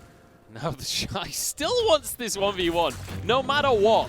Dominus available. Curse does get knocked on up. Brittle available as well. Just going to be ult for ult in the bottom lane. Pressure as they go underneath this tower. Icon caught out. Southwind, what a beautiful play. Great play from Southwind, but really disappointing coming out from OMG. I was just going to point out that Puff has been in the top lane this whole time. That fight where Hacker just died in mid lane was OMG over-aggressing and losing with man advantage. They don't need to do this. We can see them wait for an objective and use this Jarvan Rumble combo, use Curse's pressure on the Renekton. Oh, Rookie's here. Curse has been baited out. Very nicely done by the Shy. He knew his team was on the way, and he knew just how much damage he could take. IG just doing so well, baiting out OMG's aggression and just playing off their mistakes. Again, what we want to see is coordinated team play coming out from OMG when you have all of this AoE coming from the Rumble, coming from the Jarvan, coming from the Dominus and the Renekton. Dragon coming up right now, would have been great to see them take it slow, take their foot off the gas, kind of set up for the Dragon and look for this big combo that their composition has. And now it's going to be IG. First ones to the Dragon, but actually, even though Curse is down, Rookie has to recall, didn't have any mana. So they're not just going to have straight up priority for the Dragon. They do still need to set up and reset. I would like to see IG wait a bit too, as we see there's no Call of the Forge God, there's no Supreme Display of Talent, there's no The Box. So, again, your team also has so many big wombo combo options, especially when you draft something like the Kiana. It really is about just hitting that one clutch ultimate. It's interesting as well. Oh, Cold. There's the rocket grab. Takes a bit of punishment right there. I want to point out the Thresh build we're seeing. You mentioned how there's a lot of different first items that you can go on the Thresh. Southwind, big fan of the Redemption, it seems. Yep, did mention that earlier. Typically it is Gargoyle, Stoneplate, Zeke's Convergence, or the Redemption are kind of the 3 most common ones. And Southwind, who we do know as more of this kind of protection-oriented support, making sure his small baby Puff can grow into a big, strong AD carry, going for a very supportive build. Yeah. We've seen Puff grow into a big, strong AD carry many times before. Now Mountain Drake up for grabs. Lien will be able to grab it for himself. Colt takes a huge chunk, and oh my goodness, the CC chain onto Hacker. Now the slows on the squad, SMLZ. Killer Instinct to keep himself alive. Rookie trying to finish it off. Lien gets a kill onto the likes of Curse. Teleport out from Rookie here. He wants this kill onto SMLZ, and he'll be rewarded for it as well. I just want to say that's something you would only ever see out of IG, but moving over to OMG, not on the same page. It's basically like an advanced Hex Splash right there. Pretty much. Now the dive as well. Shy gets knocked up though. Cold doing his best to deter the play. Ultimately, the Shy goes down. Very nicely done by Cold to even trade there. Icon does not have Equalizer, but the tower will survive. Still, IG coming out way ahead. They were behind before. Now they're about a 3K gold advantage out of nowhere when they were the ones losing out. And this is what I love about this iteration of IG.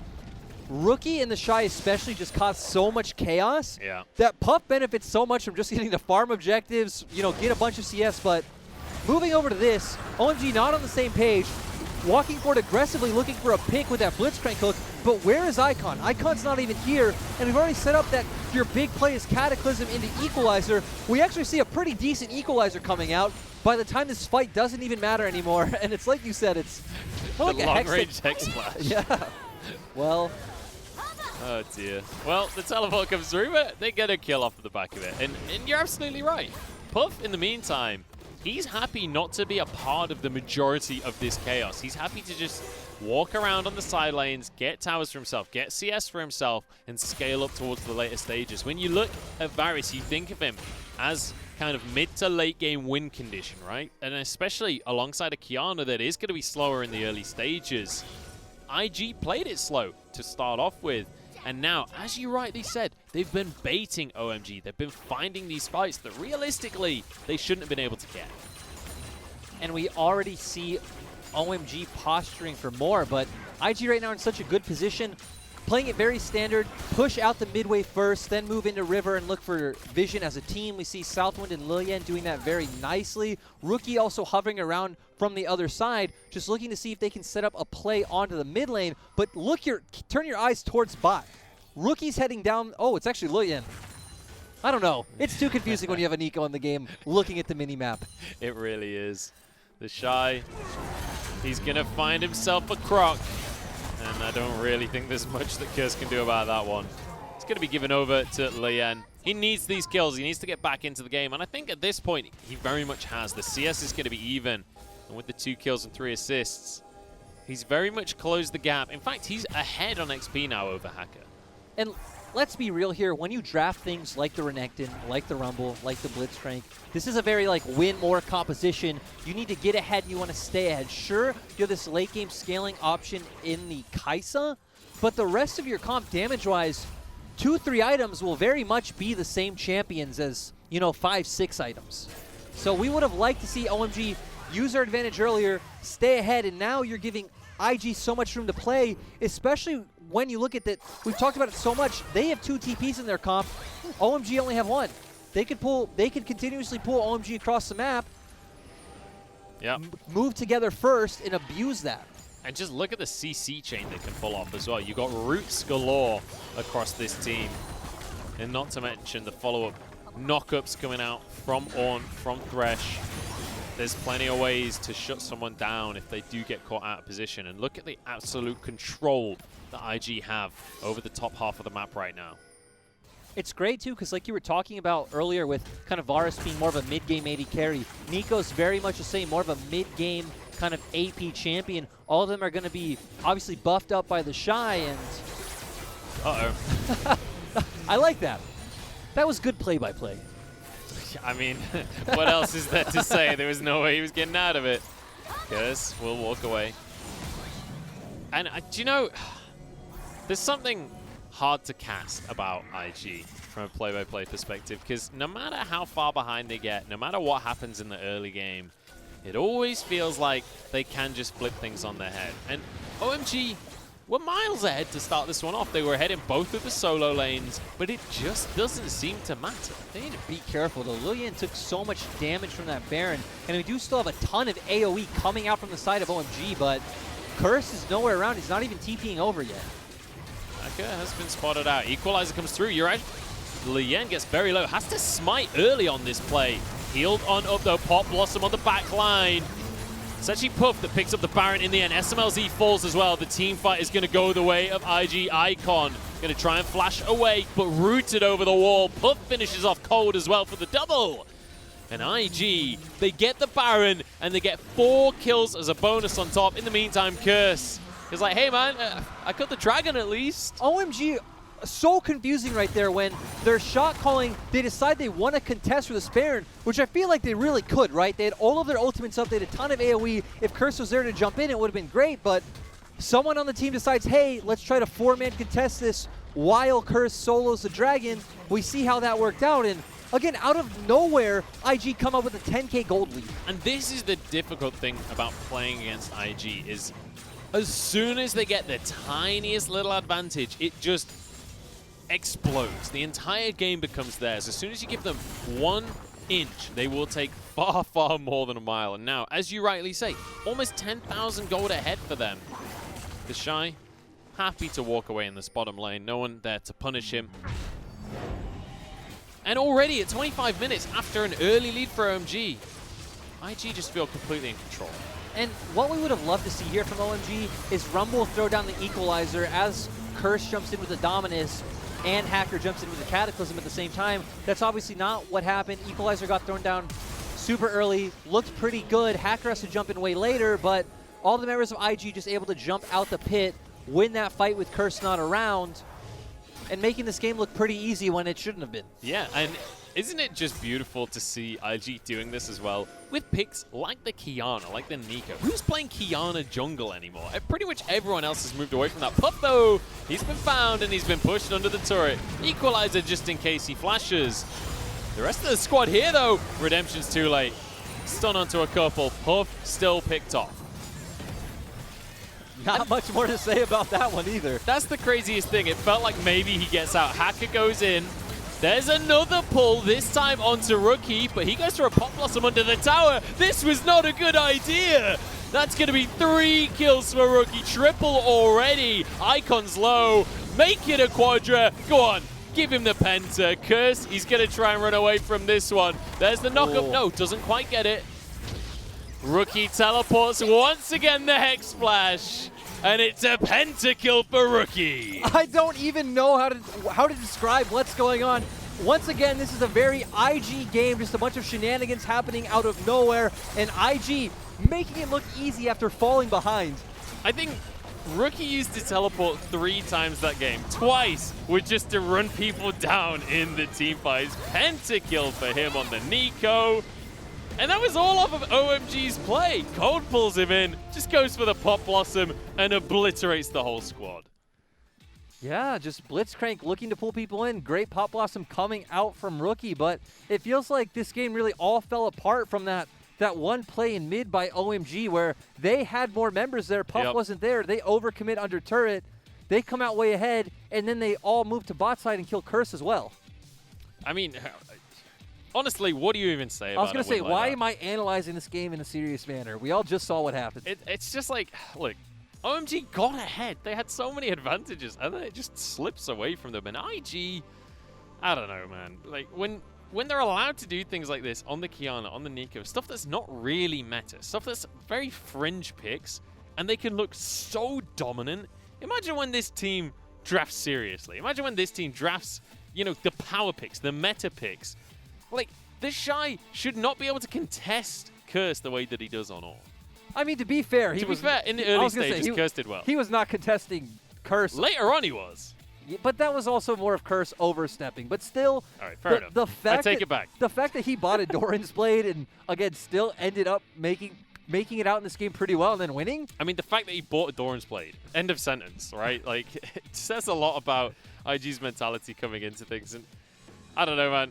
Rough game for OMG there. Rookie looking amazing, obviously. We've seen him look amazing on the Nico before, though.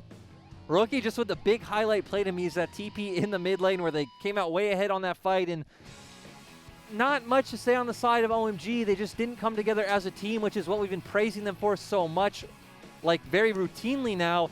But IG just keep doing the same thing that they've always done. Doesn't matter if they fall behind early, they can always get back in the game. And OMG living up to their reputation from the split so far when they're against the lower tier teams, confident victories. when they're against the higher tier teams, they very much struggle. They very much... It seems like during the mid game, they're almost intimidated. It sucks because we see flashes of them like being a top team, like in the early game of that, or when they beat FPX game 1, when they beat RNG one game.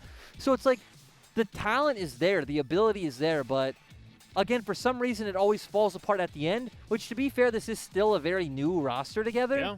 But I don't know. They should have been able to put up a more convincing argument after getting so far ahead with such a great early game. And I think one of the biggest noticeable issues that game was when you've got things, it was like, the Rumble Jarvan combo that they did have. Obviously, it was a Rumble on the side of OMG there during that game alongside the Jarvan. That hotbot combo, we basically didn't see it the entire game. We didn't see those ultimates used together. And that kind of coordination issues is one of the issues of playing against IG as well, because the fights are going to be incredibly chaotic and spread out. You're not necessarily going to just be able to pick your fights the way that you want. It kind of comes down to defining a team fight versus a skirmish, which a team fight, right, is a lot more about these 5v5 setup formations. Skirmishes are a lot more hectic and crazy, and when you go against IG in chaos, in skirmishes, you're just gonna lose. They're just too good. You give them the opportunity to individually outplay, and that's pretty much IG in a nutshell. We're going to be heading to game number 2. And fingers crossed, OMG can come back strong and turn this into a 3-game series. We'll have to find out, though, right after the break.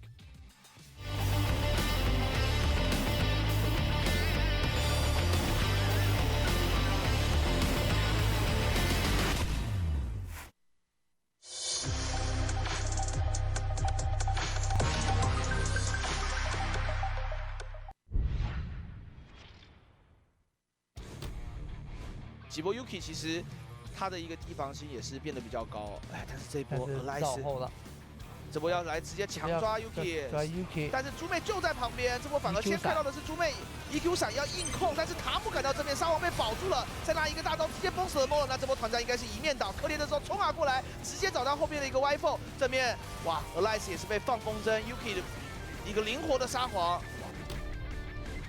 那潘森要在侧面开大进场才可以。但是悲伤在肉，来看一下这波龙团一触即发，这波要开了，晕到一个女坦，直接被秒了，没有交手 R 技能，而且兰博这个大招直接封住这个口子，女强一个大招配合大招效果非常好，魔感差点被扫死。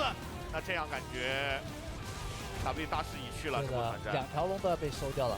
是闪现一指，指到教完 R 的旧梦。 这个时候 BLG 拥有无限开团的可能啊！中路淘汰他血量并不好，国豪已经来了，目标就是卡莎 ，EQ 闪加大，大树抱进来，卡莎 R 出来交闪现，兰博跟闪过去直接把他烫死，而且正面塔被推掉之后，女枪加入战局，吸入他在悲伤身上，悲伤一个 R 交闪现过墙，但是这个时候剑魔怎么办？被兰博追上，女枪追着点，再一个抱住了 Missy 也加入闪现，最终兰博是烫出了3杀。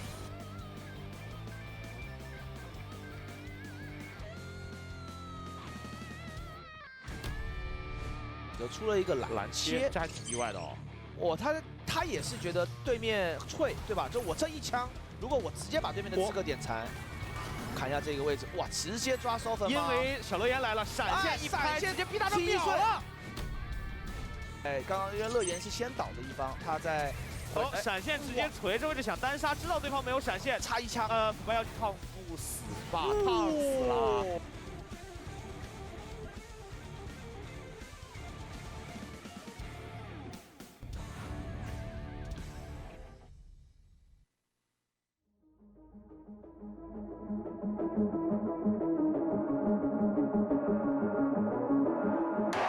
Welcome to a world, no heroes and villains. Welcome to a war, we've only begun. So pick up your weapon and face it.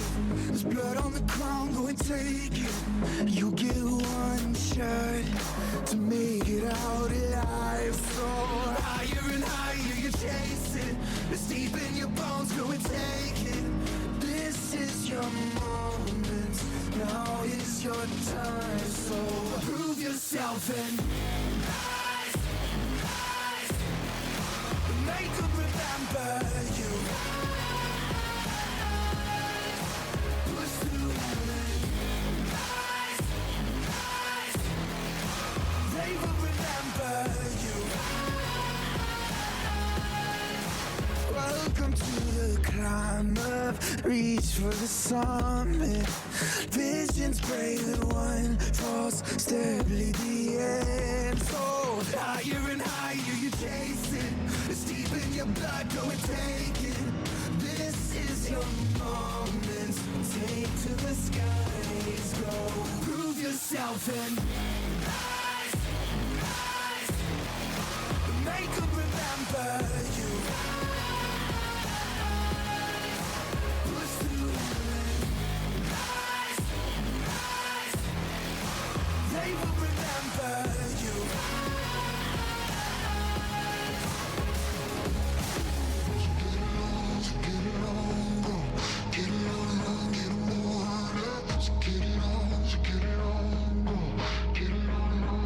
It is you fight among the dead, beneath the dirt. Or do you know yet? Or do you want it? And when the giants call to ask you what you're worth, or do you know yet? Win or die. Prove yourself and rise, rise. Make them remember you. Push through and rise, rise. They will remember you. Prove yourself and rise, rise. Pick up your weapon and face it.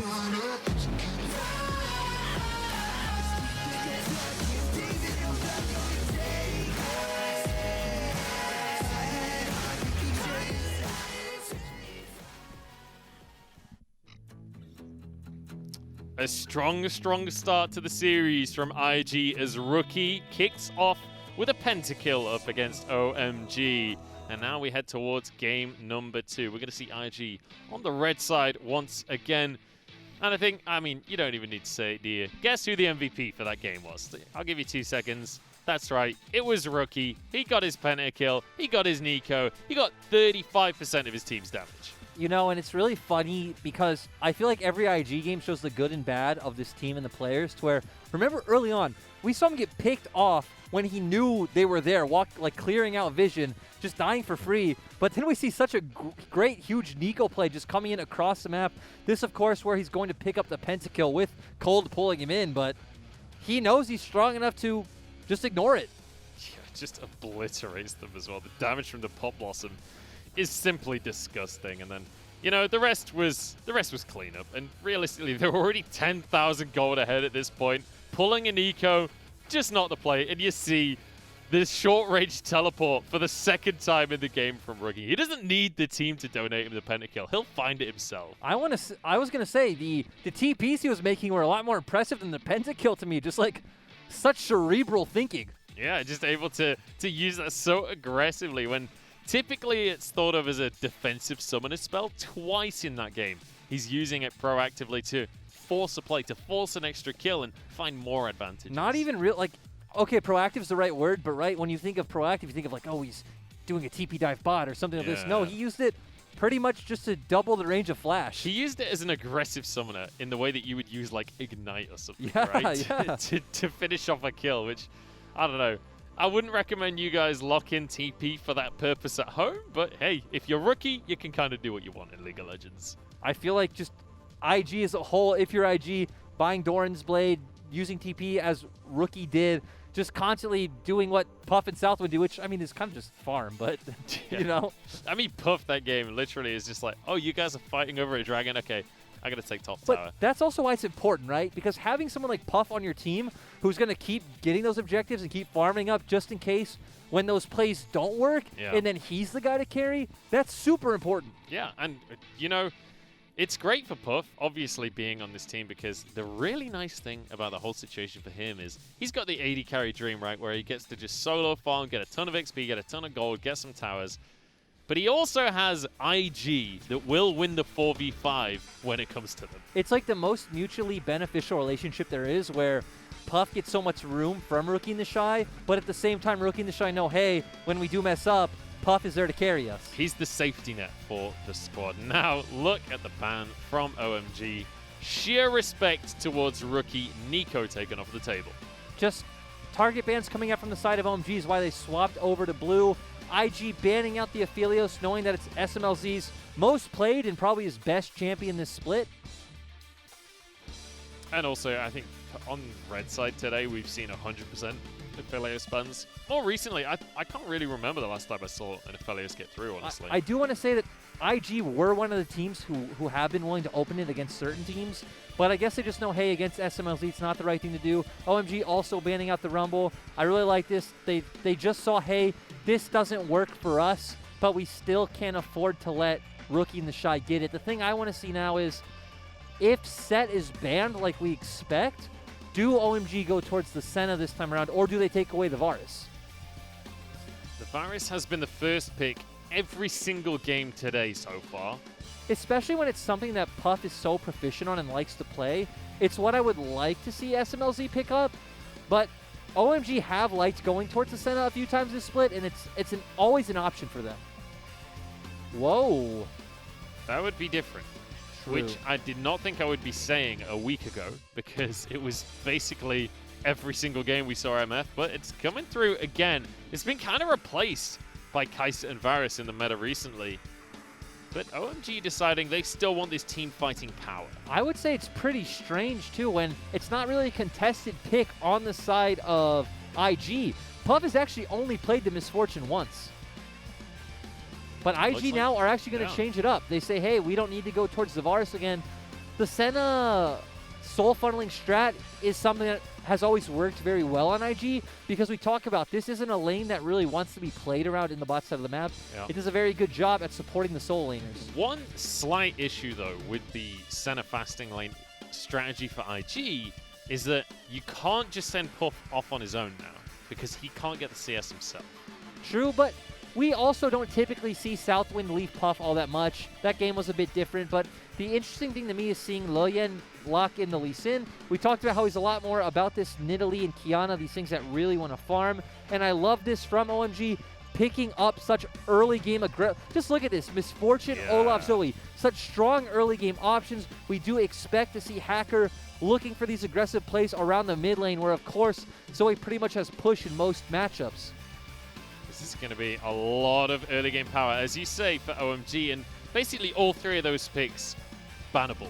We've seen them banned recently as well. On the other side, though, Rookie says, you're going to play the #1 meta mid laner right now. I'm going to play the #2 meta mid laner right now. We've actually seen her drop off quite a bit in LPL recently, but I was going to point out that this is a champion I've always loved Rookie on, but Rookie hasn't really been picking it up this split. It is a matchup that, okay, early you do get shoved in by Zoe, but comboing with jungle, you have a lot of kill pressure.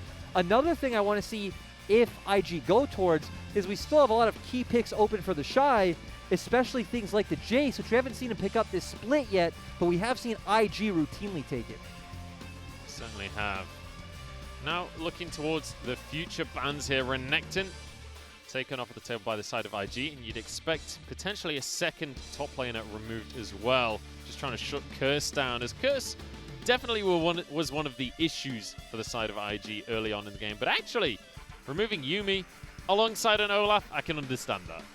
The thing I want to keep note of is, where do IG go with the support now? With the Tahm Kench gone, the other big option we see is the Nautilus. But now the Nautilus taken off the table, we've seen things like the Galio.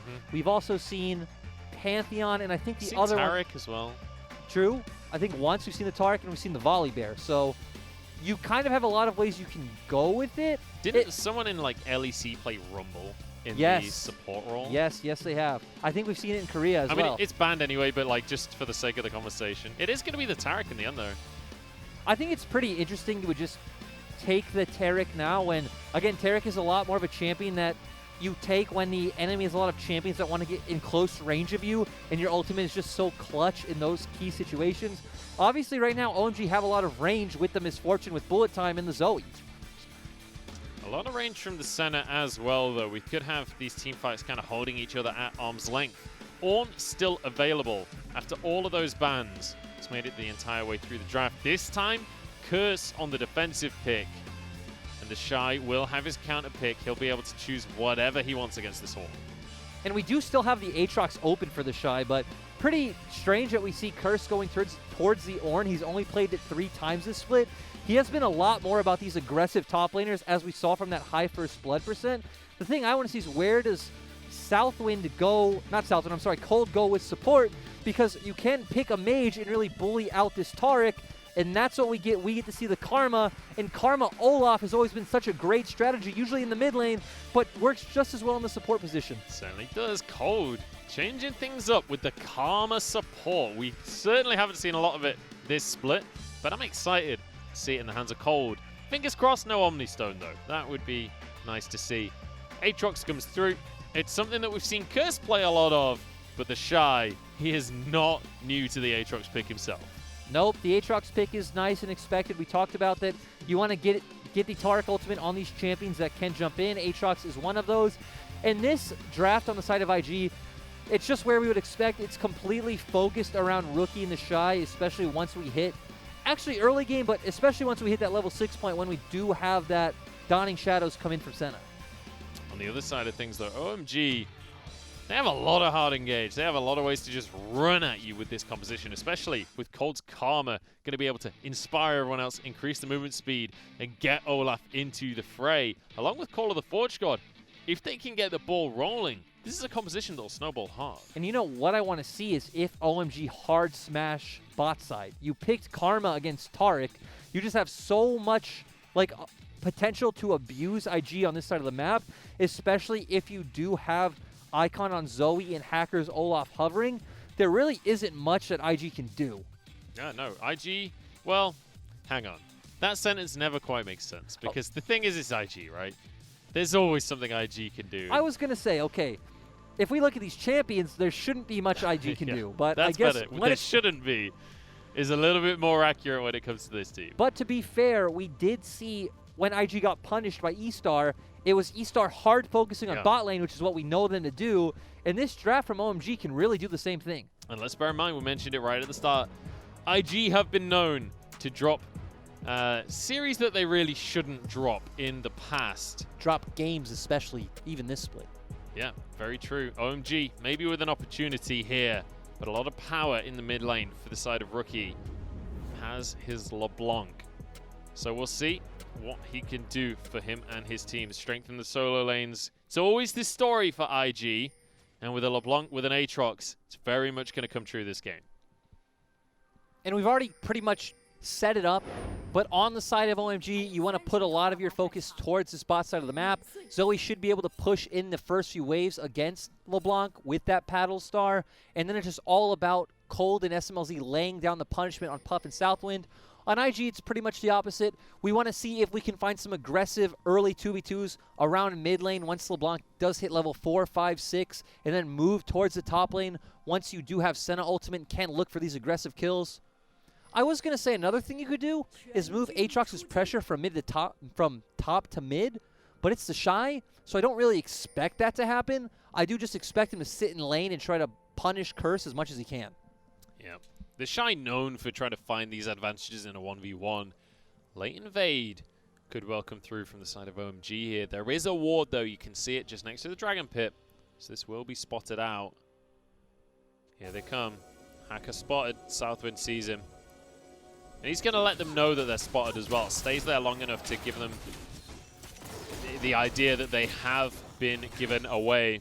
Lien, sorry, in the top side of the map, though, will be able to grab himself the red buff and then likely split the map. IG should have expected this. When you have things like the Olaf and the Karma, such strong level 1s, you can obviously always invade on the bot side, but look at Lien. He's looking towards the mid lane at level 2. This is uncharacteristic for Lien as well. Icon may not expect this play to come through. And for Lee Sin. Icon playing it safe, though. He's very far away from the wave. Ethereal Chains doesn't land from Rookie. That is going to debunk the rest of the play immediately. With Rookie posturing like that, I think Icon just knew, hey, this is not how this is supposed to go. Something's not right here. Yeah, kind of giving up the ghost there before it all happens. But that play from Lien has actually slowed down his ability to clear the jungle, and it means that Hacker's moved up. Oh, flash forward from Icon. He wants a solo kill. He's looking for Rookie. He's found the right one, but the shield from Lien. And now Icon, he's going to be slowed, and he's going to be finished off. First blood by IG. Icon thinking he was able to find the solo kill. I'm sure we all thought too, but Lilien being close in proximity, Icon should know that he should be there from the fact that Hacker just pushed him out from his blue buff. And IG finding an advantage they probably shouldn't have. IG able to find just situations that realistically they shouldn't be able to get for themselves. Now Lien wants to continue contesting these objectives, trying to find these buffs, but Hacker is going to be able to get the 3 buff onto him this game. Curse taking some punishment in the top lane. Right now, things just going how we would expect. The Shy keeping the wave towards his side of the lane and just really getting ahead of Curse in the CS. Everything's back to normal in the top lane as well, by the way. We have Aatrox with the Doran's Blade, and we have Ornn with the Doran's Shield. Hacker wants to find a fight here. Lien going to be looking for Grom. Does smite it away. Big slows come through, but I can't quite get it. If Hacker gets the smite there, and he's still level 2, could have become a kill. But now Rookie is going to be the one to find Hacker. Gets the root up, gets the ignite as well. Flash away, and Hacker will survive.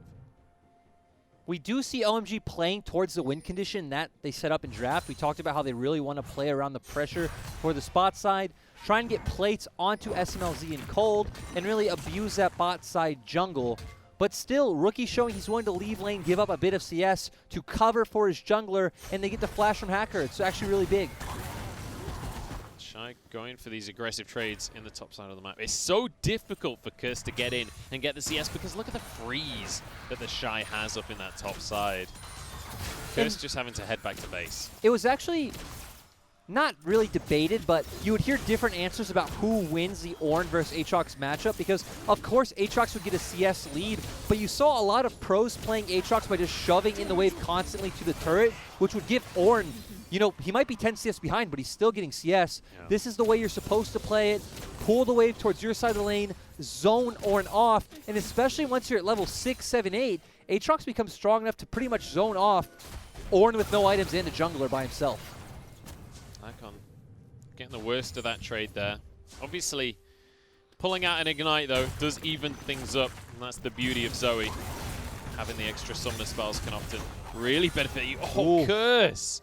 Punished so heavily, the searing charge not quite quick enough. And we do see that the Shy picked up a call, so already really just setting up for his own laning phase like we talked about. This has always been what the Shy does. And now, again, it really becomes looking at how can IG get Rookie ahead, in my opinion, with pressure from Lilien, because the Shy's just going to constantly be up around Curse's tower until the wave, you know, can bounce back to his side. Yeah, the Shy's going to do whatever he wants in that top lane unless Hacker moves on up to the top side, but it's not looking like that's the plan, and Lien, he said he was going to go for mid, but looks like he wants to try and make a play top. Icon, though, might just get solo killed here. Ignite not available for Rookie, and in comes Cold. Gets the tether for himself. There's a paddle star, and Icon grabs a kill. And this is the thing about LeBlanc, is LeBlanc can play extremely aggressive and find these advantages, but it really only works when you have your jungle covering for you or you already have vision set up, which this is why we'd already laid out that we would have loved to see Lilien play towards the mid lane. That's not what happened. Rookie over-aggresses, Cold is there. He'll always be able to freely move because, let's be honest, Senna Tarek doesn't have a lot of kill threat onto the Misfortune. Here we go. Puff going to be caught out. I don't know why IG is so far up here. Puff getting so low, finished off very early on into the fight. Hacker low himself, though. Exhaust comes through, and Lien finishes off the kill. Cold going to be able to dodge the stun, but can't keep himself alive. Now onto SMLZ, who has the barrier. Trades a little bit of damage back, but Lien goes back in for a triple kill. That looks so bad for IG starting off. We were so confused. Why are they so overextended in this lane when they know OMG is here? And IG just turning it around 2v3 pretty much. I cannot believe they pulled that one off. The triple for Lien as well. I was sure that SMLZ had got away with that. Me too. Just great play coming out from the side of IG, especially Southwind on that Taric, and we don't even need to mention Lilian. Everything that we know of IG has gone out of the window as well, because we're like, all right, Ning's not playing this series, it's going to be Lien instead. He likes to farm, he likes to play it slow in the early game. Game 2 here, locks in the Lee Sin, 4 kills in 7 minutes. I mean, the man's a monster. We have seen this from him before. He has picked up the Elise, the Rek'Sai. He's even played the Lee Sin so far this split, but he's been a lot more about the Nidalee and the counter. But here we see it again. IG's bot lane looked really overextended fighting this pick, but Southwind keeps going. Hacker is so low. Good exhaust coming in, lands the Sonic Wave, and that flash so aggressively, knowing, hey, we can already kill off this Karma. Let's see if we can set up SMLZ. SMLZ walking aggressively forward, giving Lien the chance to hit another Sonic Wave, and yeah, ending up with 4 kills. I mean, honestly, SMLZ had no idea that Lien would be able to do that kind of damage. To be honest, I had no idea. Like, I was not expecting Lien to be able to just execute from half. Yeah, he was only level 4. I don't think anyone saw that coming. SMLZ definitely didn't see it coming. Definitely not. Now Hacker moving towards the top side of the map. Just going to try and reset this one because Curse is frozen out once again. But they're going to be able to crash this wave. Shy happy to go for this one. World Ender comes through. The Shy wants a 2v1. Lien is nowhere near right now, but he might just be able to get it. No. Okay, never mind. What are you doing, Shy? It's weird because it did look like he wanted to wait for them to come top. They can still make a play on this one. They can still make up for the mistake. Maybe it wasn't a mistake. He just sacrificed himself to turn it into a win. Rookie, so close to going down, survives the minions. I feel like you could have coordinated that better so you wouldn't have ended up dying on the side of the Shy, but OMG turning towards bot lane. Doesn't look like Colt and SMLZ are on the same page. Icon trying to finish off a kill onto Puff here, but it's not going to happen. I guess OMG just don't have a wave, so. And something we didn't point out, but just kind of expected is they did bind Executioner's Calling on the side of SMLZ. You just look at Sanitaric, there's so much sustain in that bot lane. You really want to try and cut it down so you can lay down that poke and get ahead in that lane. You have to wonder what the comms is like for IG in those kinds of plays, because the Shy is clearly just like, I'm just going to go for this. And you know what? The rest of the team's coming. Even if it goes wrong for me, we still win the play overall, but I want the highlight reel. You know what I wonder? What does the coach say on the side of IG? Like what do you do when the players decide they want to play like this? And again, they've won Worlds before. You can't really disagree. It's like, what's your role? And when they're winning games this hard, and you're like, look, this isn't how League of Legends is played. And they go, yes, it is. You go, all right, then. And I want to point out something we've talked about before. IG does have Coach Fly. Fly's been on SKT, he's been on RNG. Yep. Another interesting fact that a lot of people might not know, he was in the NALCS. He coached on Phoenix 1. He coached on Team Impulse. He was there, I think, towards the end of LMQ. So, pretty interesting guy with a different resume. Very storied background there. LMQ, what a team. I kind of forgot about LMQ. Man. With Xiao, was it Xiao? Yep, Xiao. Did spend a lot of time over in the LSPL on OMG's B team, OMD. But that's a story for a different day. We do see IG using their pressure now. Using that down memory lane, Jordan. Sieging down mid. Let's see it. SMLZ in the meantime just chilling in the bottom side of the map. He's just going to be farming away with his cull. And Puff doesn't need to be in the side lane this time. He's happy to join up with the team. Obviously, as I mentioned during the draft, he's on the fasting center, which means he doesn't get to solo farm in the same way that you'd see other AD carries do at this stage in the game. He has to stick with the team because he can only get the souls. Yep, but let's kind of walk it back a bit to talk about what both teams wanted to do, because we wanted to see OMG really play through their bot pressure and punish Lilian in the jungle, maybe hover Icon towards the bot lane and really get some play gold on that Senna when you do have a Karma versus Taric lane. That didn't happen. We did see Hacker end up towards the bot lane once. On the side of IG, we wanted to see them punish their soul laners. They were doing that, even coming out ahead in the bot lane with some skirmishes. We don't even know how they did it, really. And isn't that just the classic tale of IG? Of like, they're not, how did they do it? How did they do that? I've casted 3 IG series now, And I think what are they doing or how did they do that is, you know, the most common phrase. I don't know, man. This team. And they're feeling on form as well. In spring, they're looking fantastic. Shy trading with Curse. Hacker is hanging around, though.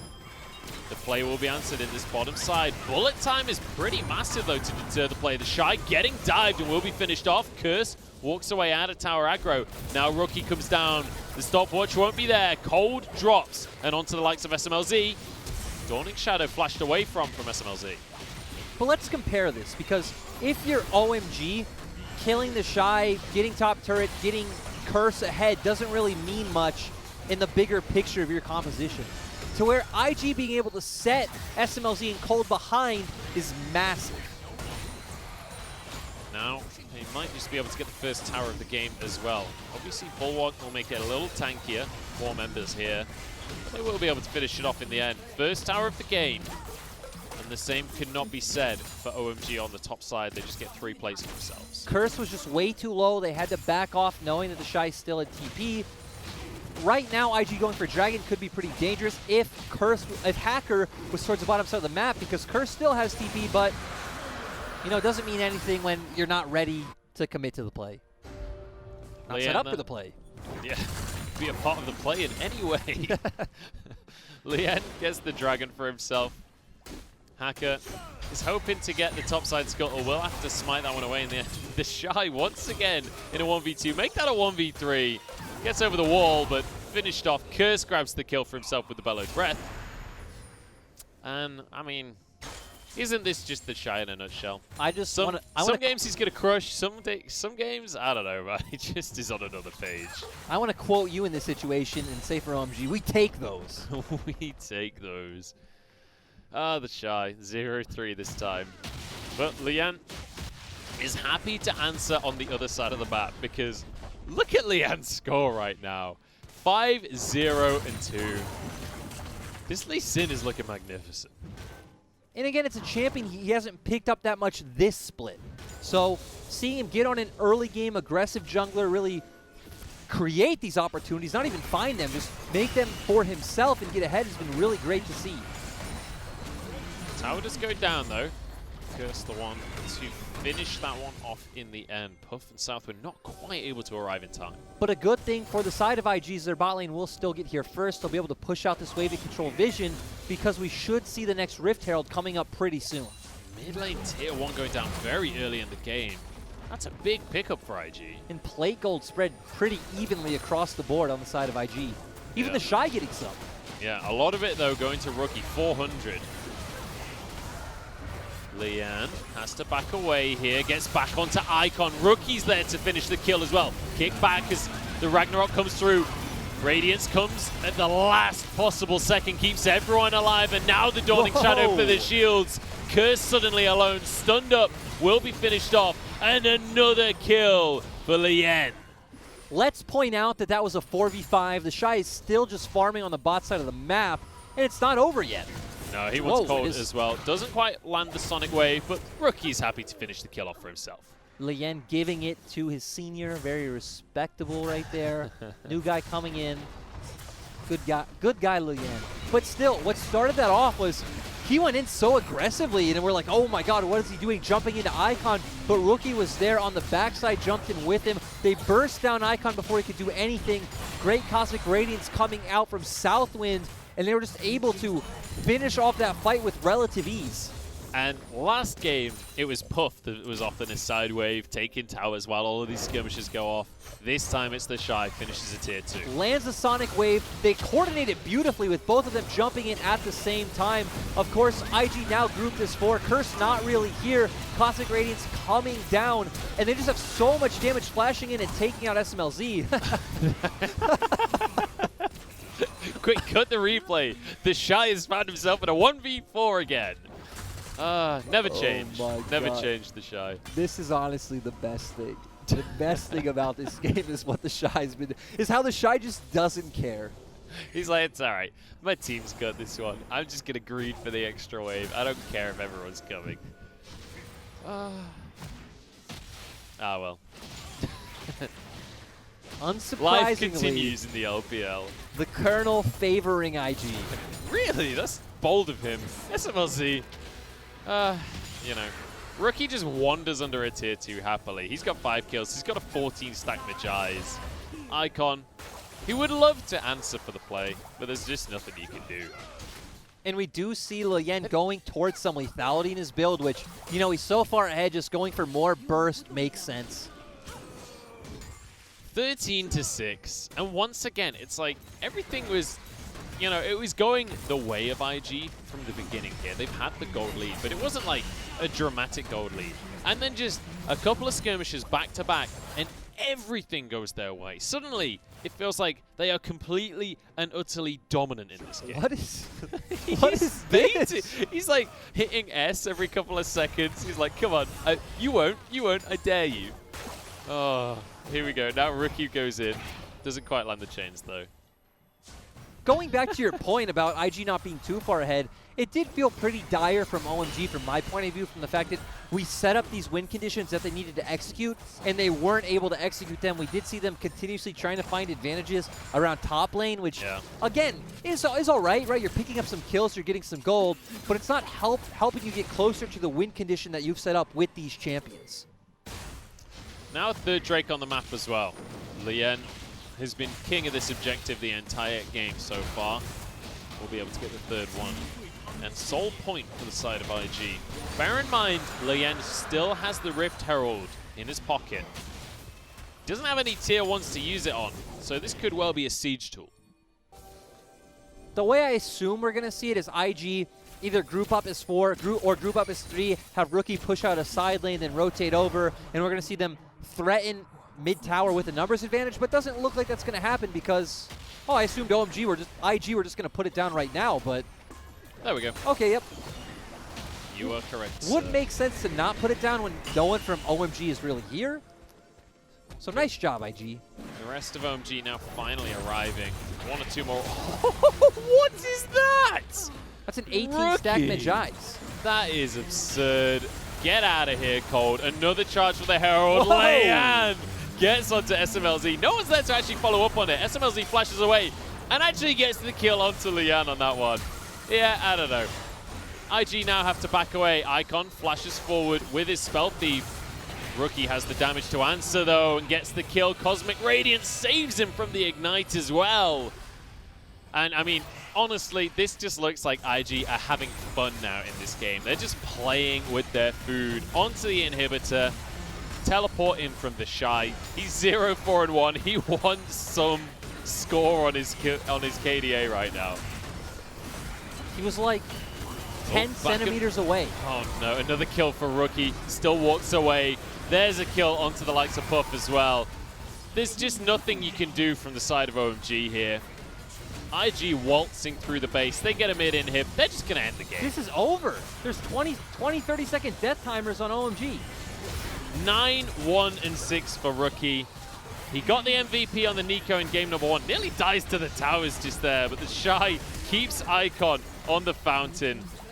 They don't actually have that much damage onto these towers right now, but it's because everyone's busy trying to kill people on the fountain. They're not even trying to end. It's only 20 minutes in the game. 21 minutes. IG gonna win this one. OMG have respawned though, maybe. Last ditch effort here. Bullet time on Southwind. Bit of damage to follow it up.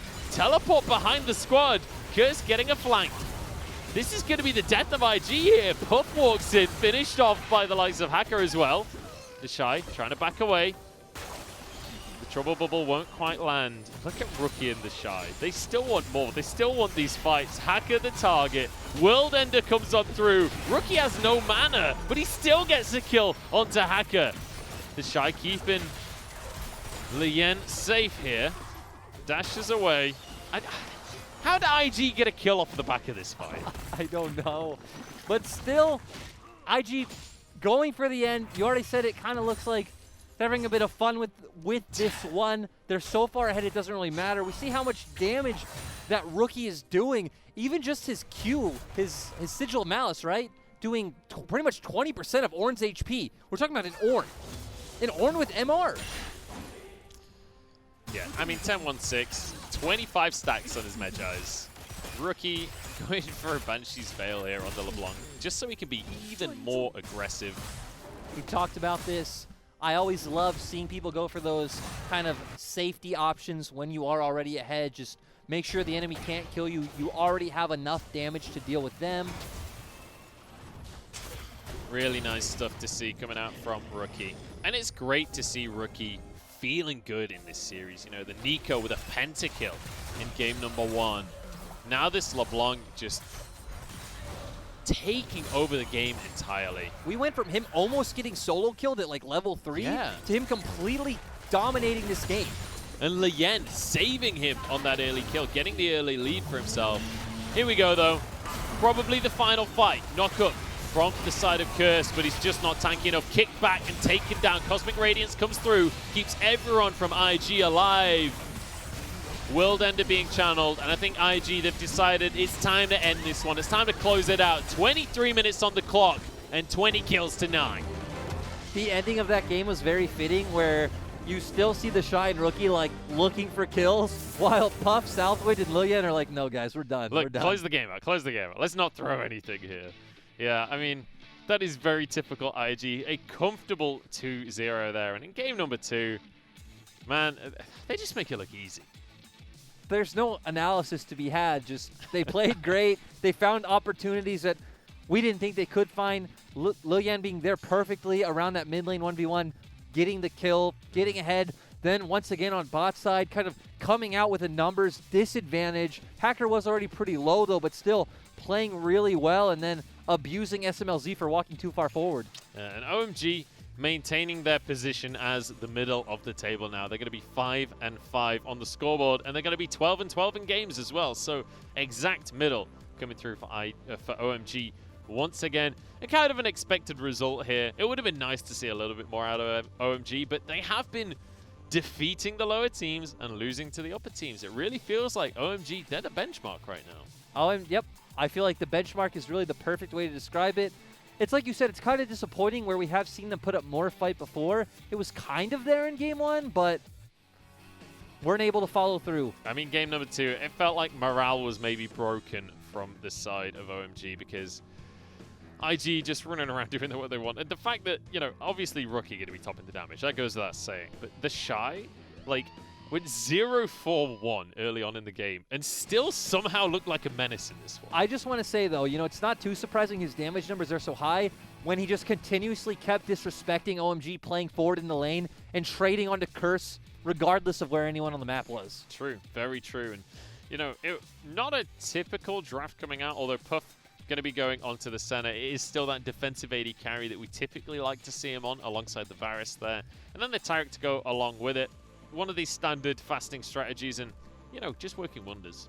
Yeah, and OMG just kind of doing, just doing what they've always done, which in my opinion is pretty much just drafting in a vacuum. They didn't care too much what OMG were picking. They just said, hey, we're going to go with this combo. Like in the Taric, pretty strange when they have a comp that doesn't really need to run at you, but they set it up so well. It looked great in the game, and that's all she wrote. I think part of the Taric pick as well was to take it away from the Olaf. Because, you know, they banned away the Yuumi and then they picked the Taric. Olaf was already locked in. It's like, we don't want Olaf to have an opportunity to just run at us. We want him to feel squishy. We want him to feel kind of useless in this game. And honestly, Hacker really struggled to have a big impact on the Olaf. True, but it doesn't feel like it was because of picks, right? He had the opportunity. He had a pushing bot lane. He could have had a winning mid laner if he had played around that lane more. Decided not to and just didn't find any opportunities and went back to what he knows, which is playing around top side. Yeah, and I mean, the opposite can be said for Lian. In game number 1, went for the Kiana, very slow play, like building it up over time, and then explosive mid-game fights. Game number 2, goes for the Lee Sin, just makes huge plays, triple kill in the early game. Honestly, even though Rookie played insanely in game number 2, I wouldn't be surprised to see the MVP given over to Lian, because his Lee Sin, especially in the early game, was what set IG up for the win. It feels like he really got them there. Even with Rookie, right? He was there for that early 1v1 we were already talking about. So it could really go either way, right? Rookie got his advantage and then ran with it, but it really feels like Lilian was the bridge that got them there. Yeah, for sure. And on the other side of the board, a difficult series from the side of Icon, from the side of Hacker. And we talked about the top jungle kind of head-to-head coming into this one. Hacker definitely feeling the brunt of Lien in this series. And the Shy, even though he was dying to the curse, I mean, honestly, when it comes to top laners in a vacuum here, Curse, I think, played better, arguably. Especially in game 1, he was actually getting kills onto the Shy. Game number 2, the Shy, even though he was dying, he was like still having a huge impact in the game after being camped. It definitely feels like he probably put up the best performance on the team today. He did very well in game 1 and game 2. The rest of the team just not abusing their advantage, maybe coming more down to shot calling, but still, he did what he had to do. And again, we keep accidentally calling him the Curse, but after killing the Shy, maybe a title he deserves. Maybe. Great play coming out from Curse across the course of this series, but I want to take a look at some LeBlanc highlights because Rookie, he was just all over this game. He just did so much damage. We see one combo completely deleting Cold. If he was able to get on SMLZ here, surely would be gone again. This is the play that I love that really defines this game for me, where him and Lilian just doing such a good job being on the same page, setting up this teamfight win where, look at the minimap. The Shy's not even here, but still great play coming out from everyone. Southwind on point with that Cosmic Radiance, and Puff, great Dawning Shadows. And IG just making it look too easy. I'm really hoping there's one more replay. I want to see Colt just getting one shot by Rookie. It was in the mid lane a little bit later on into the game as Rookie just finishing off the kills on the backside of the fight. Here it is. Oh no, it's SMLZ. Either way, still counts. Yeah, just one combo and he's going, this was the one I was talking about. Yeah. There's so many of them. You could just pick any single one. And that was such a beautiful kick from Lian as well. This was where it looked like they were getting a bit too ahead of themselves and saying, hey guys, how much you think we can get away with? But it didn't matter. This game was still over before 30 minutes. The crazy thing, like, that's such a nice kick from Lian, but ultimately, you know, the rest of the team wasn't really in a position to capitalize on it. Rookie does get the MVP in the end. That'll be his 6th coming on through. I mean, I don't need to say any more about how Rookie did. We just saw the highlights. When he gets LeBlanc, there's nothing you can do. It's really great, too, because we at least saw in last summer's regular season, when he came back from his kind of break, he was struggling to bring it together. Did get it more together towards playoffs, regional finals, and worlds. But it's nice to see him come into the regular season and just have such a high level of play already. Yeah, really, really convincing. The same can be said from the Shy as well. Although the Shy, it's kind of a little bit coin flippy, but I feel like the mechanics are there regardless, right? But, I mean, it's coin flippy is a way to describe pretty much all the top half of the map. True, but the confidence is what really sets the Shy apart from other top laners, because, like, that play when he just goes for the 1v2, Rookie and Lien are on the way up to the top lane, and he just goes for it. He just starts the play early, ends up dying anyway, but just, like, that is just so classically the Shy. I feel like confidence is just a good word to describe this whole team and their play style. Yeah. There's just tons of confidence. It really is. It's just oozing with confidence, and OMG, unfortunately, being on the ugly end of the confidence here today. 2-0 for IG in the end. Phenomenal win coming out for them. And as we look at the standings as well, IG, they're going to be looking really great. 8-1 now. So they're closing that gap onto eStar. This will mean that they are 2nd on the standings, I believe, 16 for 5. And it also means on a percentage level, they actually have the best win-loss ratio in the league. Another thing, 8-1 you just said, so they've played 9 games, means they only have 7 more coming through. So they're no matter, like, even if for whatever reason they started losing every game, they're in a pretty good position just for playoffs regardless. They're pretty much locked in. If they get like one more win, I think they are 100% locked in at that point. It depends on all of the other results, obviously. But let's take a look at how today went down in the end. 2-1 for EDG, making it a little bit harder than perhaps it needed to be over the side of LGD. And then obviously we've just seen IG 2-0 over OMG in the end. And we can take a look at what's coming up for you guys tomorrow as well. Plenty more action coming your way. We'll start the day off with DMO against LNG. That'll be followed by eStar up against Vici Gaming. And then we round out the day with V5 against RNG. tomorrow should be a pretty quiet day here at the LPL with these matchups. Yep. But the fact that this is the LPL means that an upset can always happen. Yeah, the first game especially, I think DMO LNG, that's the one where I think the result is the most up in the air. But also, VG Gaming, they've been on a bit of a late surge. They have been looking a lot better as of late. Granted, they're against E-Star, so it's going to be a rough matchup. I was going to say, E-Star are first place. Have you been watching their games? Yeah, but I'm just saying, they've got Coma. That's all I'm saying, okay? that's where I'm going to leave it on that one. That's going to be about it from us, though. Thank you very much for watching for today. Make sure to tune in tomorrow. It's at the earlier time once again because we've got 3 best of 3s coming your way. I've been Munchables. This has been Lyric. We'll see you tomorrow.